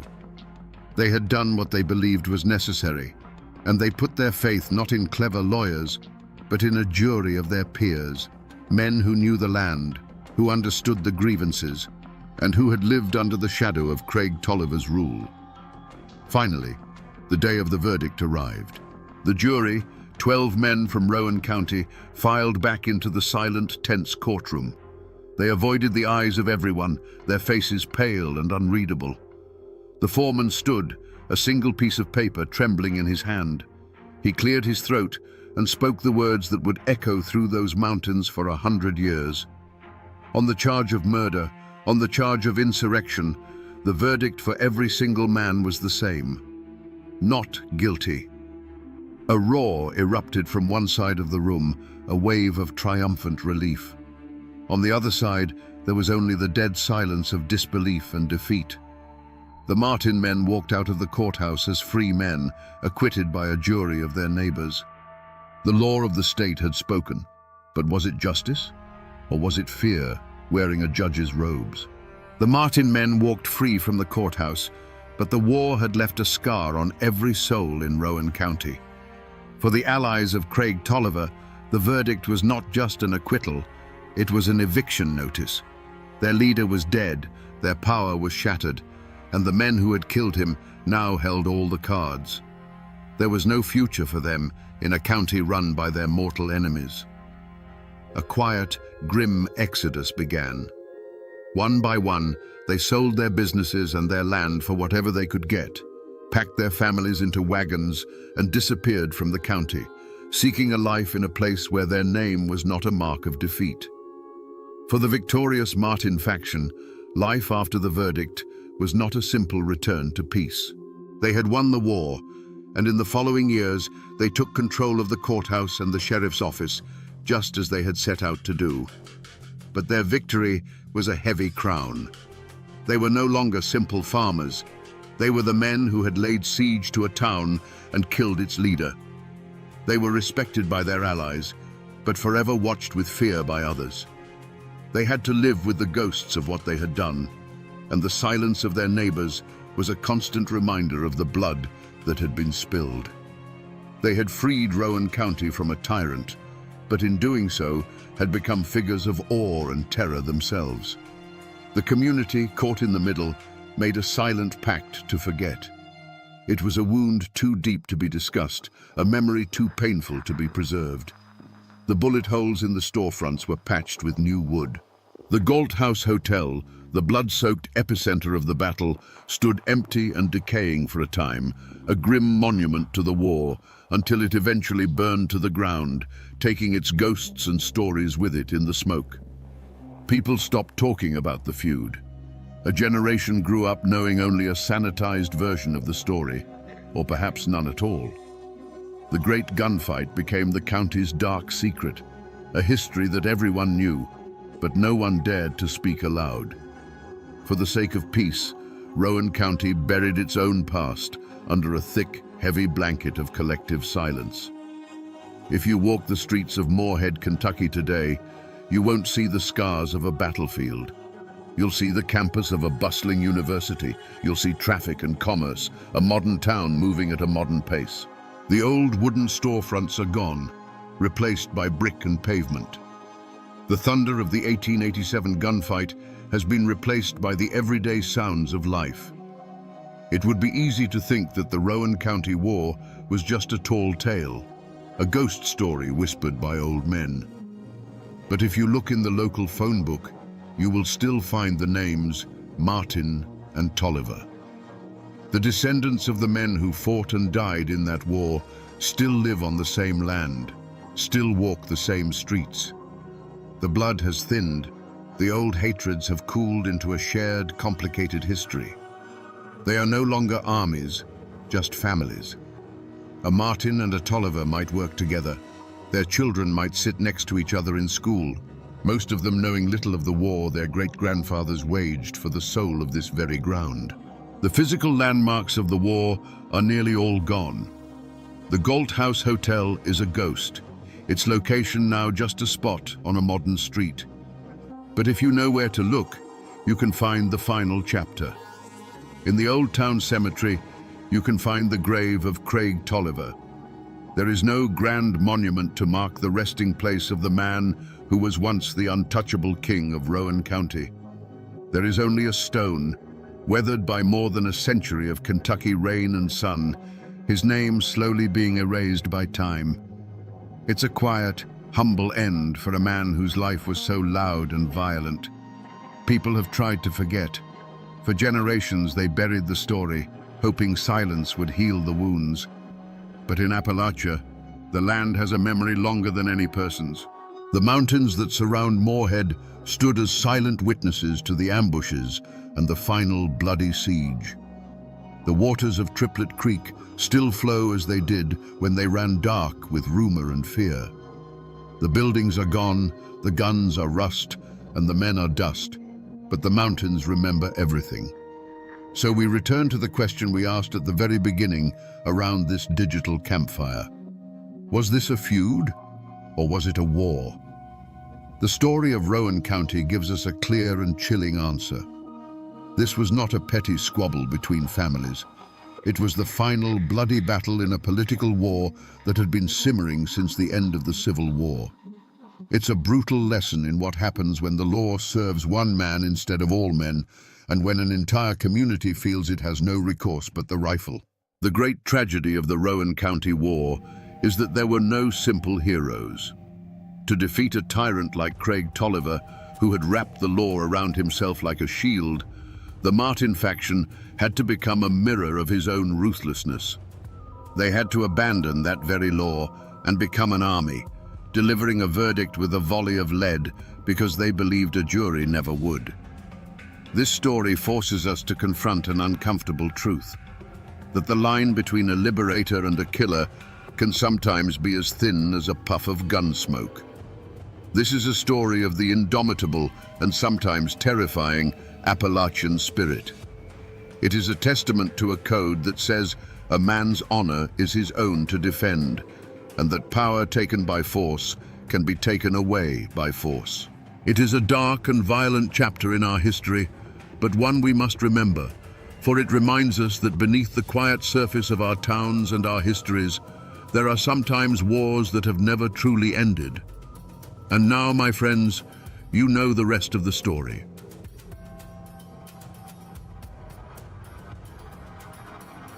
Imagine walking into a clearing deep in the woods of North Carolina. The air is so cold it burns your lungs. The mist clings to the trees like a shroud. You are looking for your husband. You are looking for your brother. And then you see the disturbance in the snow. It wasn't a battlefield. There were no cannons here, no flags waving in the wind, no generals watching from a hilltop. This was a ditch, a shallow depression in the frozen earth, hastily covered with leaves and dirt that hadn't quite done the job. The women who walked up that valley road didn't find soldiers. They found their neighbors. They found 13 of them. The bodies were tangled together, frozen in the grotesque shapes of their final moments. But the horror wasn't just in the death itself. It was in the details. The way the frost had settled on their coats. The way the local wildlife, wild hogs, desperate for food in the harsh winter, had already found the site before the families did. What happened in this ravine wasn't a battle, it was an execution. And the men holding the rifles weren't foreign invaders speaking a different language. They were men who knew the names of the people they were killing. They had bought corn from them. They had sat in the same churches. This event, known today as the Shelton Laurel Massacre, is often a footnote in the massive history of the American Civil War. We are taught about Gettysburg. We are taught about the grand strategies of Lee and Grant. We are taught about a war fought between the North and the South. But there was another war. A war fought in the shadows of the mountains, where the lines weren't drawn on a map, but across dinner tables. A war where the enemy wasn't the man in the blue uniform, but the man living 1 mile down the creek. To understand why 13 men were left in a ditch to be eaten by the wilderness, we have to stop looking at the history books and start looking at the geography. Because in Madison County, the mountains didn't just trap the fog, they trapped the hate. And on that cold January morning, the hate finally boiled over. Madison County, North Carolina, is a place carved by geology and time. It's a labyrinth of steep mountains and deep, isolated valleys, what the locals call hollers. In the 1860s, traveling just 10 miles could take an entire day. This geography didn't just shape the land, it shaped the people. It bred an independence that bordered on outright defiance. This was not the Confederacy you see in movies. There were no sprawling plantations with white columns, no fields of cotton stretching to the horizon. The rugged terrain couldn't support that kind of agriculture. Instead, life was lived on small, family-run farms clinging to the mountainsides. Here, people grew what they needed to survive, and they owed allegiance to no one but themselves and their kin. Crucially, this meant the institution of slavery had very little foothold. Most families in Madison County owned no slaves at all, so when North Carolina seceded from the Union in 1861, many people in these mountains asked a simple, dangerous question. Why? Why should they send their sons to die for an economic system they weren't a part of, to protect the wealth of plantation owners 100 miles away?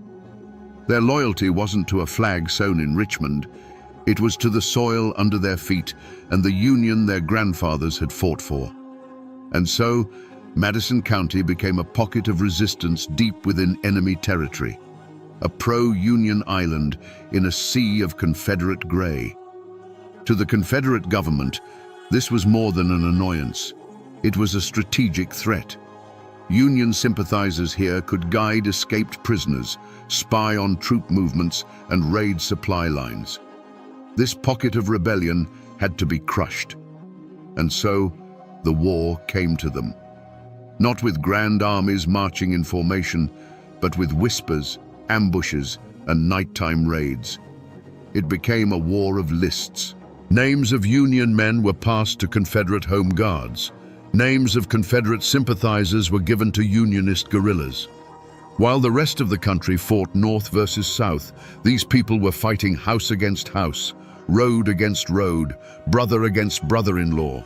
This was the war within the war, a brutal, intimate conflict where your greatest enemy might be the man who helped you build your barn last spring.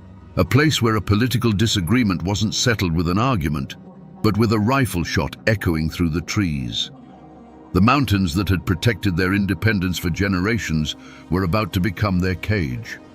Because the larger war, the one hundreds of miles away, was about to reach into their isolated world and cut off the one thing they all needed to survive the coming winter. It was a simple, white mineral. But in 1863, it meant the difference between life and death. Salt. Today, we think of it as a cheap commodity in a shaker on the table.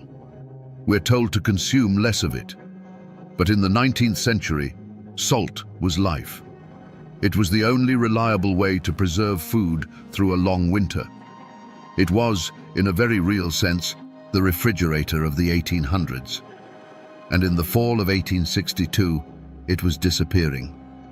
For the families in Madison County, the entire rhythm of the year built towards one crucial period: hog killing time. As the first frosts hardened the ground, families would butcher their livestock. The meat would then be packed in barrels, layered with salt. The salt would draw out the moisture, curing the pork and beef, preventing it from rotting. This salted meat, hanging in a smokehouse, was the food that would keep a family alive from November until the first spring thaw. Without salt, the entire year's worth of meat would spoil within a week. Without salt, winter meant starvation. As the Civil War raged, the Union Navy tightened its blockade around the southern ports. Shipments of everything, including salt, dwindled to a trickle. Inland, key salt mines like the one in Saltville, Virginia, were now heavily fortified military targets. The Confederacy needed every ounce of salt it could get for its own armies to preserve rations for the soldiers on the front lines. So, the government in Richmond did what all desperate governments do. It seized control of the supply. What little salt made its way into the mountains of North Carolina was now a strategic weapon. It was distributed by Confederate officials, and it was given almost exclusively to families loyal to the cause. If your husband was fighting for the Confederacy, you got salt. If he was known to be a Union man or was hiding in the woods to avoid the draft, your family got nothing. Imagine the quiet panic spreading through the Unionist homes in Shelton Laurel. They had the livestock, they had the smokehouses, they had the knowledge passed down through generations, but they didn't have the one ingredient that made it all work. They watched their pro-Confederate neighbors preparing for winter, the familiar smell of curing meat in the air, knowing their own families were being deliberately starved out. It was a cold, calculated strategy. Force the Union men out of hiding. Break the back of the resistance not with bullets, but with hunger. By January of 1863, the situation was dire. The window for preserving meat was closing. The whispers in the valley grew more desperate. They could appeal to the local authorities, but the authorities were the ones denying them. They could watch their families grow weaker day by day, or they could take the salt by force. When the law denies you the means to survive, you stop obeying the law. And about 60 men, armed with rifles and a righteous fury born of desperation, decided to do just that. Their target was the county seat, the town of Marshall. They came down from the mountains like ghosts, emerging from the frozen woods that surrounded the town of Marshall. 60 men, their faces hardened by the cold and a desperate resolve. This wasn't an army, it was a posse, and they fell upon the town with a fury that had been simmering for months. Marshall was the heart of Confederate authority in Madison County. It had the courthouse, the sheriff's office, and most importantly, the warehouses where the Confederate government stored its precious supplies. The raiders hit these first. Doors were kicked in, locks were shattered, sacks of salt, flour, and coffee were hauled out into the street. For men whose families were facing starvation, this was a moment of wild triumph. But this was never just about food, it was about payback. After securing the public stores, the mob fanned out through the town. They didn't target indiscriminately. They went to the homes of known Confederate officials and wealthy sympathizers. They settled old scores, taking not just food, but blankets, clothes, and anything of value. They were sending a message. Your loyalty to Richmond will not protect you here. Then they made a fateful decision. They went to the home of Colonel Lawrence Allen, the commander of the 64th North Carolina Regiment. Allen himself wasn't there. He was away on military business. But his house was a symbol of Confederate power, and the raiders decided to tear that symbol down. They ransacked his home from top to bottom. They emptied his pantry, stripped his beds, and terrorized his family with their presence. For the men of the mountains, this was justice. For Colonel Allen and the rest of the Confederacy, this was an unforgivable insult. You don't just steal from a man. You don't cross the threshold of his home and threaten his family. It was a violation of a code more ancient than any government. As the sun began to set, the raiders melted back into the wilderness, their mules loaded down with salt and stolen goods. They returned to the Shelton Laurel Valley as heroes. They had stared down the enemy and won. They had secured enough salt to see their families through the winter. They thought the story was over. They believed they had struck a blow for their own survival and gotten away with it. But the news of the raid, and especially the violation of Colonel Allen's home, traveled fast. The insult demanded a response, and the response was already being prepared. The men who had just saved their families from starvation had, in reality, just lit the fuse on a powder keg, and the man they had just humiliated was about to be put in charge of the response. The response from the Confederacy was swift and decisive, but they didn't send an army of strangers from Virginia or Georgia. That would have been a mistake. Strangers wouldn't know the terrain, wouldn't know the families, wouldn't know who was loyal and who was a traitor.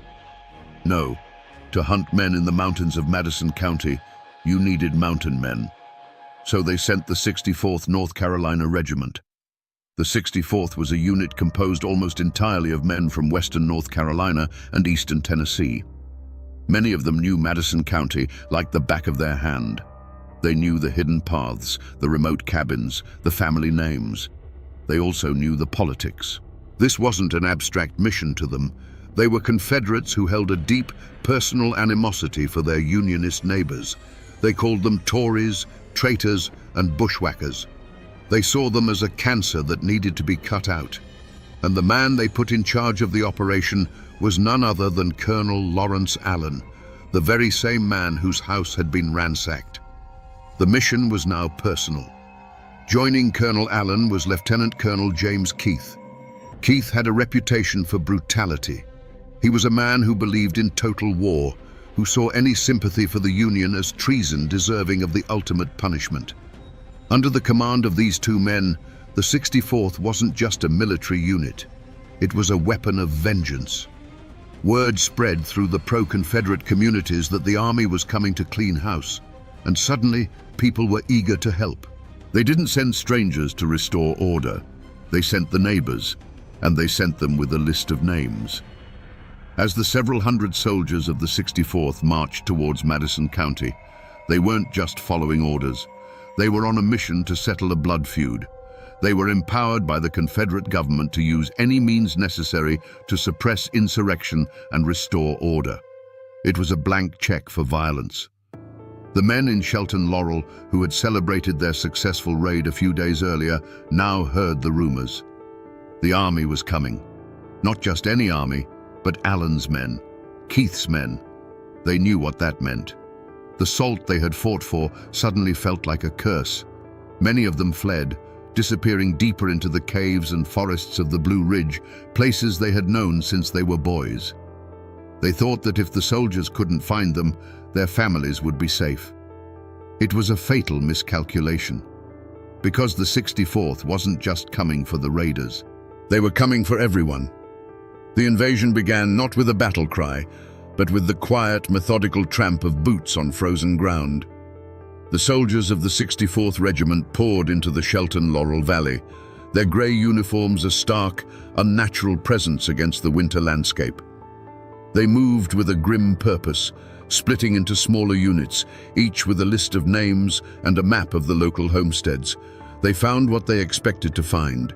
The men were gone. The cabins were occupied only by women, the elderly, and those too old or infirm to flee. The soldiers' questions were met with a wall of silence. These were mountain people. You didn't betray your own, especially not to armed men who were once your neighbors. Frustration quickly curdled into rage. If the traitors wouldn't show themselves, then the 64th would burn them out. The campaign shifted from a manhunt to an exercise in collective punishment. The first thing to go was the food. Soldiers stormed into smokehouses and barns, bayoneting sacks of grain, overturning barrels of salted meat, the very meat the raiders had risked their lives for. What they couldn't carry or spoil, they set on fire. Then came the livestock. A family's milk cow, a priceless source of sustenance, was shot in its pen. Hogs and chickens were killed where they stood. This wasn't about foraging for the army. It was about erasing a family's ability to survive the winter. It was a sentence of slow starvation. Black smoke began to rise from the valley floor, thick and oily. Barns, full of hay and corn shucks, went up like torches. The sound of splintering wood and the terrified cries of animals echoed off the mountainsides. From a distance, it looked as if the entire valley was on fire. For the families watching from their cabin doorways, this was a vision of the apocalypse. Everything they had worked for, generations of labor, was being turned to ash in a matter of hours. Their world was being systematically unmade, and there was nothing they could do. What force can a lone woman with a half-empty pantry raise against 100 men with rifles and torches? By the end of the day, the soldiers were no closer to finding the men they were hunting. The valley was a smoking ruin, but the fugitives remained hidden in the cold embrace of the mountains. Colonel Allen and Lieutenant Colonel Keith now faced a choice.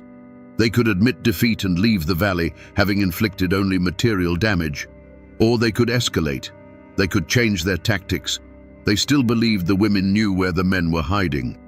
And if burning their homes and killing their livestock wouldn't make them talk, they would have to find another way, a more direct way. The violence now turned inward. It moved from the barns and the fields into the cramped, cold cabins.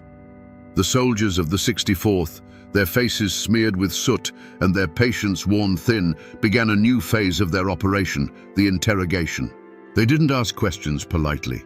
They dragged the women out of their homes into the freezing air, their bare feet stinging on the icy ground. They'd hold a mother and scream questions at her, demanding to know which cave her husband was hiding in, which rock shelter her brother had fled to. When she refused to answer, they turned on the things she loved. They would press the cold steel of a bayonet against a wooden cradle, a silent, chilling threat. They would hold a torch menacingly close to the only blanket a family owned. It was a war of nerves, a campaign of psychological terror designed to break the will of people who had very little left to lose. The soldiers' cruelty became more inventive, more personal. According to witness accounts that would later surface, they subjected some of the elderly to agonizing forms of torture. One 85-year-old woman was allegedly hung by her thumbs from a tree branch, the soldiers trying to force a confession from her lips until she passed out from the pain. The methods were brutal, designed to inflict maximum suffering without the finality of a gunshot. But the women of Shelton Laurel did not break. These were people forged from hardship, whose entire lives were a testament to resilience. They stared back at the soldiers with a silent, defiant contempt. They gave them nothing. The silence in the valley held, a shield against the invaders.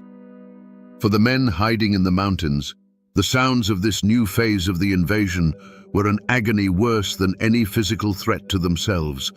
They could hear the distant screams. They could see the smoke from their own chimneys and know that soldiers were inside. They had fled to protect themselves, believing their absence would shield their families. Now they understood the horrifying truth. Their hiding was the very thing causing their families to suffer. Every minute they stayed in the safety of the wilderness, another minute of terror was inflicted upon their wives, their mothers. The choice became unbearable. They could stay hidden and listen to their world being tortured apart, piece by piece. Or they could surrender. They could walk out of the forest, offer themselves up, and hope, pray, that their sacrifice would buy their families safety. One by one, and in small groups, they began to make their decision. They walked out of the tree line, not with rifles raised, but with hands held high. They emerged from the rhododendron thickets and the dark mouths of caves, their faces gaunt from hunger and cold. This wasn't a surrender in battle. It was a trade. Their lives for their families' safety. Some of the men gave themselves up directly to the soldiers. Others were tracked down. The hunt continued for a full day. the 64th sweeping the mountainsides, their knowledge of the terrain now a deadly weapon. They cornered men in icy ravines and pulled them from the hollow logs where they had taken shelter. In the end, 15 men were rounded up. They were a collection of farmers and laborers, related by blood and by their shared belief in the Union. 2 of them were immediately identified as deserters from the Confederate Army. They were taken aside and shot without ceremony. Their deaths served as a grim warning to the remaining 13. The 13 prisoners were exhausted, half-frozen, and terrified. They were now completely at the mercy of Lieutenant Colonel Keith and his men. They were lined up, their hands bound tightly behind their backs, and they braced themselves for the worst. But then, the soldiers told them something unexpected. They told the prisoners that they were being marched to Knoxville, Tennessee. There, they would be handed over to the proper authorities and face a military tribunal as prisoners of war. They would have a chance to state their case. They would be subject to the rules of war. It was the first lie of many. For the prisoners, a flicker of relief cut through the fear. A trial was terrifying, but it was structured. It was legal. The law, however harsh, was preferable to the lawlessness and terror of the past few days in the valley. A march to Knoxville meant they would live to see another day. It meant the immediate threat of a roadside execution was over. They believed the worst was behind them. They had no way of knowing that their captors had no intention of marching them to Knoxville. The promise of a trial was just a tool, a way to keep them compliant, to prevent them from making a desperate break for freedom on the long road ahead. The small, weary column of men was formed up, surrounded by the grey uniforms of the 64th. As they were prodded forward, out of the Shelton Laurel Valley they called home, they were not walking towards justice. They were walking towards a ditch.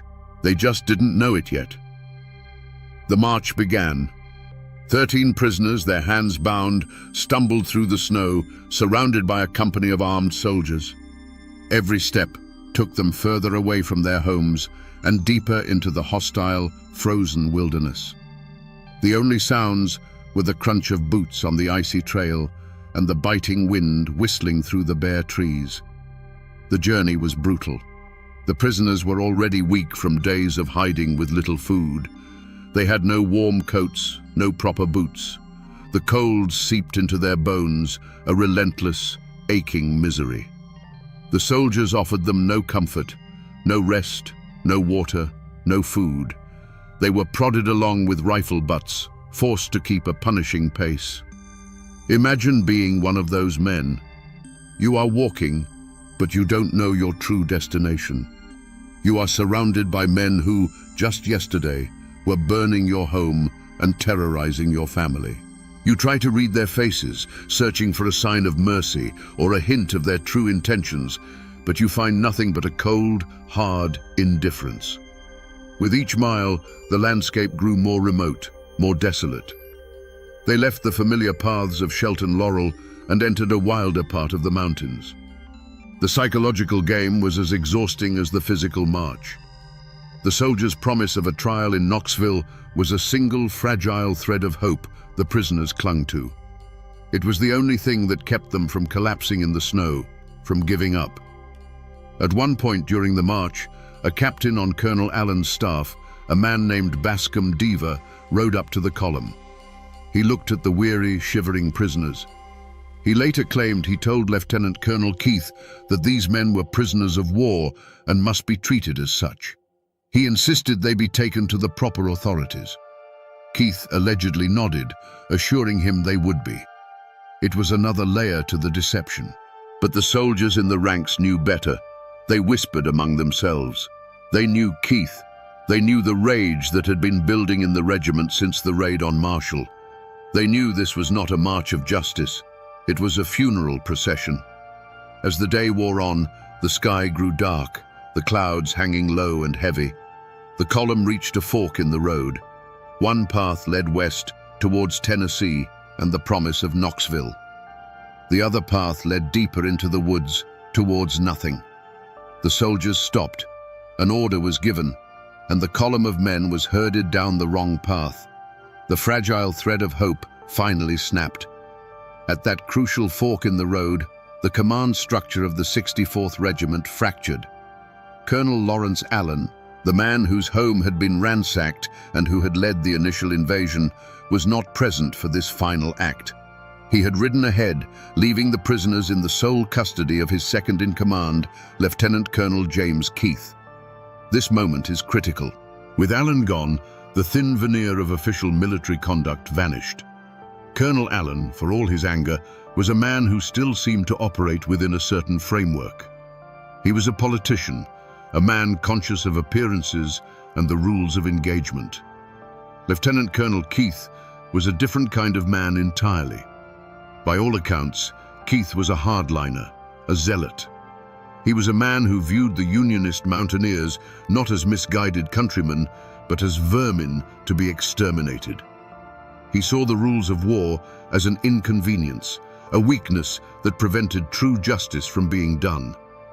He had been given a mission to suppress insurrection, and he intended to interpret those orders in the most final way possible. The decision to turn off the main road was his and his alone. It was a deliberate choice to move the prisoners away from any potential witnesses, away from the possibility of another officer like Captain Deaver intervening. He was taking them somewhere private. This is where the official story, the one Keith would later tell, begins to fray. He would claim that he received an order from a higher command to execute the prisoners. He would say his hands were tied, but no written evidence of such an order has ever been found. It's a claim that historians widely dismiss as a self-serving lie, an attempt to deflect blame for what was about to happen. The truth is likely much simpler and much darker. The fork in the road was the moment Lieutenant Colonel Keith decided to become the law, judge, jury, and executioner. He led the men down a narrow, secluded track that followed a winding creek. The air grew colder, the trees thicker. The world closed in around the small column of soldiers and prisoners. They marched for another mile, the only sound the rushing water of the creek beside them. Then, Keith gave the order to halt. They stopped in a small, unremarkable clearing, a slight depression in the land not far from the road, but completely hidden from view. It was a place with no name, a place that was about to be given one, written in blood. The prisoners looked around, their hearts pounding in their chests. They knew now. There was no Knoxville, there was no trial, there was only this place. The finality of the moment hung in the freezing air. The quiet clearing became a stage for a grim, predetermined play. The soldiers of the 64th, who had been marching in a loose formation, now moved with a sharp, mechanical precision. On Lieutenant Colonel Keith's command, they formed two ranks facing the prisoners. The sound of dozens of rifles being checked, of cartridges being seated, was a series of sharp, metallic clicks that cut through the silence. For the 13 men from Shelton Laurel, the world narrowed to this single, horrifying scene. The last vestiges of hope evaporated, replaced by the cold, stark certainty of death. This was it. This was the end of the road. An order was barked. Kneel. Some of the men dropped to their knees immediately, their bodies drained of all resistance. Others hesitated, their minds reeling in disbelief. A few, in a final act of defiance, remained standing, choosing to meet their fate on their feet. In those last minutes, the conflict became deeply personal. One of the prisoners, a man named James Shelton, recognized a soldier in the firing line. It was someone he knew, someone from a neighboring community. He called out to him by name, pleading, "You're not going to kill us, are you? You wouldn't kill me." The soldier, his face pale and grim, reportedly turned away, unable to meet his gaze. But he did not lower his rifle. Another prisoner, Joseph Woods, was a Free Will Baptist preacher. As the soldiers took aim, he began to pray out loud, his voice clear and steady in the winter air, a final appeal not to his captors, but to his God. One of the men, a prisoner in his late 60s, saw a familiar face in the line opposite him. It was a man he had traded corn with just 2 years before. He stared at the man, a silent question in his eyes. How did we get here? There was no answer. This wasn't an anonymous execution of faceless enemies. It was a settling of accounts between people who knew each other's families, who walked the same roads, who understood the same mountain dialect. It was the brutal, logical conclusion of a war that had turned neighbor against neighbor. The men in the firing line were not just soldiers following orders, they were participants in a community's self-destruction. Lieutenant Colonel Keith stood to the side, his expression unreadable. He had brought them here. He had made the decision. Now, all that was left was to give the command. He raised his hand. The prayers of the preacher were cut short. The forest held its breath. The hand dropped. The command to fire shattered the silence of the clearing. A single deafening roar of gunpowder erupted from the line of rifles. For an instant, the world was nothing but a flash of orange light and a wall of concussive sound that slammed into the trees and echoed back across the valley. A thick cloud of acrid white smoke billowed out, momentarily obscuring the scene. It smelled of sulfur and hot metal, a chemical stench that clung to the damp winter air. Through the haze, the dark shapes of the kneeling men crumpled and fell. They collapsed into the snow, not as individuals, but as a single, tangled mass. But it wasn't over. Some of the men in the firing line, perhaps unnerved by shooting neighbors at point-blank range, had flinched. Their aim had been poor. Wounded men were still moving, their groans of agony now audible in the ringing silence that followed the first volley. Lieutenant Colonel Keith would not tolerate an untidy execution. Another order was given. The front rank of the firing squad reloaded, their hands moving with a practiced, detached efficiency. Ramrods slid down barrels. Percussion caps were fitted. It was a cold, mechanical process, a stark contrast to the human suffering just yards away. A second volley crashed through the clearing, then a third. It was a messy, brutal affair. The soldiers continued to fire until all movement ceased. The crisp white snow in the small depression was now trampled and stained, a testament to the violence that had just unfolded. The execution, which had been ordered with cold precision, had descended into a chaotic slaughter. When the final shot had been fired, a new kind of silence fell. It was heavier than before. It was the absolute, profound quiet that only exists in the immediate aftermath of extreme violence. The soldiers stood in their ranks, the barrels of their rifles still smoking, their faces impassive or perhaps stunned by what they had just done. The war within the war had reached its climax. 13 men from Shelton Laurel lay dead in a ditch, executed without trial, without charges, without mercy. Their crime was not treason. Their crime was being on the wrong side of a feud in a place where the law had ceased to exist. Now, all that was left was to hide the evidence. There were no prayers said over the bodies, no final words, no rites of passage. The act of burial, a sacred ritual in every human culture, was reduced to a crude, pragmatic task: disposal. Lieutenant Colonel Keith ordered his men to cover up their work. The small clearing where the men fell was already a natural depression in the land, a shallow ditch. The soldiers used their rifle butts and their boots to push dirt and snow over the bodies. They grabbed fistfuls of frozen leaves and dead branches, scattering them on top. It was a hasty, careless effort. They didn't dig a proper grave. It would have taken too long, and the ground was hard as iron.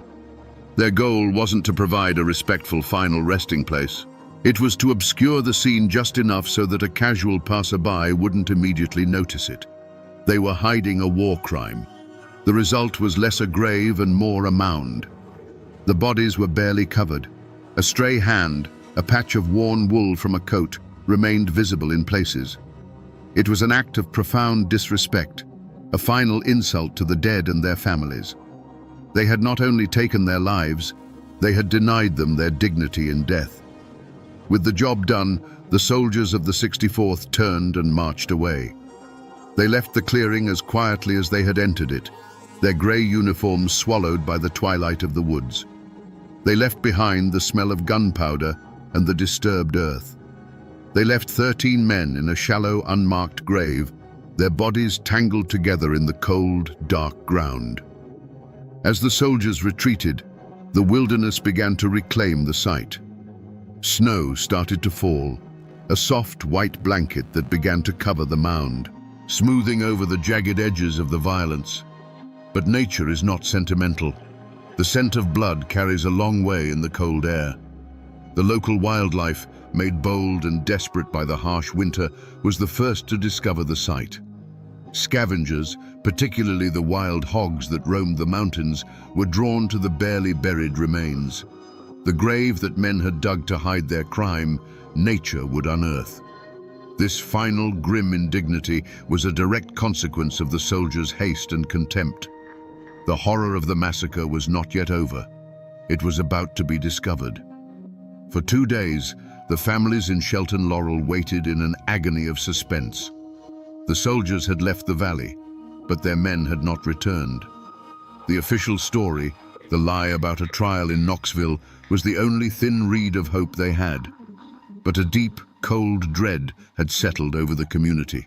Finally, they couldn't wait any longer.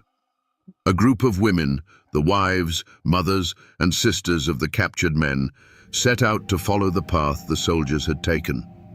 They were led by the wife of one of the victims and a few elderly men who had been spared from the roundup. They walked for miles through the snow, their hearts heavy with the fear of what they might find. They found the site not by sight, but by the signs of disturbance. The trampled snow, the unnatural mound of earth and leaves, and the horrifying evidence of scavenging animals. The scene that confronted them was a vision from a nightmare. The work of the hogs had undone the soldiers' hasty burial. The women stood at the edge of the shallow grave, looking down at a scene of utter devastation. Their hope, which they had nurtured for 2 days, died in that frozen clearing. What followed was an act of profound love and desperate courage. Using their bare hands and pieces of bark, the women began to dig. They clawed at the frozen earth, pushing aside the snow and leaves, their fingers raw and numb from the cold. They had to uncover their dead. They had to know. One by one, they identified their loved ones. A familiar patch on a coat, the worn leather of a boot, the face of a husband, a son, a brother, now a frozen mask of its final agony. The clearing was filled with the sounds of their grief, cries of anguish that the cold mountains seemed to swallow whole. There were no hearses, no coffins. There was only a single rickety ox cart that they had brought with them. Working together, these women, their bodies trembling with shock and sorrow, lifted the frozen, stiffened bodies of the 13 men out of the ditch and loaded them onto the cart.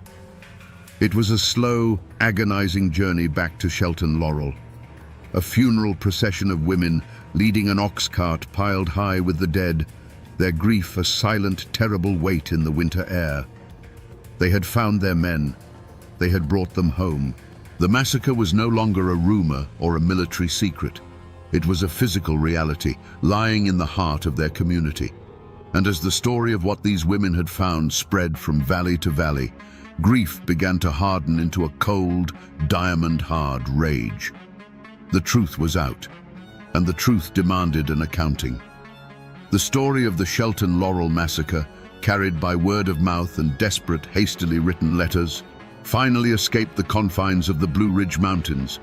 It traveled down to the lowlands, to the county seats, and eventually all the way to the state capital in Raleigh. And when it reached the desk of North Carolina's Governor Zebulon Vance, it landed like a bombshell. Governor Vance was no stranger to the brutalities of war. He was a staunch Confederate, a man committed to the Southern cause, but he was also a native of the North Carolina mountains, born and raised not far from Madison County.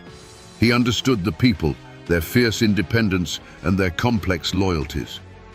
The report he received left him stunned. He wasn't reading about a battle.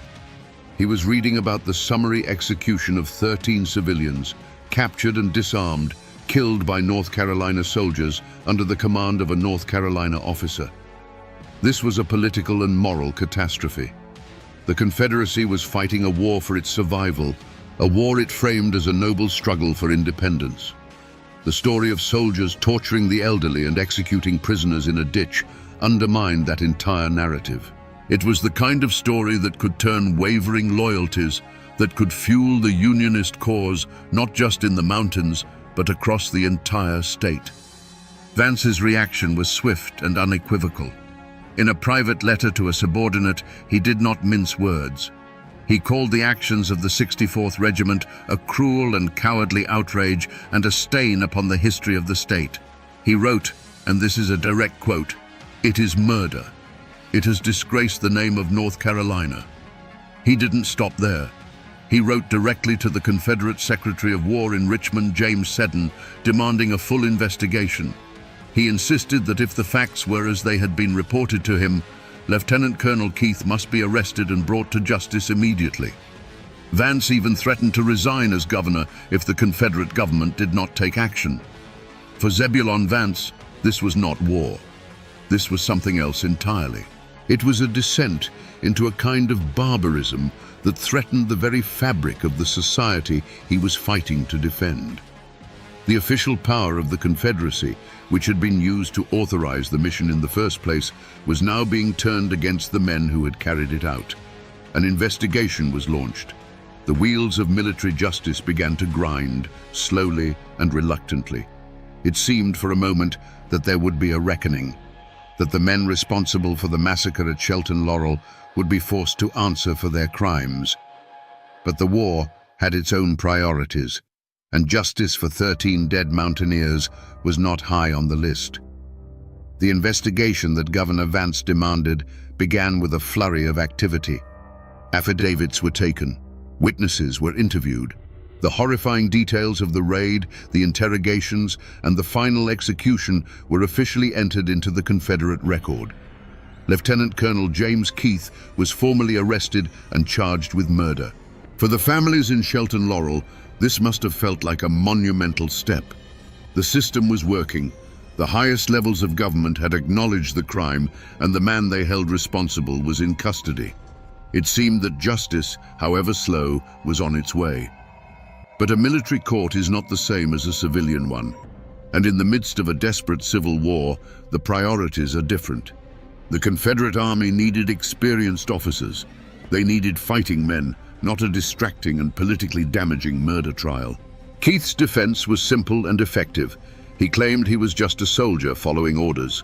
He produced a vaguely worded command from his superior, Brigadier General Henry Heth, which authorized him to destroy the disloyal.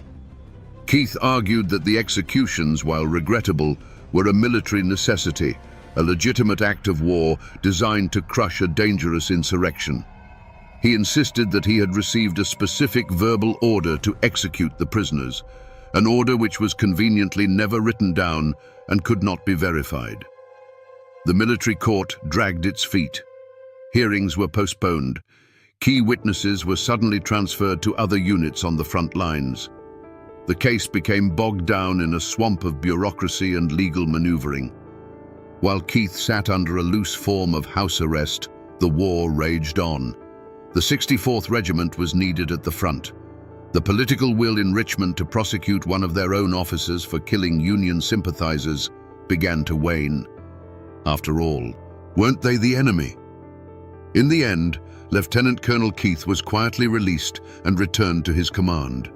The charges were effectively dropped. No one was ever convicted. No one spent a single day in prison for the murder of the 13 men. The system had failed.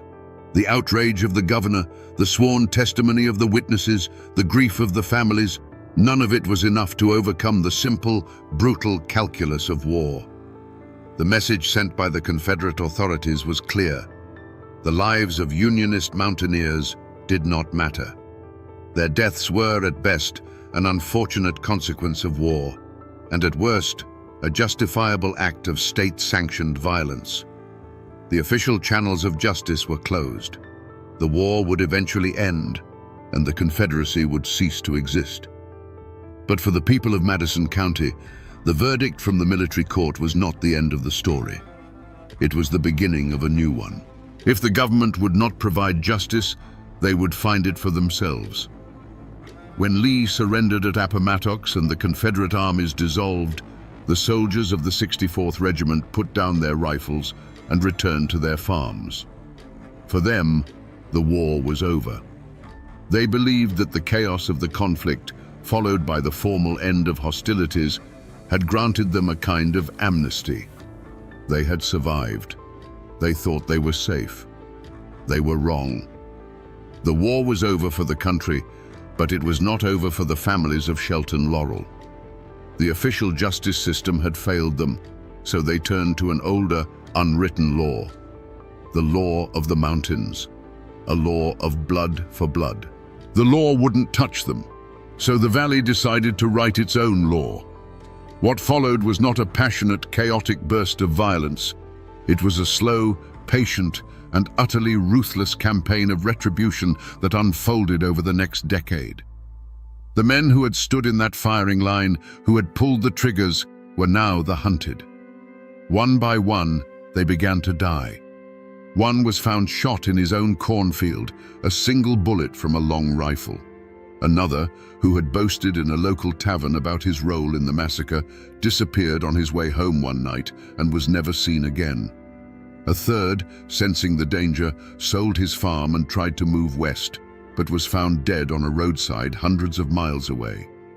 The men of the 64th lived in a state of constant, quiet paranoia. Every snapped twig in the woods, every stranger on the road, every silhouette seen at dusk could be the end.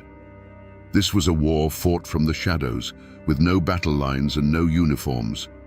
It was a grim accounting, and the names were being crossed off a list, one by one.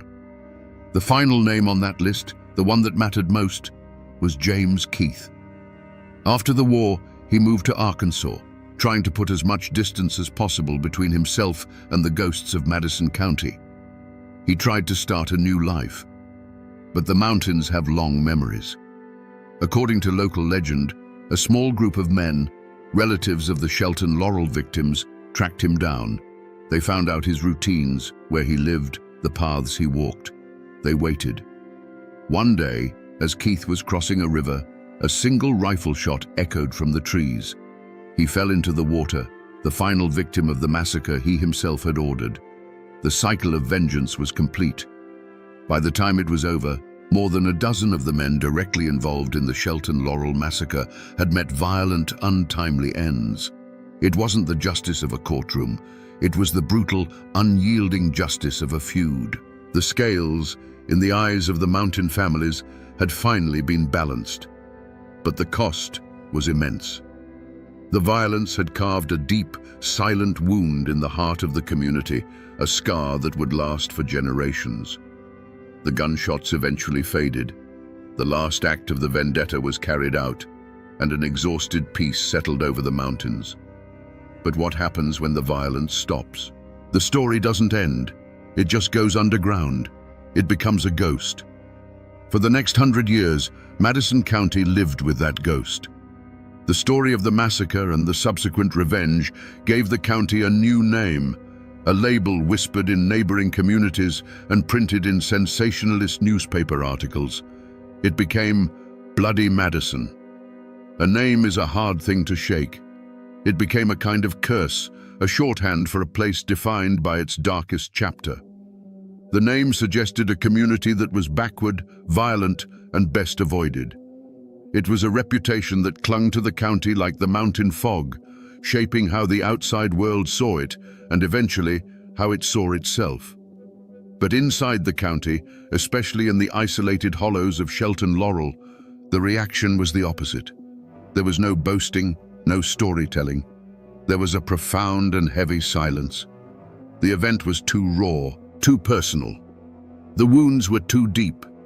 Families who had lost men in the massacre lived just down the road from the descendants of those who had sympathized with the Confederacy. To speak of it was to risk reopening those wounds, to reignite feuds that had been settled with so much bloodshed. And so, the community locked it away. It became a secret that everyone knew, but no one spoke of aloud. The first generation knew the faces of the dead. The next generation knew the stories, but told them only in hushed tones. By the third generation, the specifics began to fade, but the feeling remained, a sense of a dark, unspoken history, a sadness that seemed to linger in the very soil. The silence was a scab over a wound that had never truly healed. The land itself seemed to remember. The small clearing where the men were executed became a place that locals instinctively avoided, a haunted space on the mental map of the community. The stories became whispers, then legends, then fragments of folklore passed down, their sharp edges worn smooth by time. It wasn't until the mid-20th century that historians and descendants began to carefully break the silence. They pieced together the story from old letters, military records, and the fading memories of the elderly. They sought to replace the curse of bloody Madison with the truth of what happened. They gave the victims their names back, and in doing so, began the slow, painful process of lancing the wound that had festered for a century. The story of Shelton Laurel is a powerful reminder that the end of a war is not the beginning of peace. For communities that have torn themselves apart, the silence that follows the final gunshot is often just another kind of battle. It's a fight against forgetting, a struggle to understand how neighbors could become monsters, and how a place of such profound natural beauty could become the scene of such profound human darkness. The story of the Shelton Laurel massacre is not a grand epic. It is a small story. It's a story about a few dozen families in a forgotten valley, pushed to the brink by a war they did not ask for. It began with a desperate, hungry act, a raid for salt. And it ended in a shallow grave, with a cycle of revenge that would poison the community for a century. This story is often lost in the shadow of the great battles of the Civil War. There were no famous generals here, no sweeping cavalry charges. But perhaps because of its small scale, its lessons are clearer and more chilling. It reveals how quickly the structures of civilization, law, justice, mercy can be stripped away, leaving nothing but the raw, brutal dynamics of us versus them. This wasn't a conflict born of grand ideology. It was born from the geology of division. The mountains that isolated the people of Madison County also became an incubator for their fear and resentment. Political disagreement, when trapped in a closed space, festered into hatred. And hatred, when given a uniform and a rifle, became murder. The men who pulled the triggers at Shelton Laurel were not monsters from a distant land. They were neighbors. And that is the most terrifying and important truth of this entire story. It serves as a stark warning of what happens when we stop seeing the humanity in the people we disagree with. When we allow labels, Tory, traitor, rebel, to erase the face of the person who lives just down the road. Today, the Shelton Laurel Valley is quiet. The forests have reclaimed the old homesteads. The streams run clear. The ditch where 13 men were killed is now just a gentle depression in the earth, indistinguishable from any other, unless you know exactly where to look. The mountains remain, silent witnesses to the fury that once consumed this place.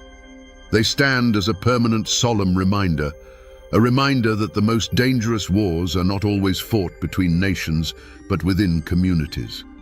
A reminder that the deepest wounds are not inflicted by strangers, but by the people we once called our own. And a reminder that the line between a neighbor and an enemy is a fragile thing, terrifyingly easy to erase. The rope was already around his neck. On May 1st, 1868, Tom Dooley looked out over the crowd and with his last breath spoke the words that would seal a woman's reputation in darkness for eternity. He said, "If it wasn't for Ann Melton, I wouldn't be on this scaffold today." Was it a damning accusation? A confession of his own weakness?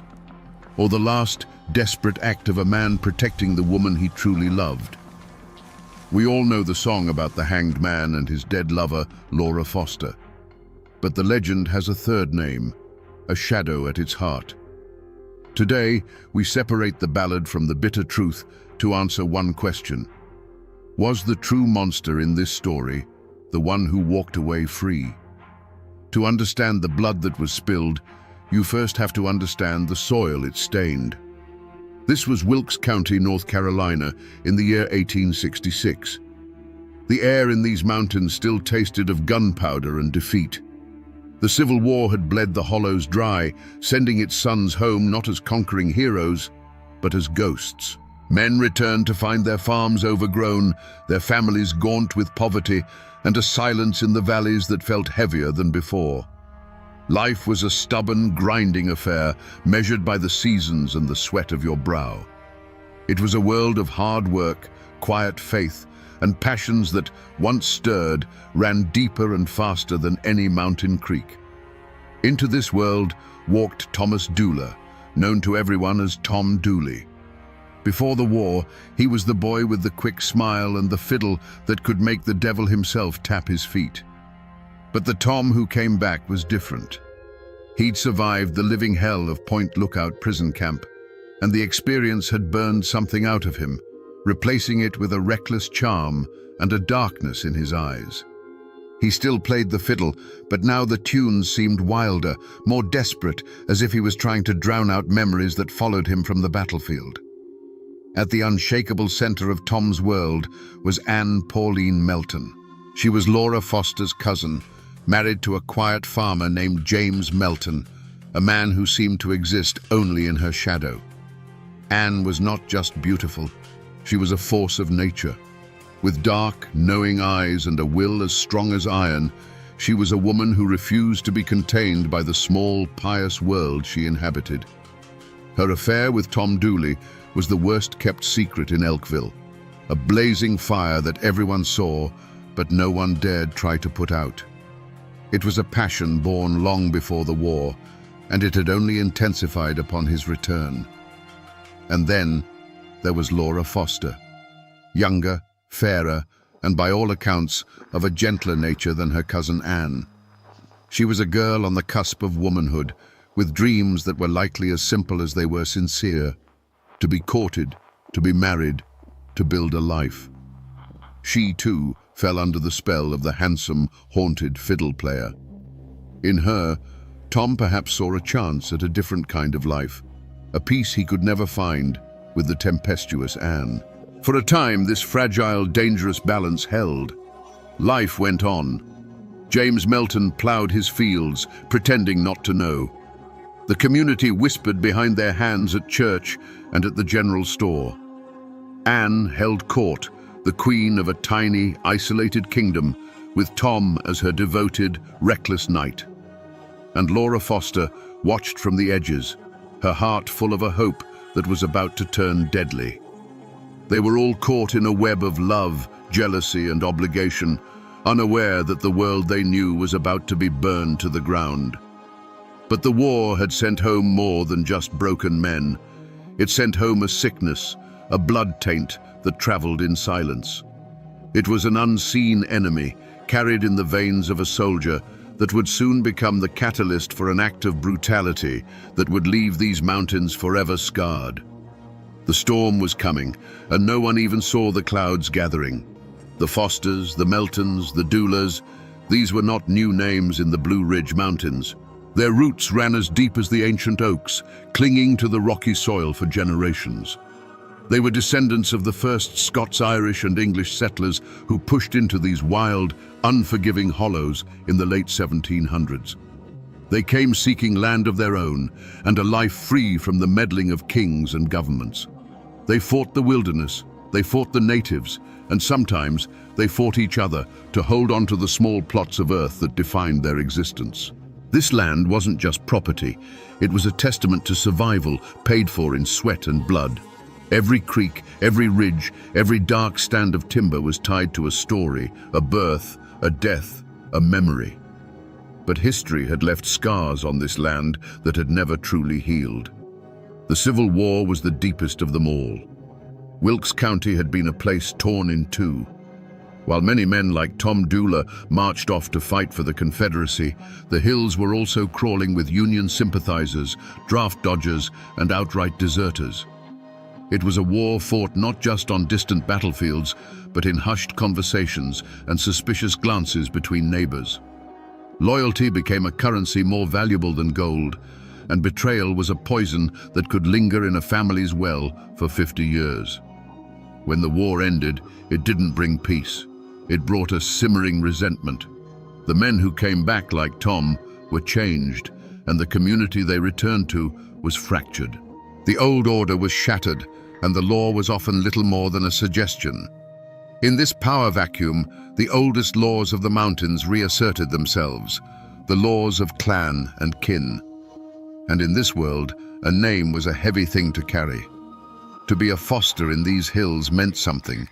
It meant you were part of a sprawling, tangled web of blood relations.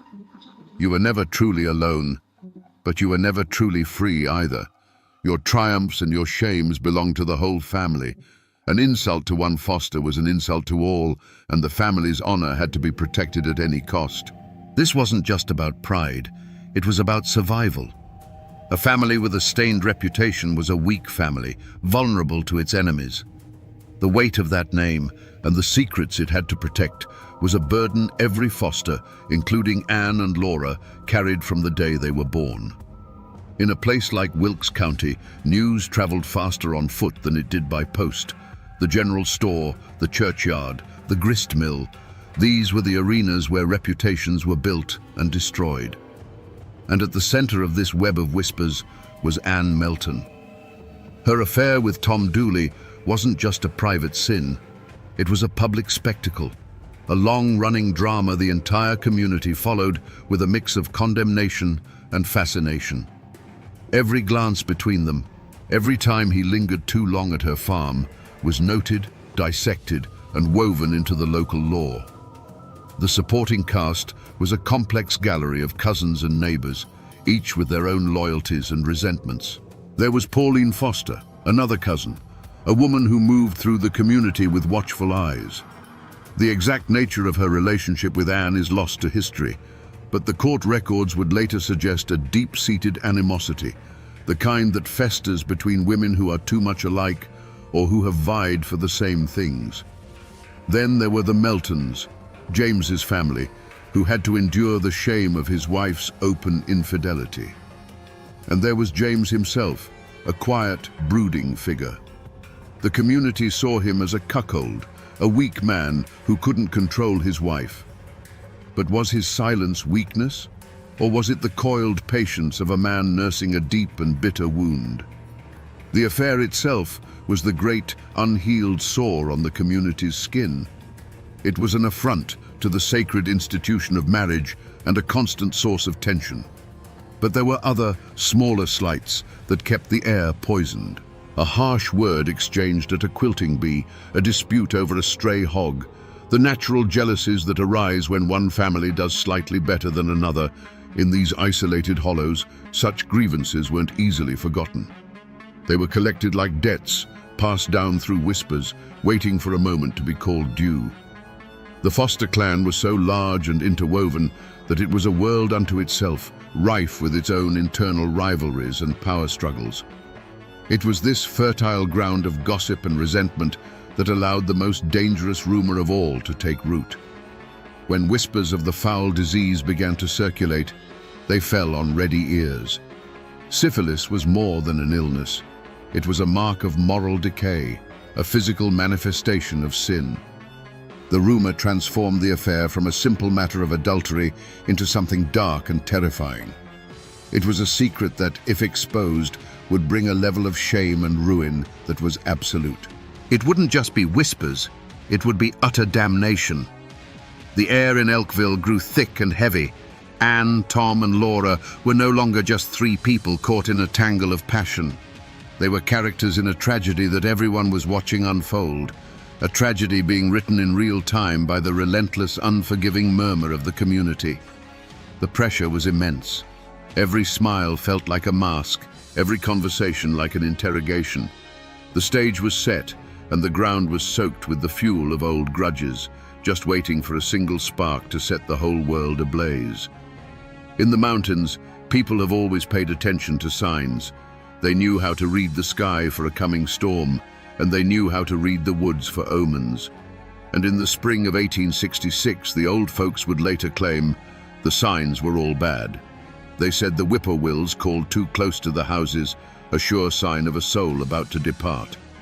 A strange, unnatural quiet seemed to settle in the hollows, a silence that felt sharp and heavy in the air, as if the mountains themselves were holding their breath, waiting for a coming violence. These were the whispers of the woods, the ancient language of dread that every mountain person understood in their bones. The true omen, however, was not a bird or a dream. It was a human one. It was the change that came over Laura Foster. The young, hopeful girl disappeared, replaced by a woman who had been handed a death sentence. When Laura learned she was sick and understood the shameful truth of how she'd gotten that way, the desperation must have been absolute. She was no longer just a spurned lover. She was a victim facing a slow, ugly decay. And she was not going to suffer that fate alone and in silence. Her threat to expose Tom, and by extension the married Anne Melton, was not the blackmail of a schemer. It was the last, defiant cry of a girl whose life had been ruined. That cry was a prophecy, and it spelled doom for Anne. Anne Melton would have felt it most of all. She was too sharp, too aware, not to see the abyss opening up before her. The whispers of the community were no longer just background noise. They were the sound of a trap being sprung. The easy power she held over men, the carefully constructed life she had built with her husband James, the fragile respectability she clung to, it was all about to be consumed by scandal and disease. She must have felt a cold knot of dread in her stomach that never went away, a premonition that the poison that had entered their lives had finally reached the heart. The walls of her world were groaning, and she knew that soon they would either come crashing down on top of her, or she would have to tear down someone else's first. The dam of whispers and threats was about to break. On a bright May morning, Laura Foster made her move. She walked out of her family's home, went to the barn, and saddled her father's mare. She told her family she was leaving to elope with Tom Dooley. This was it. This was the final desperate gamble of a girl who had nothing left to lose. It was not just a flight of romantic fancy, it was a public declaration, an act of defiance that would force every secret out into the sunlight. By riding away to meet Tom, she was setting the entire fragile world on fire. For Tom Dooley, this was the moment of reckoning. He was caught between two worlds, between the fiery, possessive love of Anne and the desperate, righteous claim of Laura. He had made promises to both. Now, Laura was calling in his debt. He had to meet her. He had to face the consequences of his actions. We'll never know what was in his heart on that day, true love for Laura, a sense of duty, or the fear of a man being led into a trap. But we know he went to the rendezvous. His fatal indecision, his inability to untangle the web he had woven, placed him squarely on the path to that shallow grave. The news of Laura's departure must have struck Anne Melton like a physical blow. The threat was no longer a possibility whispered in the dark. It was a girl on a horse, riding to destroy her. Laura's elopement with Tom would be the final, unforgivable humiliation. The whole sordid story, the affair, the lies, and the shameful disease would be laid bare for the entire county to see. The life Anne had so fiercely protected was about to be torn to shreds. The time for talk was over. The time for manipulation and quiet threats had passed. A choice had to be made right there on that spring morning. And so, the first drops of blood were shed, not with a blade, but with a decision. The plan, whether hatched in a moment of panicked rage or cold calculation, was set in motion. The rendezvous between Tom and Laura was no longer a meeting of lovers. It was an ambush. The conflict escalated from a bitter personal feud into a conspiracy to commit murder. Someone, Anne or Tom, under her influence, decided that the only way to silence Laura Foster forever was to put her in the ground. As Laura rode away, the sun warm on her back, she must have felt a mix of terror and hope. She was leaving everything she had ever known behind, riding toward an uncertain future with the man she loved. She didn't know that she was not riding toward a new life. She was riding into a silence that had been carefully prepared for her, a silence as deep and final as the Appalachian earth itself. The point of no return had been crossed. The spot where Laura Foster drew rein on her father's mare was quiet and secluded. Sunlight filtered through the new spring leaves, dappling the forest floor. This was the place where her future was supposed to begin. She looked for Tom, her heart a frantic mix of hope and fear. But the figure, or figures, that emerged from the shadows of the rhododendron thicket did not offer the embrace she was expecting. We will never know the exact words that were spoken in those final moments. Was it a plea, an accusation, a bitter, venomous argument? Whatever was said, the hope in Laura's eyes must have died in an instant, replaced by the cold, stark terror of betrayal. There was no long, drawn-out scream to echo through the hollow. The violence was too sudden, too brutally intimate for that. There was likely just a sharp, choked gasp, the sound of a frantic, brief struggle in the dry leaves on the forest floor, and then a heavy, sickening thud. A sound of such finality that it seemed to drain all the life from the air around it. The sound of a life being abruptly, horribly extinguished. The world did not stop. It simply went on without her in it. The mare, panicked by the scent of terror and the sudden chaos, reared back, its eyes wide with fright. It tore through the underbrush, reins flying, the empty saddle a stark and terrible testament to what had just occurred. The horse ran without stopping, a mindless flight back toward the familiar scent of home, leaving behind a scene of unnatural stillness. A small piece of a woman's life, a bonnet perhaps, or a ribbon, lay trampled in the dirt, the only splash of color in a world that had suddenly gone gray. Then the grim work began. The silence was broken not by cries or laments, but by the rhythmic, labored sound of digging. It was the scrape and clank of a tool, a shovel or a mattock, striking the hard, unforgiving Appalachian earth. It was a desperate, sweating labor, a race against the setting sun and the possibility of a chance wanderer. Each shovelful of dirt was not just soil being moved, it was an act of concealment, an attempt to erase a person, to bury a terrible secret so deep that it might never be found. The grave was shallow, dug with the frantic haste of those who wanted to be gone from that cursed place. There was no reverence, no ceremony. The burden of Laura's body, now just a thing to be hidden, was placed into the shallow trench. The sounds were muted and awful. The rustle of her homespun dress against the dirt, the dull weight of her form settling into the earth. It was a final, profound act of desecration. Then came the final sounds, the soft, heavy thuds of dirt being shoveled back into the hole, covering the last evidence of the crime. The person or people who stood there in the fading light, their clothes stained with soil and their lungs burning from the effort, were not just burying a body. They were burying a promise, a future, and a piece of their own souls. When they were finished, they tried to make it look as though nothing had happened. They scattered leaves over the freshly turned earth and arranged the branches just so. But the ground was wounded. No human eyes had witnessed the act, but the ancient trees stood as silent sentinels. The mountains had seen it all, and in the Blue Ridge, the mountains never, ever forget. To understand what happened in that secluded glade, you have to try, for a moment, to look at the world through Anne Melton's eyes. In her mind, Laura Foster was no longer a person.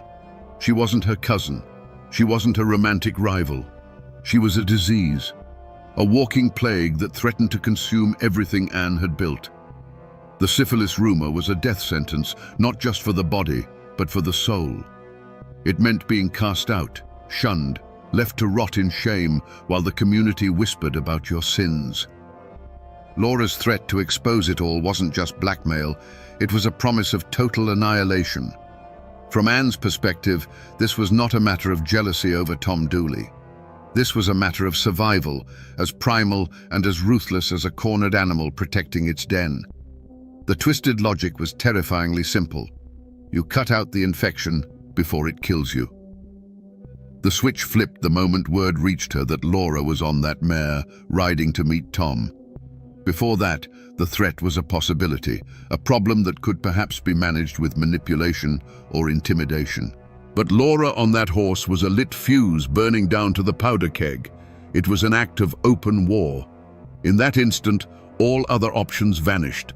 The cool, calculating part of Anne's mind, the part that had allowed her to manage an affair under her husband's nose and maintain her standing in the community, would have taken over completely. It was no longer a messy human drama.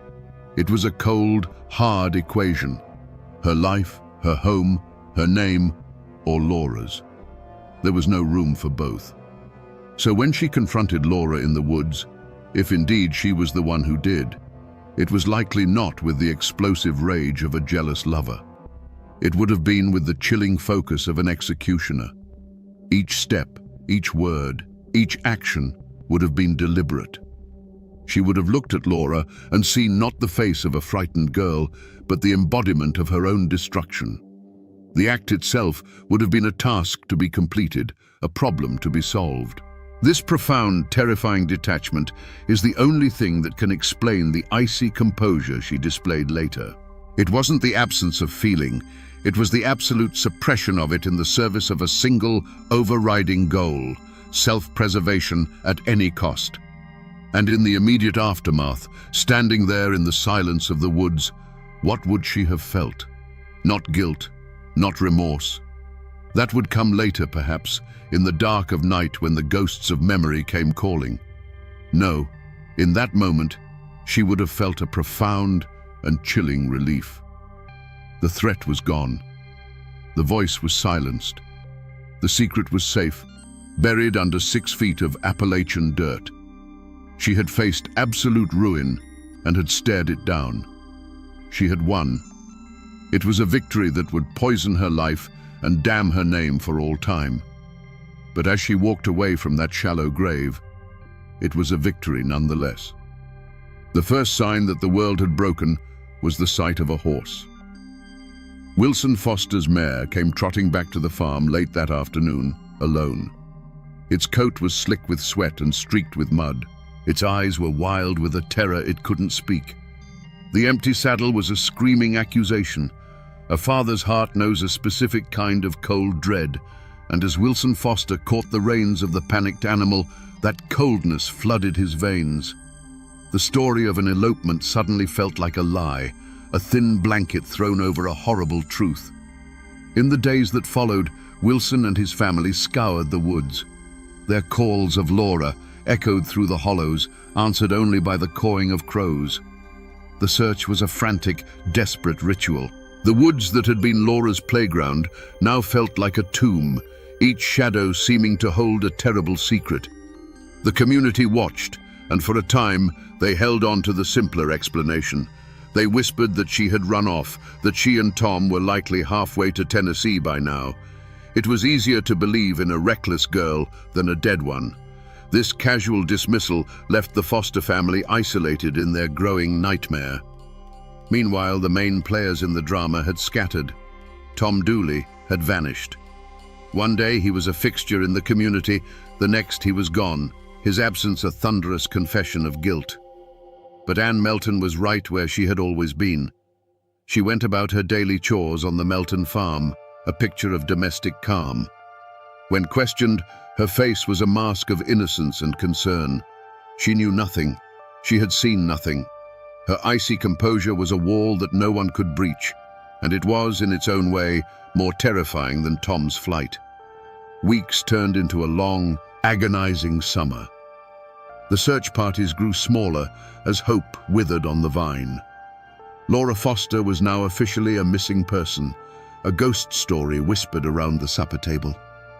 But her family, particularly her father, refused to let the silence win. They kept looking, kept asking questions, their grief hardening into a grim resolve to find the truth, no matter how ugly it might be. The whispers in the community began to change, the simple story of elopement giving way to darker suspicions of foul play. The discovery, when it finally came, was a grim and heartbreaking affair. A man named Colonel James Grayson, a local justice of the peace and a friend of the Fosters, was led to a spot deep in the woods. There, under a thin covering of leaves and branches, he saw what he had been dreading for months, a patch of earth that was too soft, too new. He began to dig. It didn't take long to uncover the horror. The search was over. Laura Foster had been found. The news ripped through Wilkes County like a flash flood. The whispers became a roar of outrage. With the discovery of the body, a missing persons case became a murder investigation. The law, which had been passive for months, was now spurred into action. The full weight of suspicion fell squarely on the man who had run. A warrant was issued for the arrest of Thomas C. Dooley. A reward was posted for his capture. Tom Dooley was no longer just a reckless local boy. He was a wanted murderer, and the hunt was on.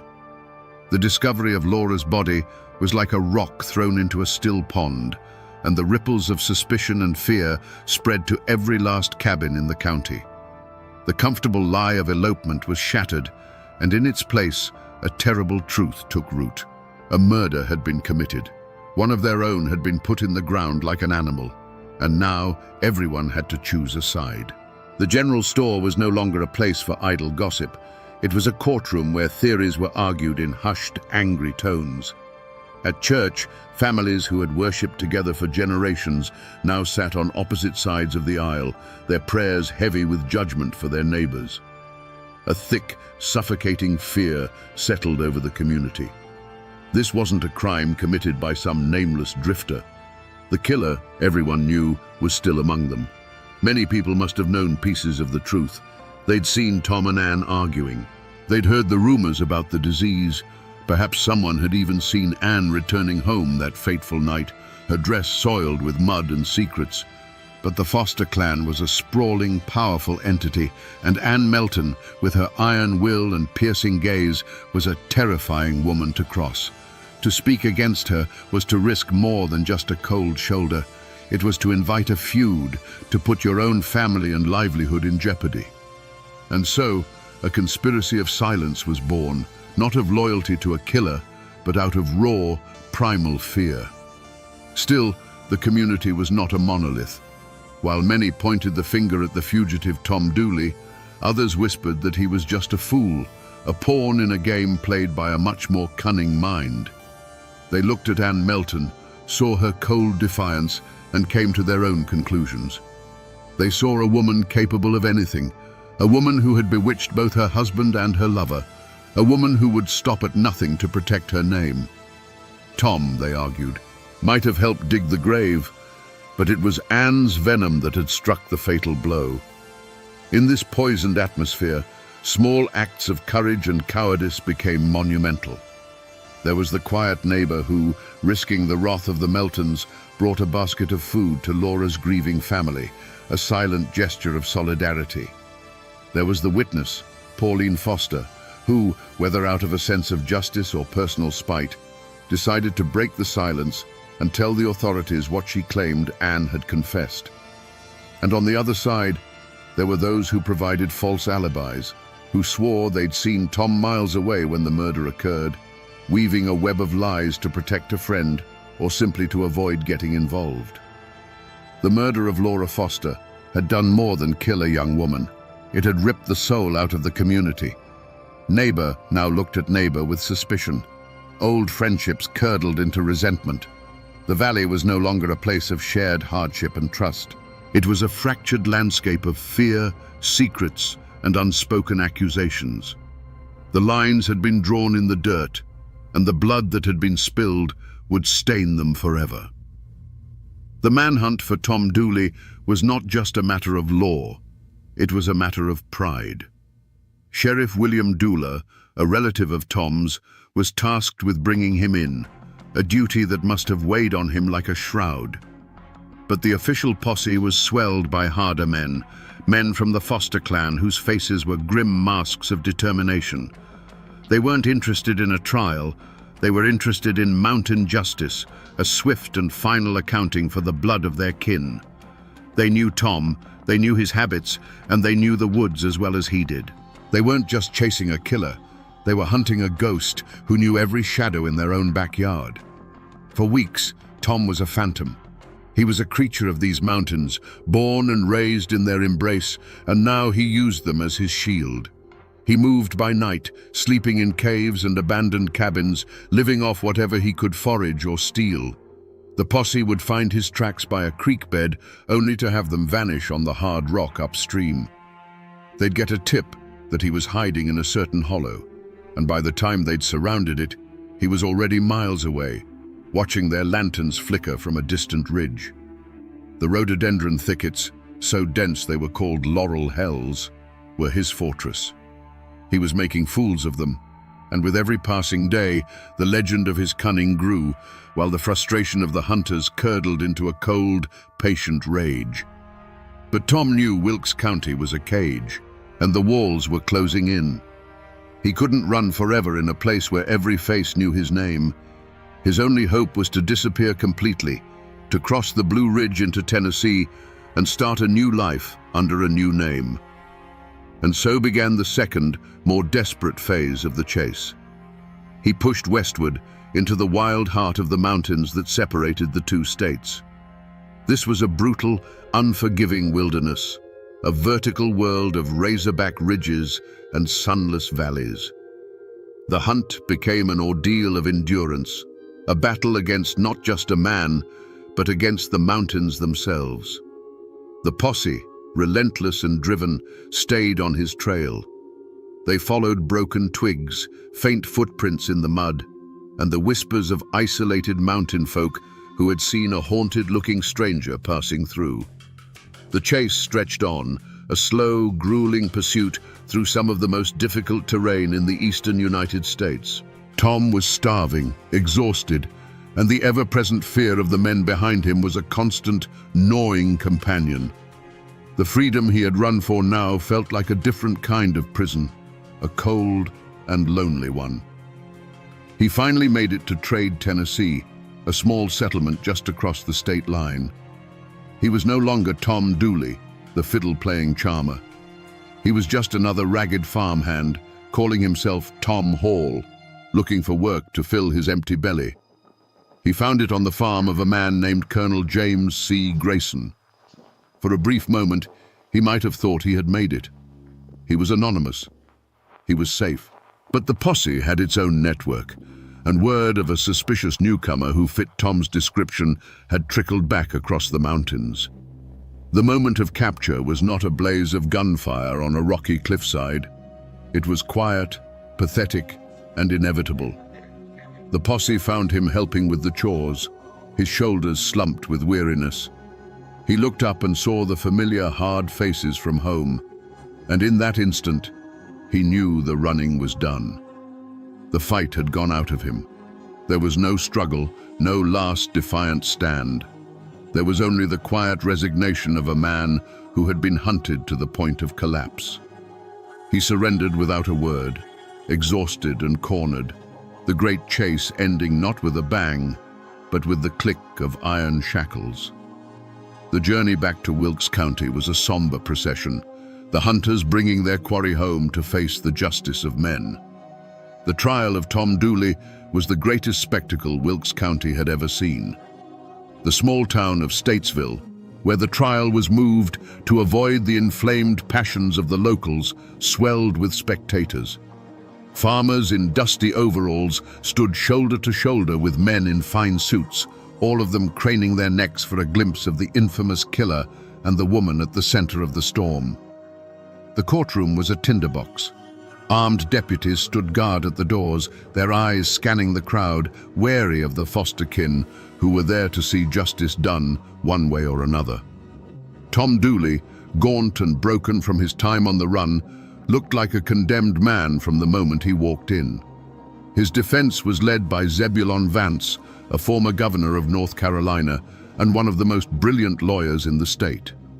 Vance argued passionately that the evidence against his client was purely circumstantial, a flimsy case built on rumor and the hysteria of a community desperate for a scapegoat.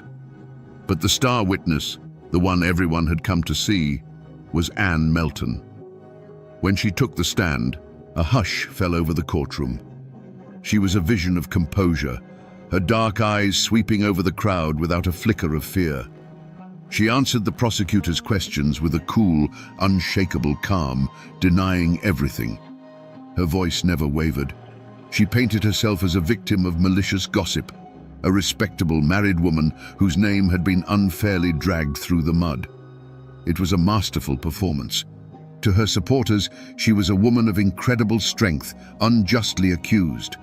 To her detractors, her icy demeanor was the ultimate proof of a sociopathic heart, a woman capable of orchestrating a murder and then lying about it without blinking. The trial was a parade of neighbors and cousins, their testimonies a tangled mess of personal grudges and second-hand stories.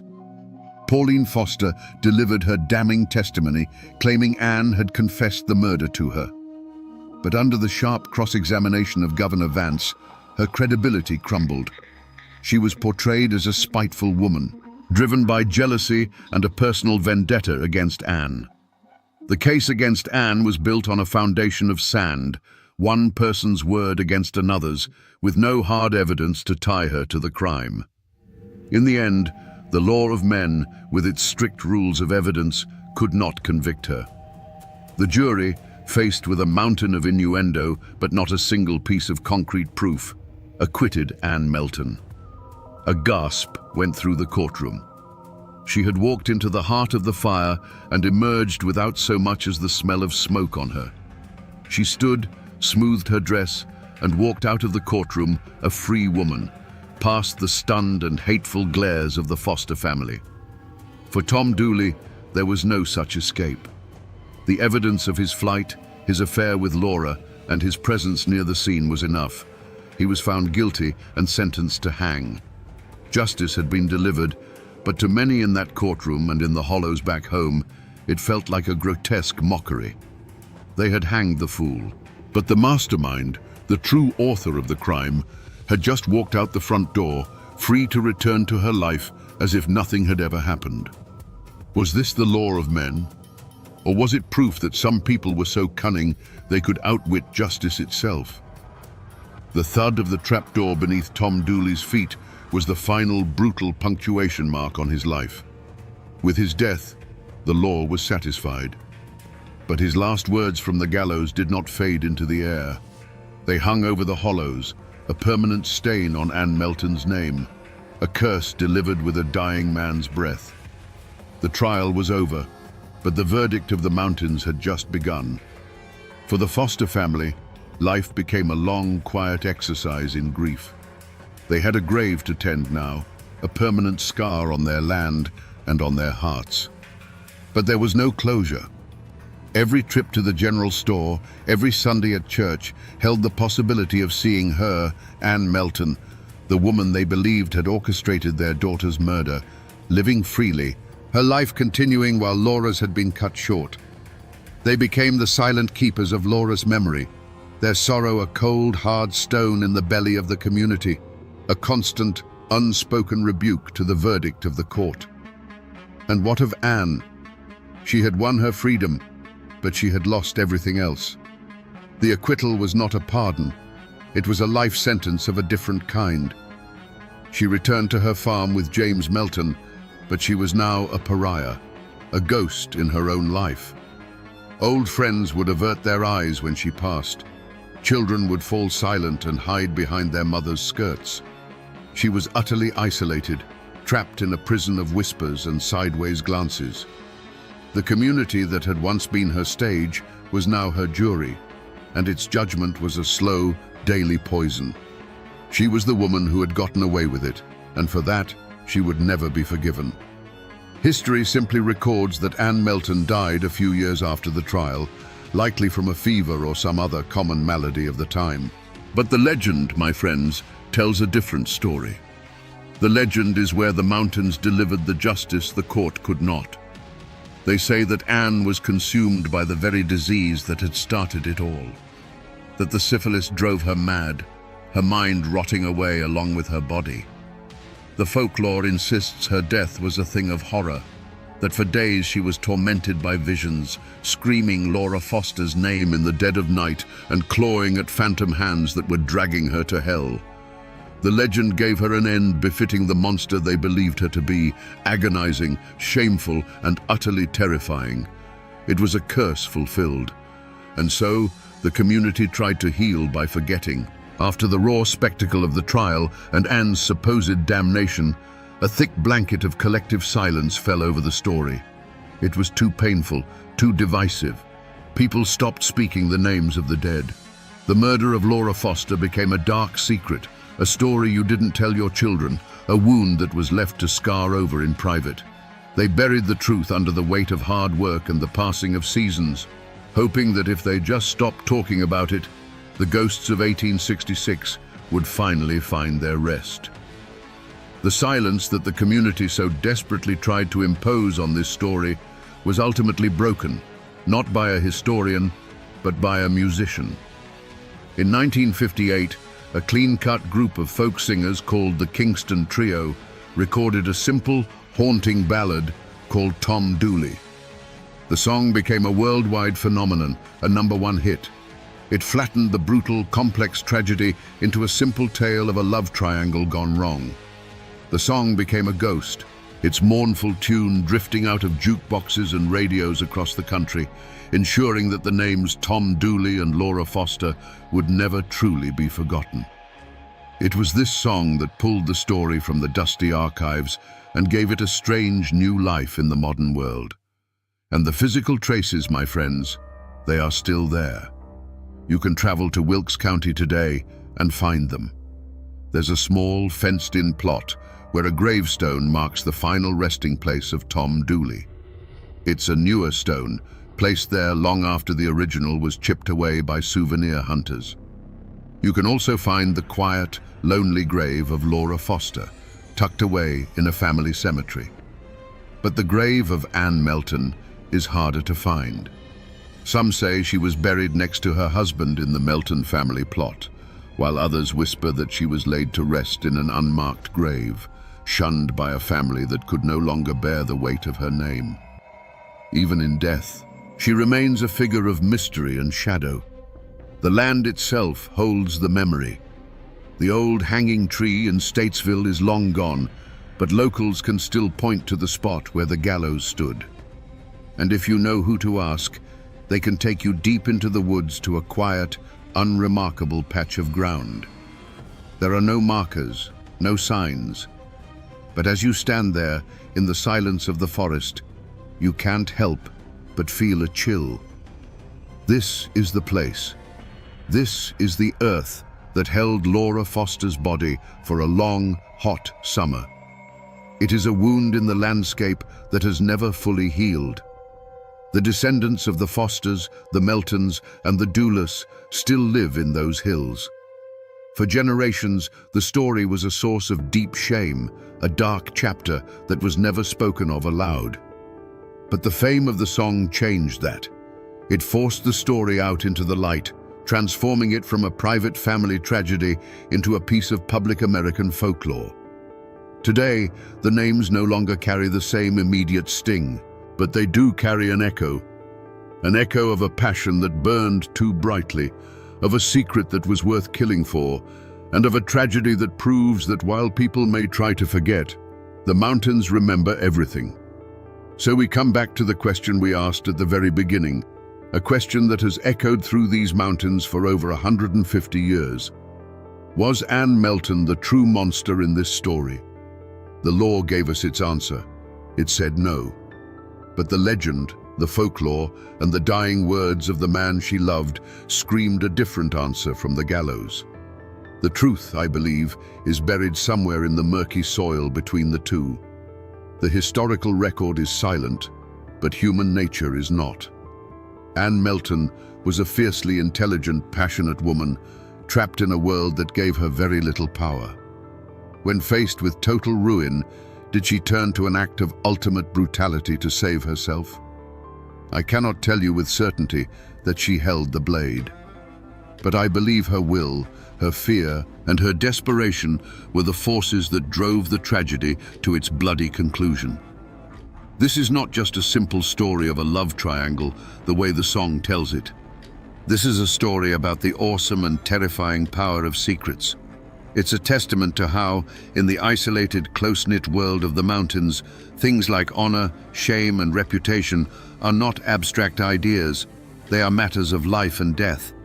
It's a brutal lesson in how love can curdle into obsession, and how obsession, when cornered, can become homicidal.